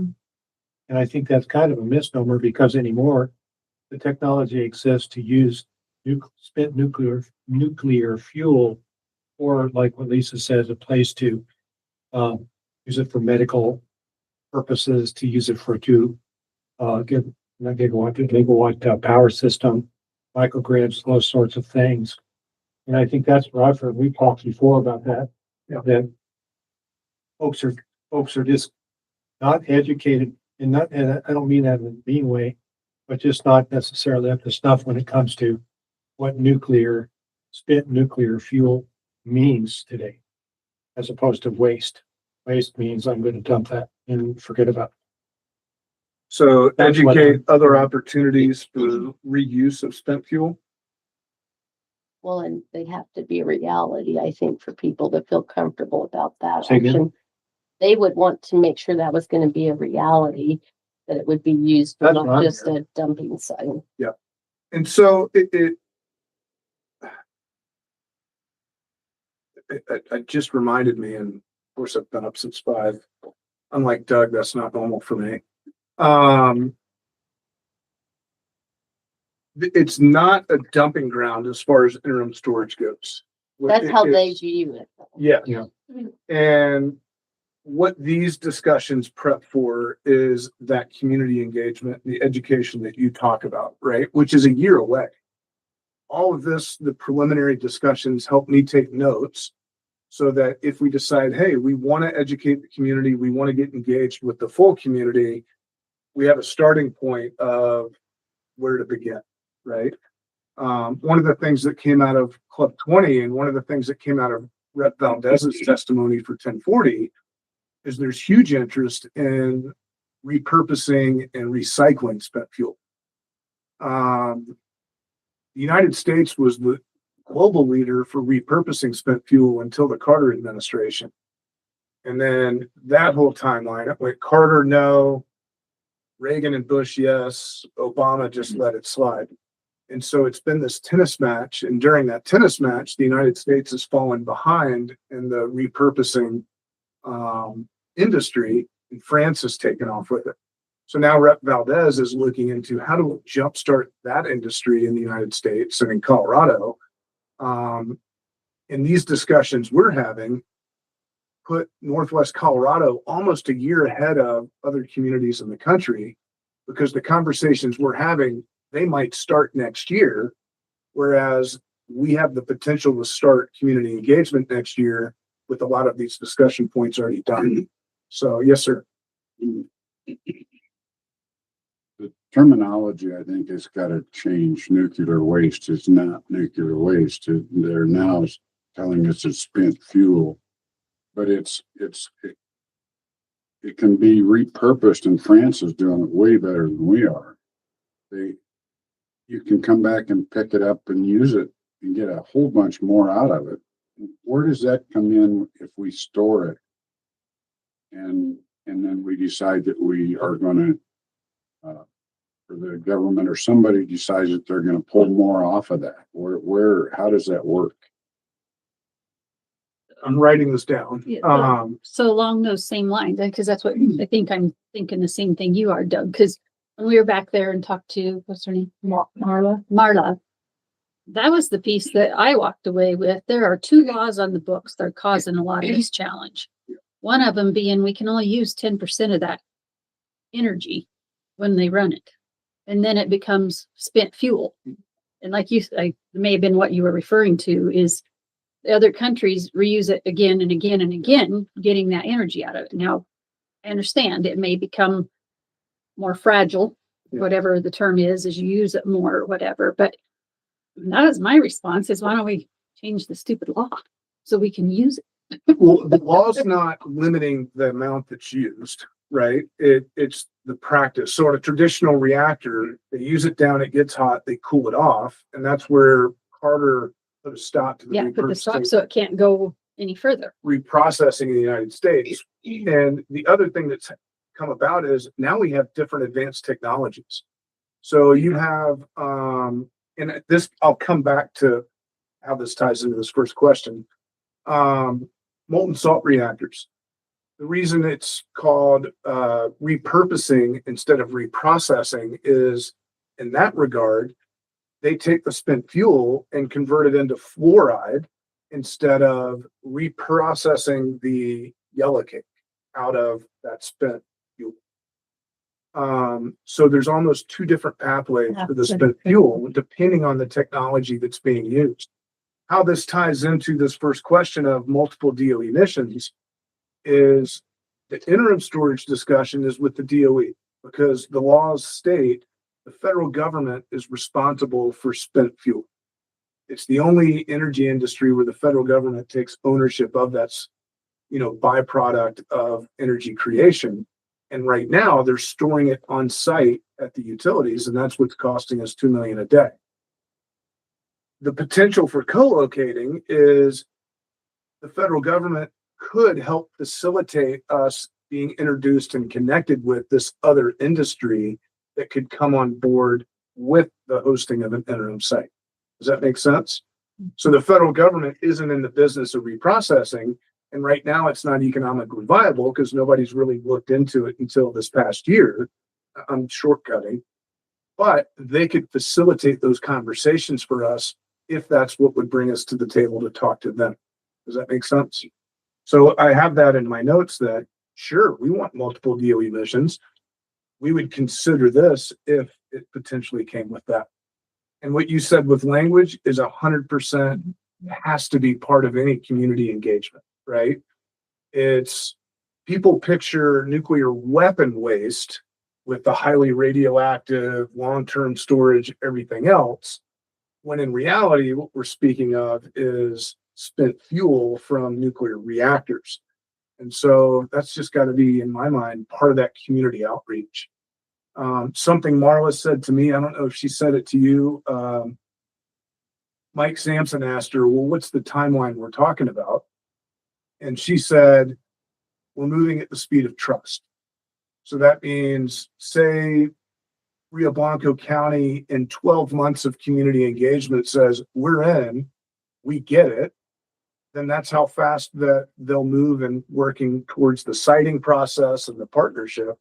If it takes 10 years, they're willing to take 10 years of discussions and back and forth. And that's why they've adjusted their language to collaborative siting, not just consent, which I think is a good first step in us building. I think our first meeting, Doug, you mentioned, who trusts the feds, right? None of us do. And I think this is a first step of them in trying to earn trust and working with communities. The hard part is, all the changing in administrations and how do we carry that through with the changing of commissioners, the changing of the feds. And I think these conversations are a first step. Is that fair? Well, and I think that's why it's so critical that it's the community that's got the buy-in. Because by the time we get ready to do it, we may not be we may not be the commissioners. And how do we pass that torch? It's got to be the community that makes that happen. Yeah. So there's no project planned. There's no desire to turn this into a wasteland. My desire is to pursue community engagement and let the feds pay for it, right?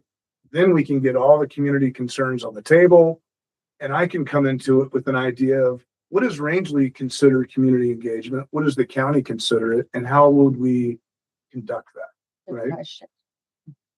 Well, in the first meeting that Callie was at, we had a couple that gave really good feedback. They don't have internet. They don't care about text messages. They want postcards in the mail.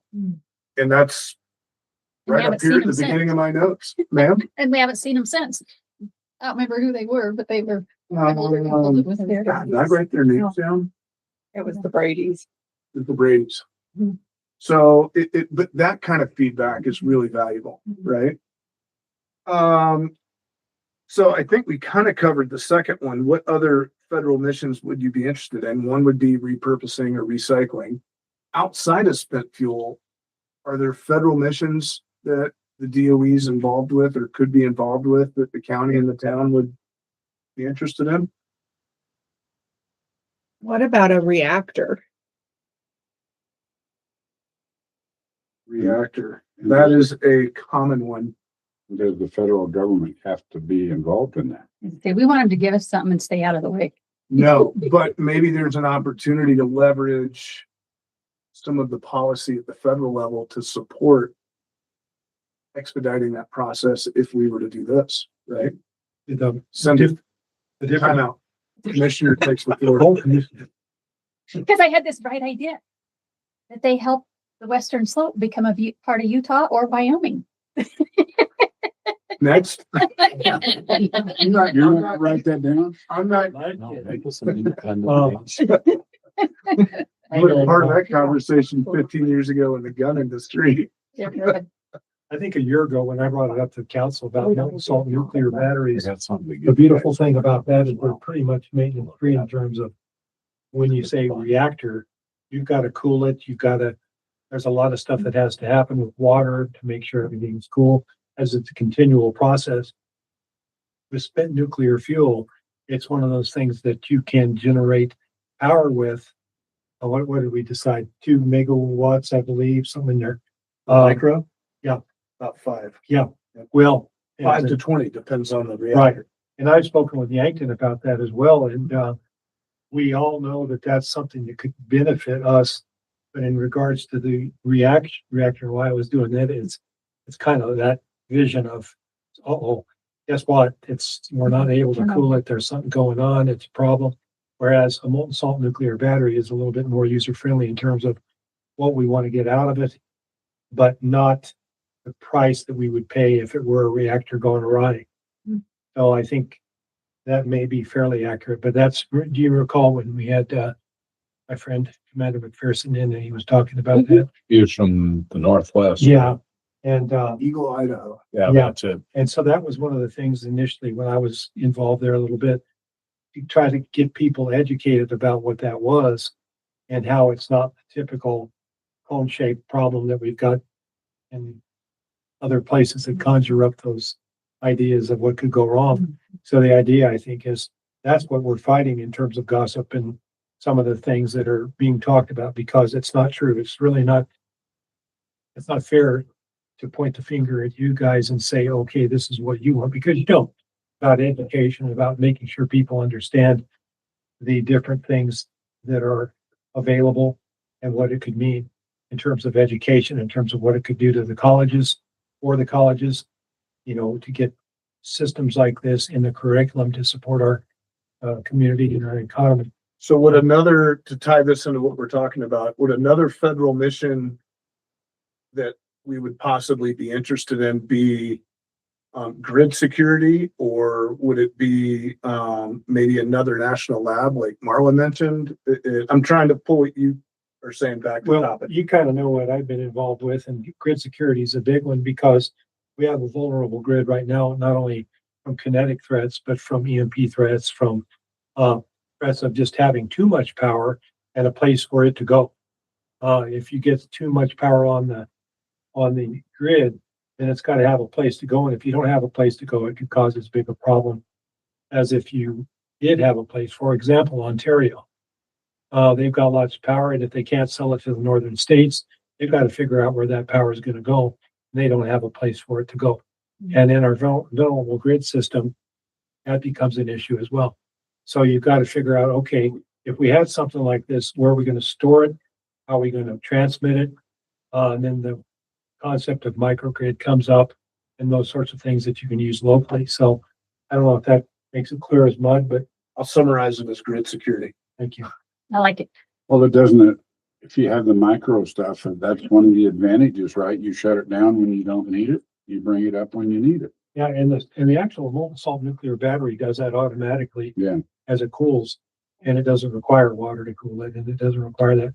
So that's a nice thing.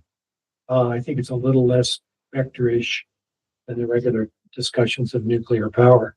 And that's part of that integrated energy system that we talked about at the very beginning of NCEI, of how nuclear works with wind, solar, geothermal, and so forth. Right. You can flip the switch on nuclear, so you draw from here when you need it and use your nuclear for heat. And when this isn't drawing, you flip the switch and you draw from the nuclear. Which works with security. 100%. Right. It comes together. And that's all, it all involves an industry that can be an educational industry too. Being an educator myself, it's not what can we do for folks who've lost their job in the legend or the legacy system, energy systems, and where can they go and what can they learn? to go into a different aspect of energy, but still benefit their family and the community. So two things that keep popping up in my mind before I lose them. Uh-oh. One being the college and one being the reservoir. So the college piece, yeah, I think that that's the education piece and how do we, and we need to talk to the college. What is it that they could use and would need to beef up and be a part of this more? And then the reservoir, water issues. I mean, that's one of our whole issues here. And the bottom line is And you're talking about Kenny. the Wolf Creek Reservoir. Okay. Which ties Because- into the very next question. I'm gonna put it on the table because what you're saying leads it. And that is what partnerships are needed to build a shared vision, right? And Because, that would be the college, it would be yeah, reservoir planning. because Lisa, if I'm not mistaken, I mean, really Rangeley's fairly limited on its growth because of water accessibility. Is that accurate? Water rights. What's that? We have a lot of water rights. But do you have the water? Well, Water Conservancy District can put a call on the river when we're lacking it. Okay. How old are they? They're pretty old. Yeah. Mhm. So for a shared vision, It's- we need to work with the Water Conservancy District. We need to work with the college. Whom else? Well, and The I county, know, the so town. then let's think bigger, I mean, our airports. I mean, we're gonna be bringing people in that are gonna be traveling from wherever, we're gonna need better airports. Roads, see Yeah, that? roads would be nice, Hmm. ones without great big potholes. We don't want, an interstate, but we want ones that don't have holes. We have to have a way to get that stuff in and out of here. And if it's not a railroad, it's. I think the railroad is gonna be, and that's one of the things that she did tell us is it would have to come in on rail. And Because she's it's also so heavy. said that if it's not here and it's accessible, they'll build it, Right, which right. Which is Which is a good Yeah. thing for us too, It's gonna for be other. okay with that, but they don't want to haul oil on. Just- Ma'am? That's just legal. That's Well, legal. yeah, and that's also part of the community engagement piece that Yeah. hopefully we could start next year is the education on that, right? Well, I don't think you need to educate this community about that, but the state. But the region, yeah. My hope is, as a region, we submit several expressions of interest, which would then give us the funding, because say Rio Blanco says, hey, we're interested in community engagement, and Rio Blanco does it, but Garfield, Mesa, Moffett don't. Then you're this isolated island and you've got gossip and rumor all around. And it doesn't matter how educated we are, you're going to run into a you need a railway thing with Eagle County. But if we have a regional community engagement approach, now all of our counties in the region can be aligned in that outreach. And as a whole, we have a much stronger voice and position than we do just as a singular island. It Does that won't make work sense? with a single eye. It No. has to be. Has to be, because we're all connected. And there's an economic impact to the whole region, to whatever we decide. If, say there's an interim storage facility, which could potentially look like an Amazon warehouse industrial park, right? And you've got 300 new jobs coming in for that. But maybe there's not land adjacent for the repurposing site. Or say Maybell puts in and they want the interim storage and they jot a straight rail line down to here, just imaginary broad strokes. And we have the repurposing facility here and the research and technical lab here that supports the college. That's two counties working together with the regional economic impact. So I see it as we have to work together, or we want to. No. Talking about employees to do this deal. That's going to be one of the things that I see coming is how many employees and does the community want to grow that much? Mhm. Yeah, that's a That big is- question. That is going to be, housing. well, the housing is going to be part of that. See, the housing has to be a part of it. If it takes 2,000 people, I don't know if you're going to get the community to get behind that. Yeah, which is a big question. How many Yeah. people and what's the capacity? Yeah. Yeah. So who are you asking permission to do this from?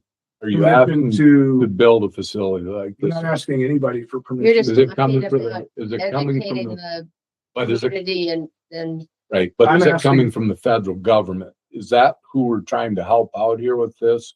Or what exactly are we trying to do? Because I got a lot of questions that circle around that because, you know, I've been in a lot of these different meetings to bring different things here and I still have high hopes for the cogency. I don't understand why it won't go because we have $5 million from the government, federal government waiting to go with that and it's not moving and it's a great idea. Yep. It What? runs I'm sorry, the what? cogency. You don't know I'll tell the you solar about it. thermal? Okay. Okay, sorry, Another day. Callie. Sorry. And that's, it's the same, kind of around the same thing that we're talking here. It's gonna bring jobs in school. It was gonna affect everything. And we're still, I mean, the Fed said, we'll keep the 5 million there because we think it's a great idea. Yeah. And then Don with the molten salt reactors, a gentleman out of Idaho, you know, come with the micro nuclear It's facility. frustrating because we all have ideas and we want solutions. We all want to Well, support the that, community, but the government moves at the Right. speed of a snail. so who's paying $2 million a day in fines? We are. Who is the Taxpayers. taxpayers are, Yeah. and who's enforcing that? The federal government. So Okay, that part of the equation, because the federal government's responsible for taking ownership of spent nuclear fuel, and because Yucca Mountain hasn't gotten started, the utility companies sued the federal government Got it. of, hey, move this. Yeah. So that breach of contracts costing an estimated $2 million a day. gotcha. Now it's being safely stored on site and Right, there's yeah, never yeah. been an incident, Yeah. but in I an get it. effort to be mindful of taxpayer waste, they're taking this next step of looking at interim storage sites. So if the federal, and I heard you say Jimmy Carter, and I, you know, go down the line of presidents, since the federal government has taken ownership of it, they're finding themselves $2 million a day because they represent us for something that they have no clear picture or clear direction of what to go with one, nuclear power, and two, nuclear waste. And everybody, when you say nuclear waste, when this first came up the last time, they're thinking 3 Mile Island, they're thinking Russia, they're thinking the bad episodes. And nobody's educated on this, but the feds are the ones that are the problem. So why are we sitting here trying to figure this out when we aren't the scientists to know what to do with this stuff? Because this isn't a scientific question. Well, it This is is. the feds recognizing exactly what you just said. Yeah. Hey, we've been a problem. We need to fix the problem we've been. Mhm. And this is the solution that we were directed to pursue by Congress. Okay. And instead of doing what they did with Yucca Mountain and just picking a site and saying, we're doing it here, they want to collaborate with the communities to say, hey, do you have buy-in? Are you interested in this? What would it take to work with us? And here's the other reality of it. They might spend $2 million on community engagement and education and buy-in and whatever else. And then the utility companies might sue the federal government for fixing the breach of contract. Mhm. Because think about Which is that. ridiculous. The in utility itself. companies sued the federal government. Now they're getting $2 million a day. Mhm. They might sue the federal government again and say, hey, we still want this revenue. There's a lot of unknowns around it, right? A. B, for state buy-in to convert, say, Craig and Hayden to small coal to nuclear transition, if the Democrat Party says we don't have a solution for waste, so we won't support it, and we come to the table and say, hey, we're interested in the coal to nuclear transition for Hayden and Craig, and look at the solution that we found. We've answered all the questions you've asked. Let us pursue this. So there's multiple conversations being had at once. How long could say we go through the educational exercise and say it goes on for a year or 2 years and the community says, hey, you know what? We understand it now. We want to do this and we want you to help us set up a reprocessing facility. Well, that'll take what, 6 to 8 years to build? So now we're 10 years down the road, but they're going to build the infrastructure. They're going to work on that. Nothing is going to happen tomorrow. So is there guidelines from the federal government how they want people to proceed with this? Or is that what we're doing here is trying to figure out how to fix the problem for the federal government? I think that you're kind of mixed up a little bit there. The federal government is not pushing this down.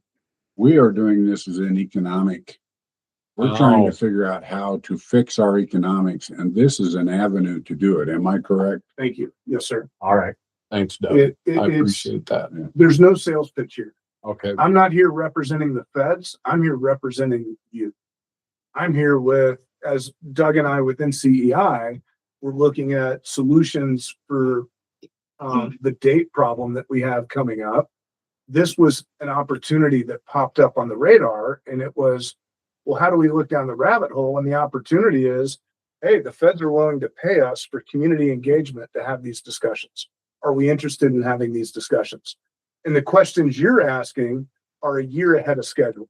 Mm-hmm. And the reason you're a year ahead of schedule is my fault, because I'm a year ahead of every other state on the schedule, which means we have a real opportunity at pursuing a deeper conversation with the feds. Well, and these types of questions that I'm asking, sorry to interrupt, Doug, are the questions that came up from people in the public, Yes. not just from Rangeley, from Grand Junction and other areas, just because they knew I was on city council going, what in the world is going on here?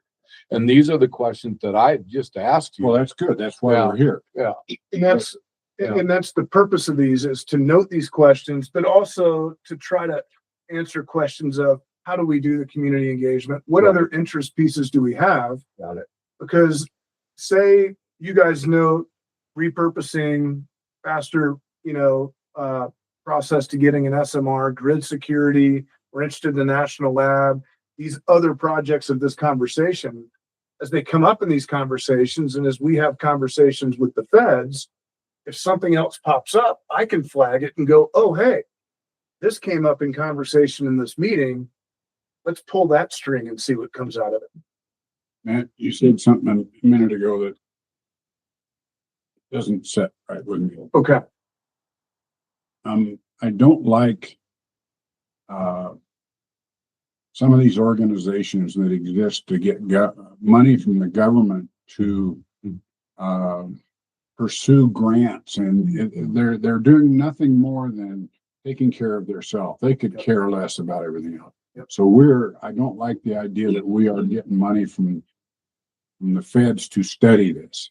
I would rather that you say we are getting money to, I want to see an end to this. I don't want to just say that we're living on the money to explore this. I can change how I say that. Exploring the instead of us paying for community outreach on a, hey, maybe we're interested in this, the feds are saying they're going to pay for that community outreach to pursue collaboration, right? So it's not like USAID, it's not like Sierra Club, where we're pursuing grants to pursue grants to keep funding the Right, cycle. but that's what I want to get away from. Yes. This is because there are a percentage of people that are going to look at that and say, you're just Yep. living on the Spending government. money. Yep. And I don't disagree with that at all.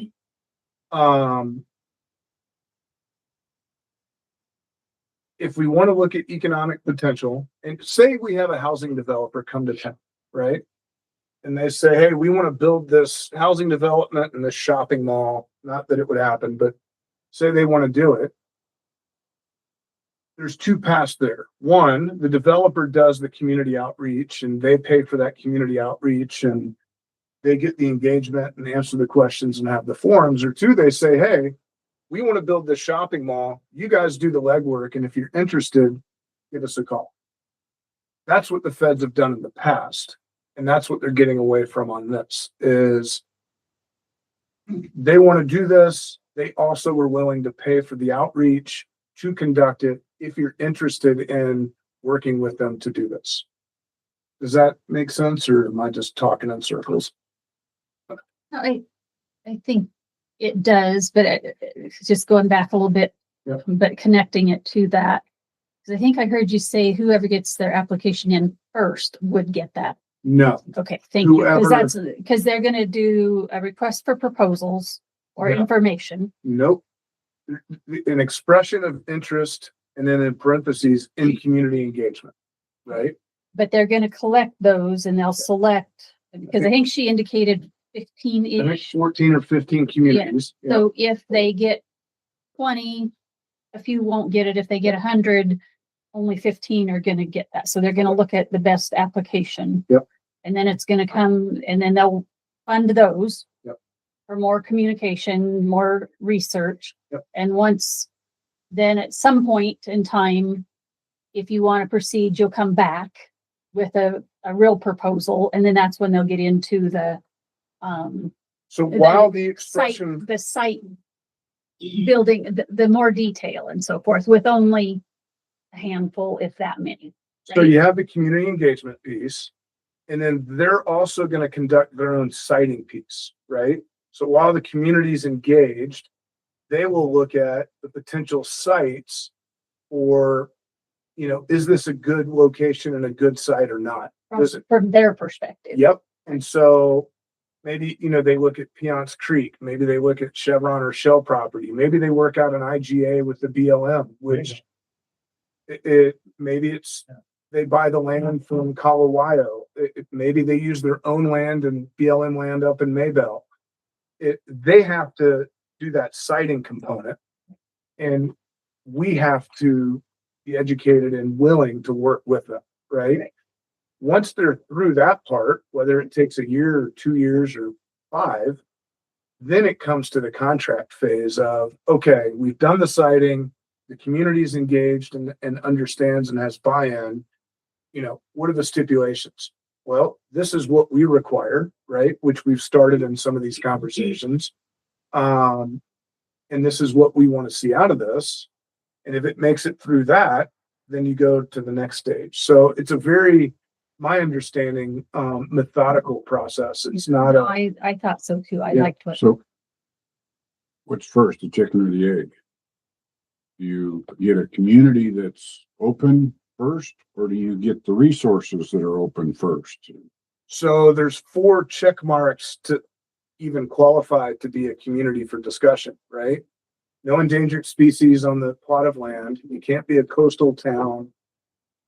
You have to have enough land, which Rio Blanco County might not have enough land, but the BLM does, which means they got to work on the IGAs on their end, or the land swap or whatever comes about. And then the 4th stipulation, I'm sorry, I don't remember it.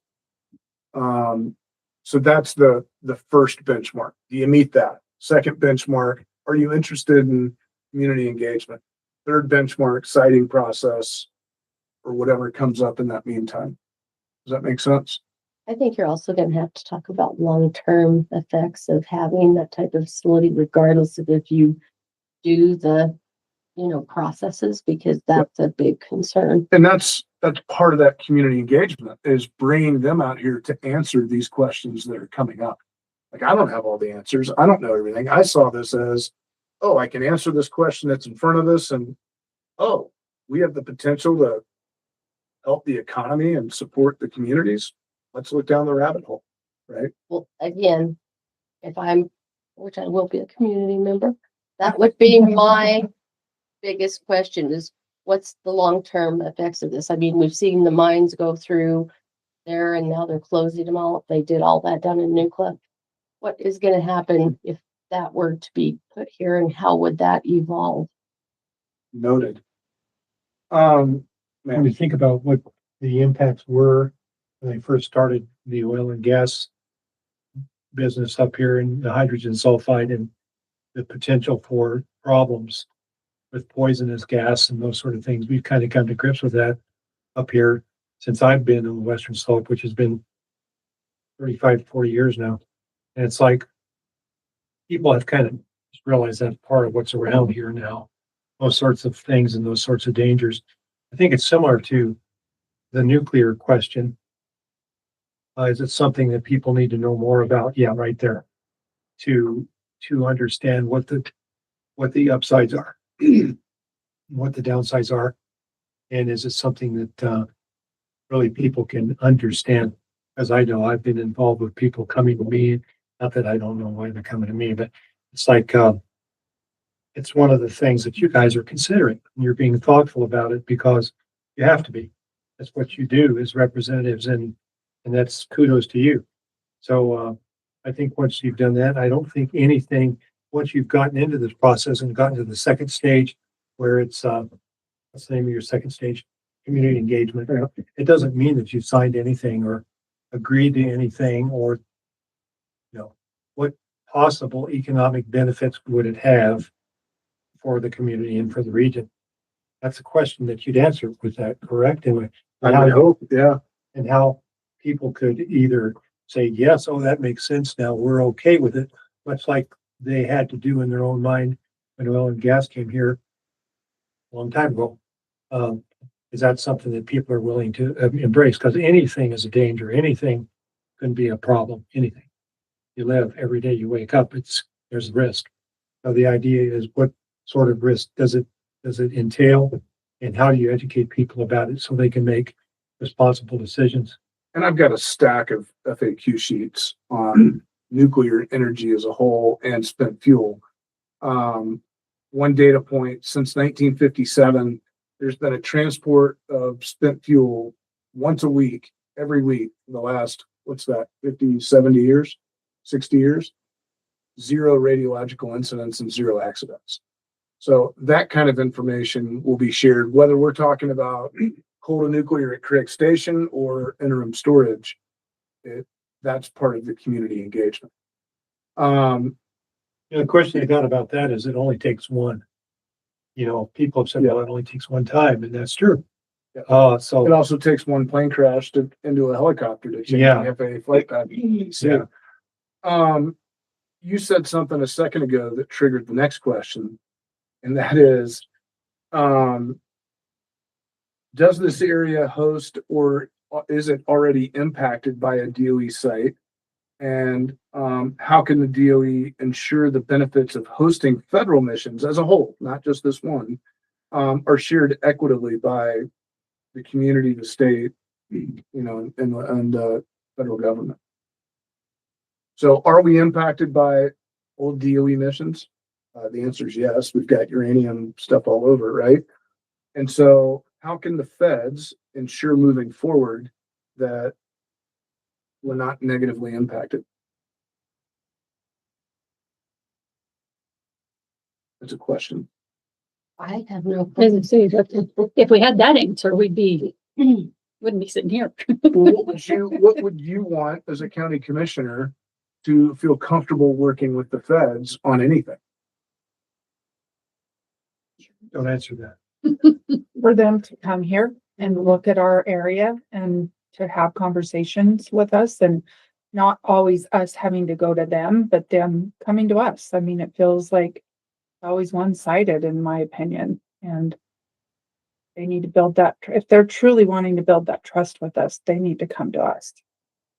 That's really hard situation because that changes with Yeah. Every Staff administration. Well, and staff changes here and staff changes there, and it's really, and that's the frustrating part, is it's not only who's sitting in the president's chair, but it's every one of those bureaucrats down here that changes too, and how they. But when they don't come to our area and they don't understand they don't understand us, right? Because they live in a different world. Most of those feds live in DC, and that's a whole nother world. It's kind of like moving the BLM to Grand Junction, right? Well, that's a positive step, and that with this administration, I can see that stuff happen. 3 years ago or whatever, Well, and something like, I know for people that do construction and stuff for the county, they have actual insurance policies that, like, if there is an issue, like, they have to have that set up, like for a bond or something else like that. What would something like that look like for at the federal level? Well, it's not only the feds, it's our own state legislators that don't know what we have out here. I mean, they really don't. Even our House rep that lives in Steamboat and there's no the gentleman that lives over there in Eagle, they have no clue, but they have, coming from a just living standpoint, the legislature is, as she had just spoken with building, is turning us, as Barack Obama called us years ago, common folk, into criminals for trying to fix something. and that's what they've done to us. And that's why, I think this is a great idea. I think it's maybe possibly down the road, do something here. But I've got several 3-ring binders in my office of ideas that we've talked about in meetings. And to be quite honest, I'm tired of going to meetings where nothing happens. And, just help us become an independent nation in this region out here. That way there, the United States will protect us if anybody attacks us for our resources. Well, you're right. It's hard for us to have It is. representation. Yeah. Because we don't have the numbers and we're just ignorant to them. We're just. Well, yeah. 6 or 7 letters I've sent in the last few weeks, just in opposition to legislation that is literally killing our livelihood out here. Yeah. We're dying slowly but surely. What was it? Some gentleman in some conversation we had here a few weeks ago said by 2030, their plan is to have 90% of the population in Colorado on the Front Range. What's that about? I don't want to they move want to the front 90%. range. They have it controlled now. I know. So we need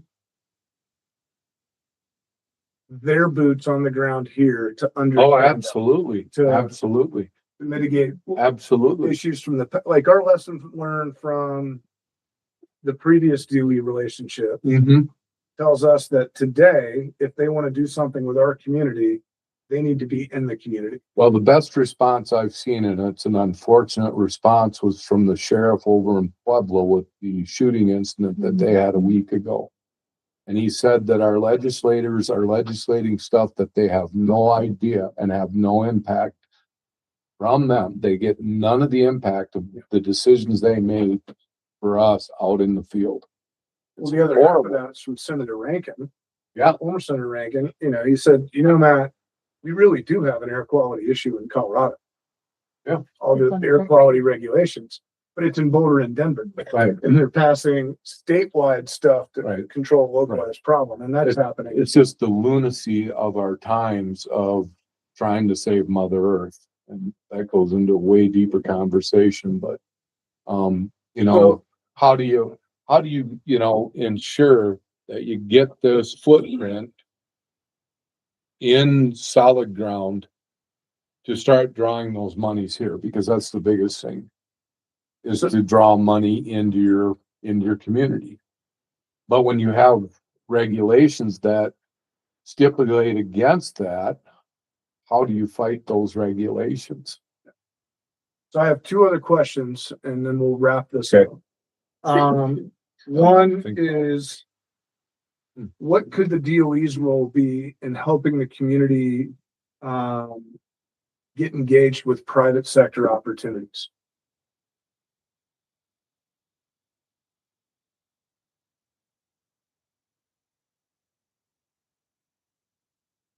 I think having community just meetings, informing people, because people just don't understand this. This is something that a lot of people, including me, don't understand all the ins and outs of it and the realities to it.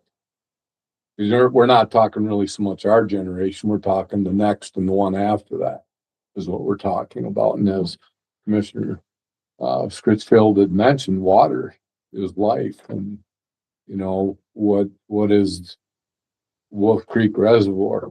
I'd asked Eldon at our last presentation, if you could tell me this was going to be built by 2040, I'd feel all warm and fuzzy about it. This is a bigger question than just an interim storage facility. And it Yeah. helps me. How can we leverage the DOE to solicit private industry? Right? I would say community engagement. And it's something that Lisa said too, putting the cart in front of the horse. I think some of the people that I've spoken with are concerned about having an interim waste site before you have something that you're going to do with it. Right. So if you've got let's just say for giggles, that you have plans to do a private or you're with Yankton and they want to do a molten salt generator, some sort of thing, something like that you can do something with that spent fuel in the meantime. I think what a lot of people are worried about is it becomes a dump site and that's all the further it goes. We get forgotten. Yeah, and it's there and, Yeah. oh, well, it's up there in Rio Blanco County and they're all glowing. And so what? I think people are naturally concerned about that. Oh, it's a valid point. Well, and I think, I mean, so basically the same thing, just maybe broadening it some, of course. Who knows where technology is going to be in the next 5 years, let alone 10 years before we have it, but working with private industry and making every opportunity, privatizing every opportunity rather than Well, having it as yeah. government, but privatizing every opportunity we can. So if we think it's the Salton deal, do that. But if we think we might be able to do X, Y, or Z with it, let's work with private companies to come in here and work on that, not government. So a DOE Probably goal to help find private enterprises, to allow the private enterprises to be private, not government Yeah. regulated, but also to engage with the community, to educate the community on what the opportunities are. Make that a competitive process. Yeah. And that's So- kind of the push right now, I think, in government. Well, it depends on state or federal, but yes. You know, deregulation and then making, Just put them together. yeah, and then making it possible for private companies to do what they need to do to increase jobs. I mean, that's kind of what it's all about right now. And the idea, if that's, can be something that the DOE is willing to do. I think the tendency for government is to control everything. And, sadly, I think that until they get over that, it'll be more difficult unless you have that private, somehow, the privacy, or not privacy, that's a bad word. Privatized, yeah. Privatization, So Oh, for instance, deregulation. and for instance, housing. I mean, we don't need government in the housing business. We need private industry to do that, but how can they help encourage it, but not be involved in it? I mean, I don't know that answer 100%, but I think it's government does Well, not they need can to help be in. encourage it by us agreeing to host an interim storage facility and a repurposing plan, which then is going to require housing, Developers which will requires. come if they know there's jobs gonna be a available. market for the house. We have to address the most recent energy code that was passed. Well, and how, yeah, the whole how. That you have to And then address how are that. they gonna stand in the way of all these things? Yeah. Well, they already are with The that state of building. code. Colorado dictates everything. That's gonna be our worst detriment to this whole process. The state, Is the state. they've already put measures in place to kill it. So you guys have said Tell this the term ranger, a anybody? lot, and I've said it a lot, and you just said it a minute ago. How can the DOE help facilitate private industry? And you said community engagement. Mhm. So my last question of the day is, what is community engagement? Mailers came out of the first meeting. What else? As far as I think it's, focus groups. It has to be participation. Yeah. Which, Yeah. which focus groups makes that happen. You go to this little group and it's 5 to 10 people, no bigger than this. And that, Yeah. or whoever sits down and has a conversation with them, and we go maybe get that block of the It's town or continuing whatever. education. And you get a CEU point for each one. And if you attend all of them, your name gets put in for an 89-inch flat screen TV. You gotta have a giveaway. So community engagement. Yeah, Must yeah. have a giveaway. yeah. And that way there you get people involved in it and people actually want to learn. And if they don't want to learn, then they're not gonna show up. Or give away a free YouTube. I don't know. That's what we like out here. You need to entice participation. Yeah, I think that the more you talk to people about it, the more people will know and get on board or get on the other side and say, no bueno, don't want it. I want a personal reactor from backup like There I you see go. from. I got a bike, I got a Pinterest idea for you, Doug. there's the pedals bike to keep the village. So I look at, Social media, we hear that like continually is that people want it on social media. I hate social media. Yeah, but though. that's what a lot of, I know. so it's gonna be, and the worst problem is there'll be but the meetings. Well, for instance, I saw social media, a picture the last paragraph out of the papers, last week's paper, we were gonna have this meeting. Yep. Be here and be involved. Be Yep. sure your voice is heard. Well, we didn't get many, but Actually, in the verbiage of that, we did include that this was for him to gather. Right. the And there questions would be from us, public Yep. and there would be public meetings later on. So this is an example of no one path is going to make everybody happy. Right. Social media is going to make these people happy. It's going to make these people mad. In-person focus groups is going to be great for these people. These people don't want to do it. These people want something to entice them to be there. These people just want to be there. So what I want is, what's the list? How do we, whether it's for interim storage or for any other future idea, maybe it's SMRs and Craig, this helps me wrap my head around is, what is community engagement? I look at it as, look at it as a political campaign, but an educational campaign. You want as much outreach as possible in as many ways as possible. So to you guys, what are those boxes that have to be checked? That's a good way to look at that, Matt. It's just like you trying to get elected. You just use all of those sources. So what are they? so, I mean, you've kind of listed, but one of the things we haven't talked about are flyers in town. Flyers? Or you just do an every door direct because it goes to every house. I'm not writing down yard signs. I hate them. Oh. I'm sorry. But they say as ineffective as they are, you gotta do them. They're good targets at the shooting range. Well, and the other thing is what's causing you, because you represent AG&C, correct? Is that where this is through, or where is this through? Yeah, this is through aging. Okay. So the other thing of it is that why are we talking about this now? We're concerned about what's happening with the fossil fuels because they're finite. They're going away. Coal is the first one. And slowly but surely they're knocking them off. So we'll be losing jobs. I mean, Craig's already feeling that, and other areas of the state are feeling that. They've lost a job. That's why we're talking about this, to fulfill some of that job loss that's, going to come with this state's anti-fossil fuel legislation. Before too long, is this all going to be shut down as far as fossil fuels go? Because they're closing coal mines and coal plants left and right. So that means there's jobs. We got some good paying jobs out here at the Deserato mine that I don't know how many years it's got left, but I've seen some signs out there of people conceding that coal mine's going to close.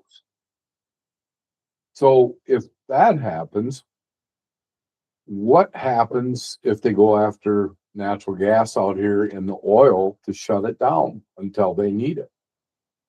Well, two things. One, we give up, pack our stuff, move out, and tell them they won. Or two, we have meetings like this looking for creative solutions to save jobs, to create economy, and to find new segments that we can align with, which means three, we need ourselves, people like me, each other, to know what is community engagement? What do we need to We need a do budget to educate people on economic opportunities or ideas, or here's the truth? How do we do that? Social media, flyers, mailers, focus group meetings. You're gonna have regular public meetings.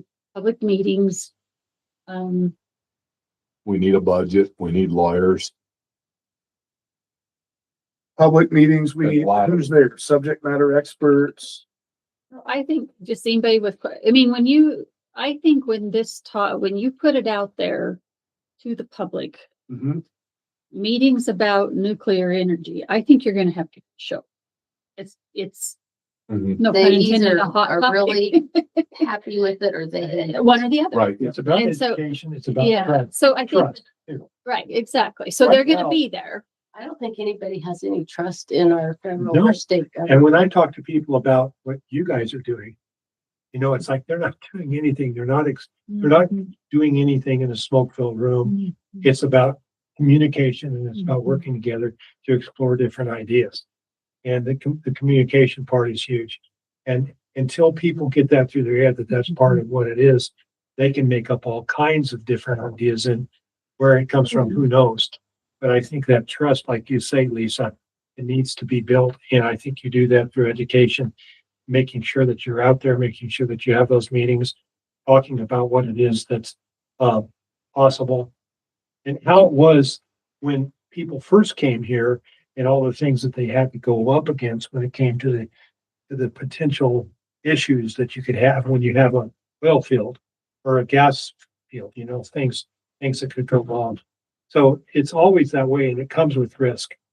So it's like, how can we do this in the most reasonable, most educated way possible? So And here's, The answer to that question. so I've got one thought, Well, like this.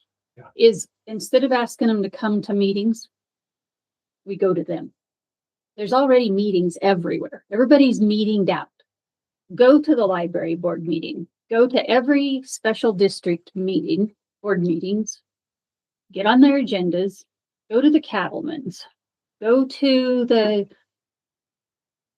community alliance. Go to whatever Or preparedness group, organization. Yeah. For example. That's the question that Everything, comes get up. a list of every single, go to the church groups or whatever. I agree and disagree because we don't get anybody at our meetings.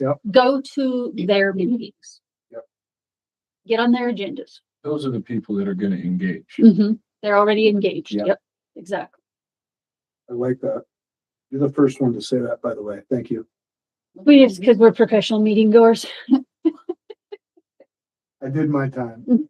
Still am. I mean, I would talk with local news stations like Grand Junction and have them do segments on educating, like actual facts so that people learn about it. And I know most Rio Blanco County and stuff don't get that, but if we have to have the buy-in from surrounding areas. Podcasts. Yeah, Local podcasts would be good. Yep. Get an interview. Even Rangeley has a podcast. I guess they still do. Yeah, she knows. Did you still do it? For a Yeah. little while. She hasn't done it or has? Hasn't for a little while. Yeah, I have a subscription to it. When was the last one? It's been a day. Been more than a day. I know. We kicked her out of her room, so she's got to get stuff done. We'll see how you are. But wasn't the oil field here developed back in the day because of World War II? That's what caused a lot of that. And the biggest thing that was out here, big fight, was who was gonna get grazing rights, cattle versus sheep. Was the big battle, and the grasses out here were just as tall as I am out in this oil field. That's how this all started out here, and with the energy, and the way this nation went into its industrial age, they needed that power to do it. And Now we're it's almost like computers. we're reinventing. But now it's all of that, gotta have the energy for computers, because Right. that's what the world is revolving around. It's just so Right. scary. There's a documentary on Netflix called Join or Die. I think I've seen that, yeah. And it talks about the idea that since the 50s, our society has stopped joining bowling leagues, Right. dartboard leagues, committees, the Masons, the Shriners, the Elks. And he looked at that trend, and the fear was, oh, it's going to be the collapse of democracy because people aren't engaged and interacting with each Right. other. Right. At the end of it, which I finally finished the second half of it after 2 weeks of watching 10 minutes at a time, he steps back from the 50-year look to the 100-year look. And you said something that made me think of this. And that is, in the early part of the 20th century, we didn't join a lot of things. But in the 50s, our society did join a lot of groups. And now it's been tapering off. Well, that parallels trust in the government. This is what you said a minute ago. In the early part of the century, nobody trusted the government. Then they got more engaged and they really trusted the government. Well, in parallel fashion to our joining of clubs and groups, we've lost trust in the government again. So my takeaway at the end of that documentary was, are we at the beginning of redoing that cycle?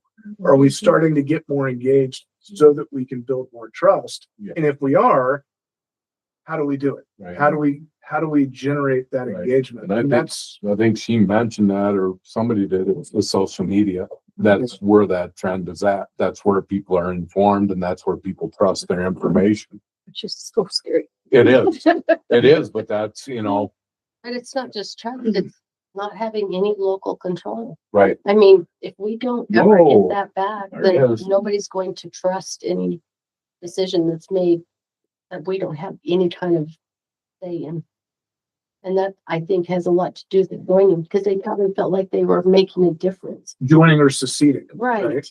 If you're gonna be on something and you're just talking about it, but you don't have any real say in it, you're never going to get that kind of engagement.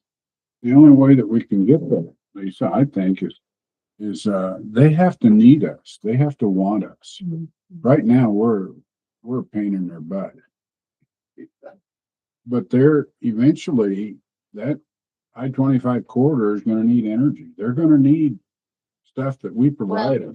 And I disagree with you, Tim. I don't think oil and gas will ever go away, because No, I know that, but it's the control of it. is but what I'm how speaking they, to. yeah, I And agree that's with what you. my question to the commissioners is, can you guys ask or pass something to ask the oil and gas industries in this county to shut down for 2 months? Boy, I don't think that's there. but Sorry, I don't mean to put you on the spot. That, you know, No, I think because it'd be I awesome. they're think- all investment companies now, so they don't get to make those choices. They're not oil and gas companies. I've been to energy seminars that show the world in the industrialization of the world, oil and gas is gonna go up. Mhm. I've seen those. I know it is. It's gonna go up. Right. It's just that we have got people in Denver that Colorado is not in a Want good to pretend position. like they don't. There we go again. They don't know how we live. Speaking of energy seminars, April 22nd to 25th in Idaho Falls, at Idaho National Lab, there Oh. is ECA's got a new to nuclear forum. Do they? They're gonna And take you out on site? elected officials free to attend. So the $600 registration's waived.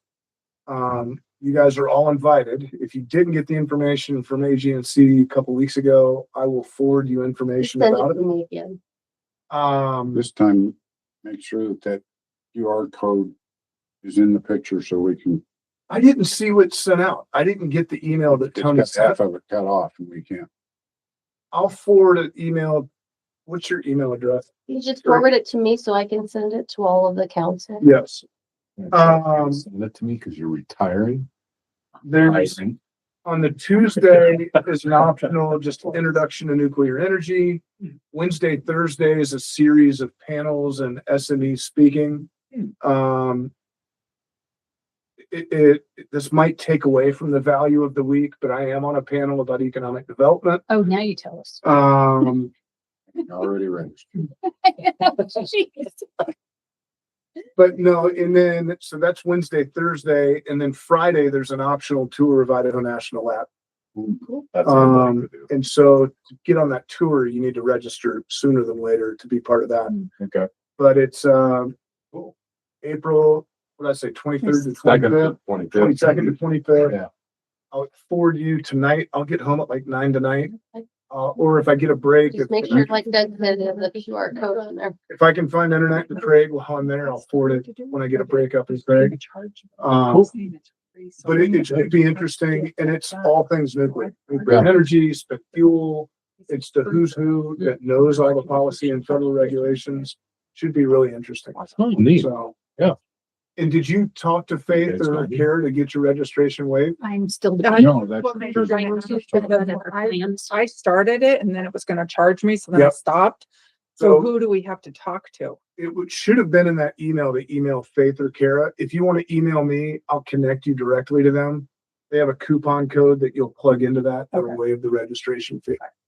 Yep. And I was gonna just give the codes out and Faith's like, we want to keep track of how many electeds are using it. So they asked me on an individual basis to forward you guys to them. Okay. So, yeah. And it'd be awesome to see some Colorado faces in Idaho Falls.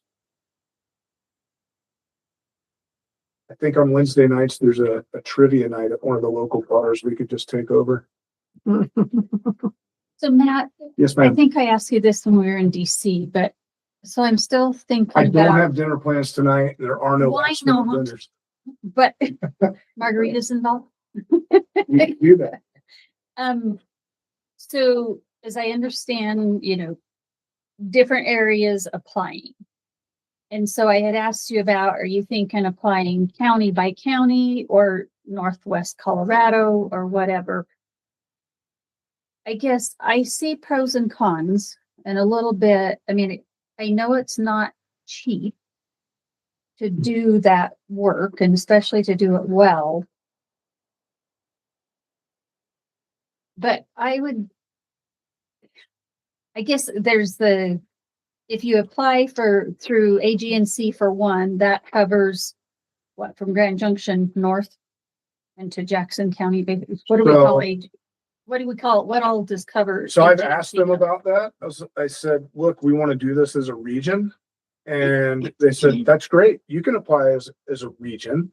Okay. That's one application for $500,000. Or each county applies as its own independent, and we submit that with NCEI as the administrator for each county. So it shows as a collective management for 5 applications. Now that's a $2 million ask, which really helps saturate the full region with 4 to 5 applications. I guess I'm just struggling. That feels to me like we're just chasing money. Or it feels to me more like we're chasing full immersion, right? So I get that, but I think there's a maximum amount of that. So I think we really need to think about that besides strategizing what makes it more competitive, assuming there will, because this is not just a Colorado thing, this is a national thing. So I envision there will be lots of applications. You don't think so? I've got some other insight. I'll leave it at that. And the advice I've been given by them is a county by county application with a unified management profile administration. The other thing I've organized to save money, if you think about it as cost savings, do we want community engagement and education, or do we want to save money? If we want to do it right, I say, let's do it right.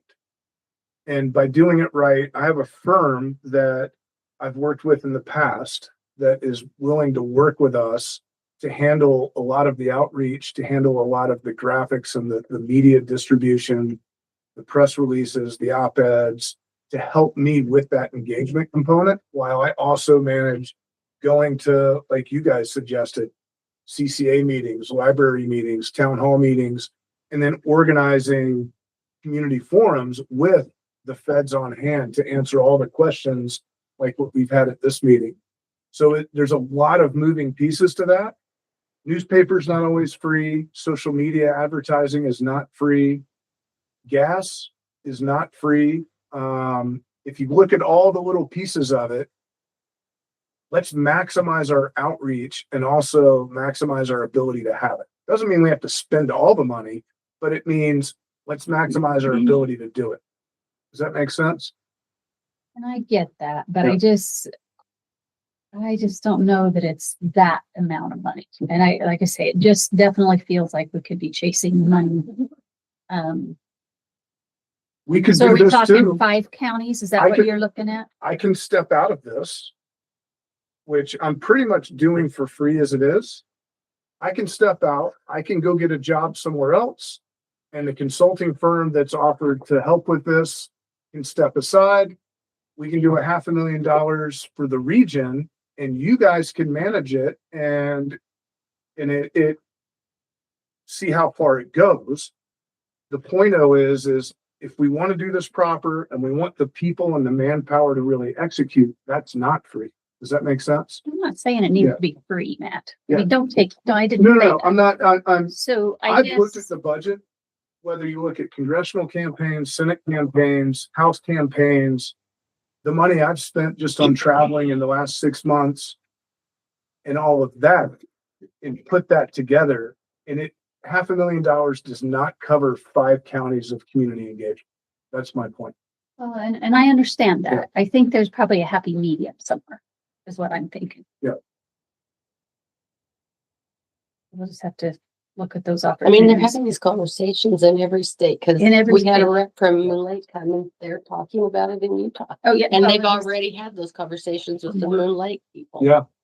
And AGNs are, He just came to give us an update and he said they're having conversations Right. about those exact same things in Well, so- Utah. Molten salt Moonlight this year Valley. has just- Southeast Utah, they're looking at potentially hosting a permanent repository. They're also looking at interim. I'm not saying you're gonna jump on it, but No. everybody is already having this Right. conversation, So I so. guess, so again, strategically thinking. Yep. And assuming there will be many, no idea how many applications. If you have one region that's got 5 applications, let's just say 5 counties. How does that does 1 or 2 of those get selected potentially with the hundreds that come from, or 100, let's just say round numbers, from the whole country? Or if you did it, and I don't understand how, if you're looking at doing it from one, managing all 5, does it really go in as one? I'm just trying to think strategically, what's your best bet to get? Strategically, our best bet is we put in 5 expressions of interest and we get 3 of them. Okay. So that's that's your chances. Yeah. It's something like that. If we put in one regional expression of interest You and we don't get it, any. awesome. I'm gonna skeletonize and shoestring the budget to stretch that out as far as I Okay. can. If we put in 5 and we get 3, then we work with that medium budget. If we put in 5 and we get 5, every single household in all 5 counties is gonna get a postcard with a QR code. Everybody's gonna get hit on Google and YouTube with videos and educational outreach. It is gonna be a full immersive educational effort Okay. with And that all of the makes notes that sense I wrote to me. down here. What I understand is they're hoping 20 communities apply. That includes 5 from Colorado. They're thinking maybe it doesn't apply. And that surprises me, like I say, because we heard some conversation about why we were in NACO, not just Yeah. from you guys in Colorado, but other states Yeah. too. So No, I'd you've be got surprised if there's- Arkansas, Michigan, Wyoming, Utah, Colorado, South Carolina, Georgia. There's a number of Yeah. communities they're discussing it. thinking it. You also have communities in Arkansas where they didn't have these preliminary meetings like we're having. Then all of a sudden it leaked out to the community 5 months ago that, oh, they're looking to do this as a definitive decision. And the community said, nope, we're not interested anymore. You have communities like one where it's been stored at the utility site.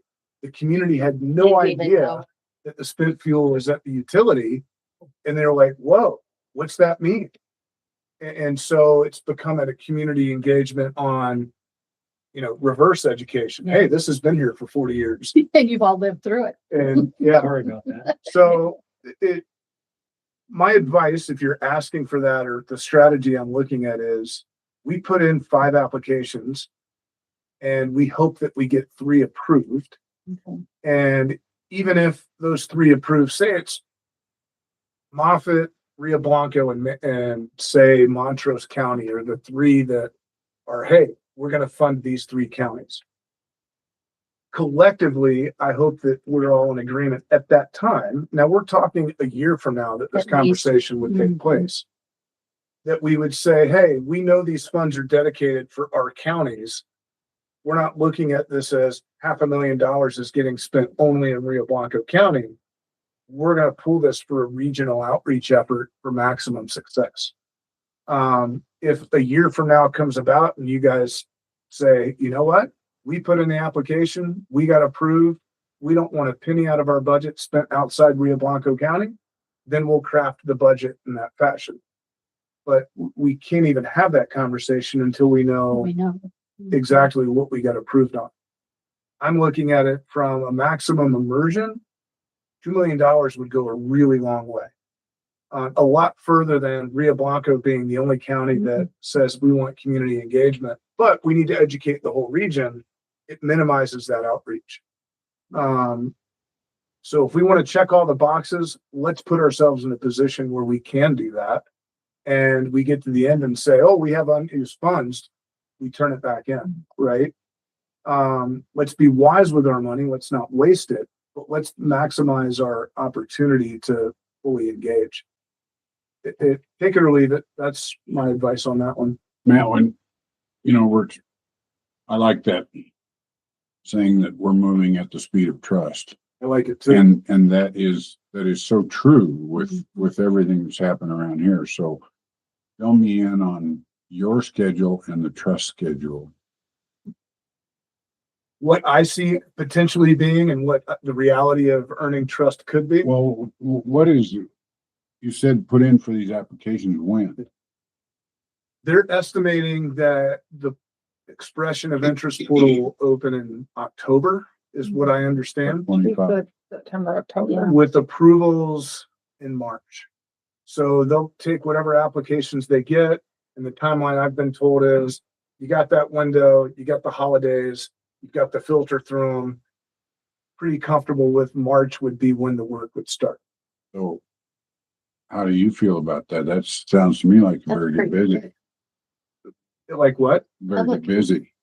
We've got a lot of outreach to do. If you'd like, I'll send you my hours of work for the year so far. We're at about 60 hours a week. Well, that isn't what I meant. What I Yeah. meant was that you know, that somehow this trust has to start going up pretty quick.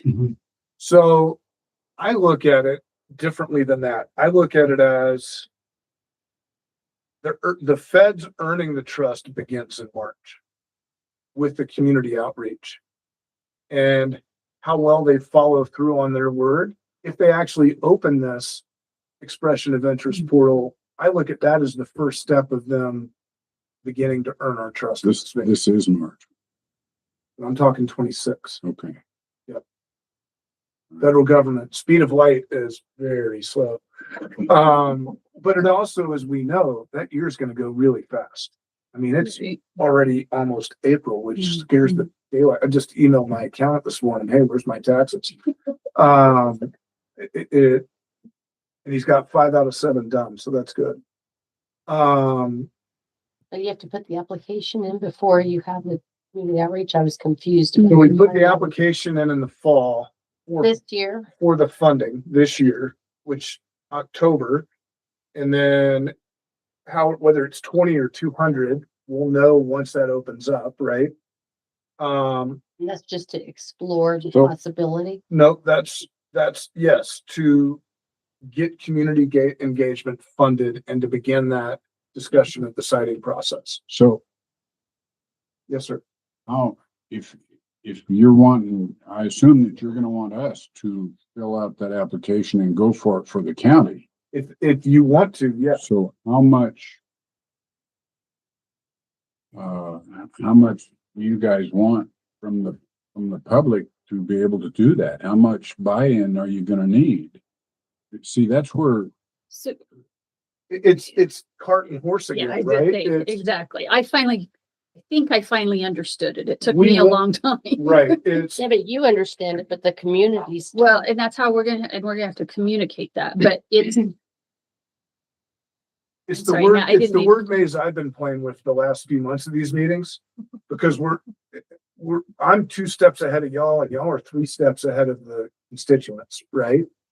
And it's, these preliminary meetings are help us wrapping our head around, what does community engagement mean? What does this mean? Are we interested in looking down the rabbit hole, right? If we're interested in looking down the rabbit hole, we can't commit to that rabbit hole unless we have community engagement. We can't have community engagement unless we fund it somehow. And to fund it, we express interest in getting funding for community engagement. So we're not talking about involving the community in this until after we have funding and a year from now. Which is, Right. yeah. And I think Really. part of the media, That's where I was. and I think part of the media circus that took place in February of this year was 1040 coming to the state legislature. And it was a targeted attack to smear 1040's chances of passing. Because if you notice, since 1040 came out of the Senate, it's been crickets. And none of the chatter up here is in the backyard of the Front Rangers, so they don't care what hornet's nest they kicked. They kicked them. And so that didn't change any of the work of these work sessions, which is there's no project in mind. There's no commitment in mind. It's, are we interested in having community engagement to look down this rabbit? See, that's the key, because a lot of people will see application as acceptance and therefore we're gonna It's, have. exactly, and radiation that's the effect on it. communication piece. that That's we the have to do. education piece. Yeah. Because once you do that, that's great. And if it's just funding discussion, I mean, that needs to happen, but we don't want people to say, well, we did this and now all of a sudden we filled out this application and guess what? Here we go. And we don't have any say in the matter. Well, and I think that that's the message is Yeah. that all this grant is to be able to provide everybody an opportunity to learn and provide input. Yep. That's what the grant or the funding is for. Yep. The community outreach, the grant, because you said the county would have to apply for the grant. Mhm. Is the outreach done by you or are we gonna have to have a staff doing that? The way I envision it is I will manage that for you. Okay. Kind of like this process, like I'll administer that outreach process. I'll check in with you guys. This is where we're at. Here's the budget. Here's the plan. That saves you from having to hire another staff member. If we get that far, he's gonna have a staff. Yeah. You are gonna have to. Staff or It'll be- contractors. It'll be me, Wade Harley, and a consulting firm that I work with. It'll be a full project and it'll be NCEI, just like these surveys. We manage those grants to get those 2 surveys done. We would manage the funding for the region to get the community outreach done, which would also allow us to time it with the different counties. So NCI. NCEI, Northwest Colorado Energy Initiative. Okay. Yes. Okay. And that primarily, okay, so help me with, because That's under AG&C. it's under AG&C is managing that. Yep. And so, okay, so help me think, okay, so the county would apply. Yep. And then, so would the money come to the county and then we then we pay to AG&C or whoever, Well, whatever this other one. that was. question's so far far ahead of down it. the I road. haven't even Okay. seen the application yet. They're still What that building looks the like. applications. And who can apply? I mean, they may have criteria, it has to be a government or it has to be an NGO, or does it have, I mean, they Yeah. can do any of that. Yeah, we haven't even seen the applications yet. Now, is the feedback from these meetings and why I was trying to stay on topic with the questions that we were asking? Does that feedback help in the designing of that process? Yes. But do we know what the applications look like? No. And there's discussions of this section of DOE possibly standing up outside of DOE, so it's not controlled by appropriations because they have enough money and interest coming from the trust account with nuclear energy and nuclear waste that they can operate as their own entity, or are they still going to fall under the Secretary of Energy and be governed by appropriations and so forth? So there's a lot of questions. That's why these meetings were all preliminary and prepping for, if we get that far, what questions do we need to ask? What do I need to be prepared for? How do we want to look at it? And like Doug brought up, how do we want to apply if we get to that point in the fall? Is that fair? Lots of questions with no answers. Oh, I know. And that's what I've told people is, Yeah. I mean, there's no point in having public meetings when nobody has any answers. Because that just makes everybody leave more frustrated and less trusting. Yeah. So my conversation with people is these meetings are to try to get enough questions that we can get answers so that when we come back to the public, there are some answers. Yeah. Rather than just, well, I don't know. I'll And come back and 80 newspaper articles in the last 3 years of the work we've been doing with NCEI. One reporter polluted the pot and started all of this with kebab, what's the word I'm here? Kerfuffle. Thank you. It's unfortunate, right? At the same time, it's reality. And if you really look It's at the big standard. picture of that, we're doing pretty good with our engagement and with our canyon. So, yeah. Anything else I can do? Off topic, on topic? No, thank you for coming over and Thank you guys. This is time out of your day and it helps steer me in a direction. So thank you.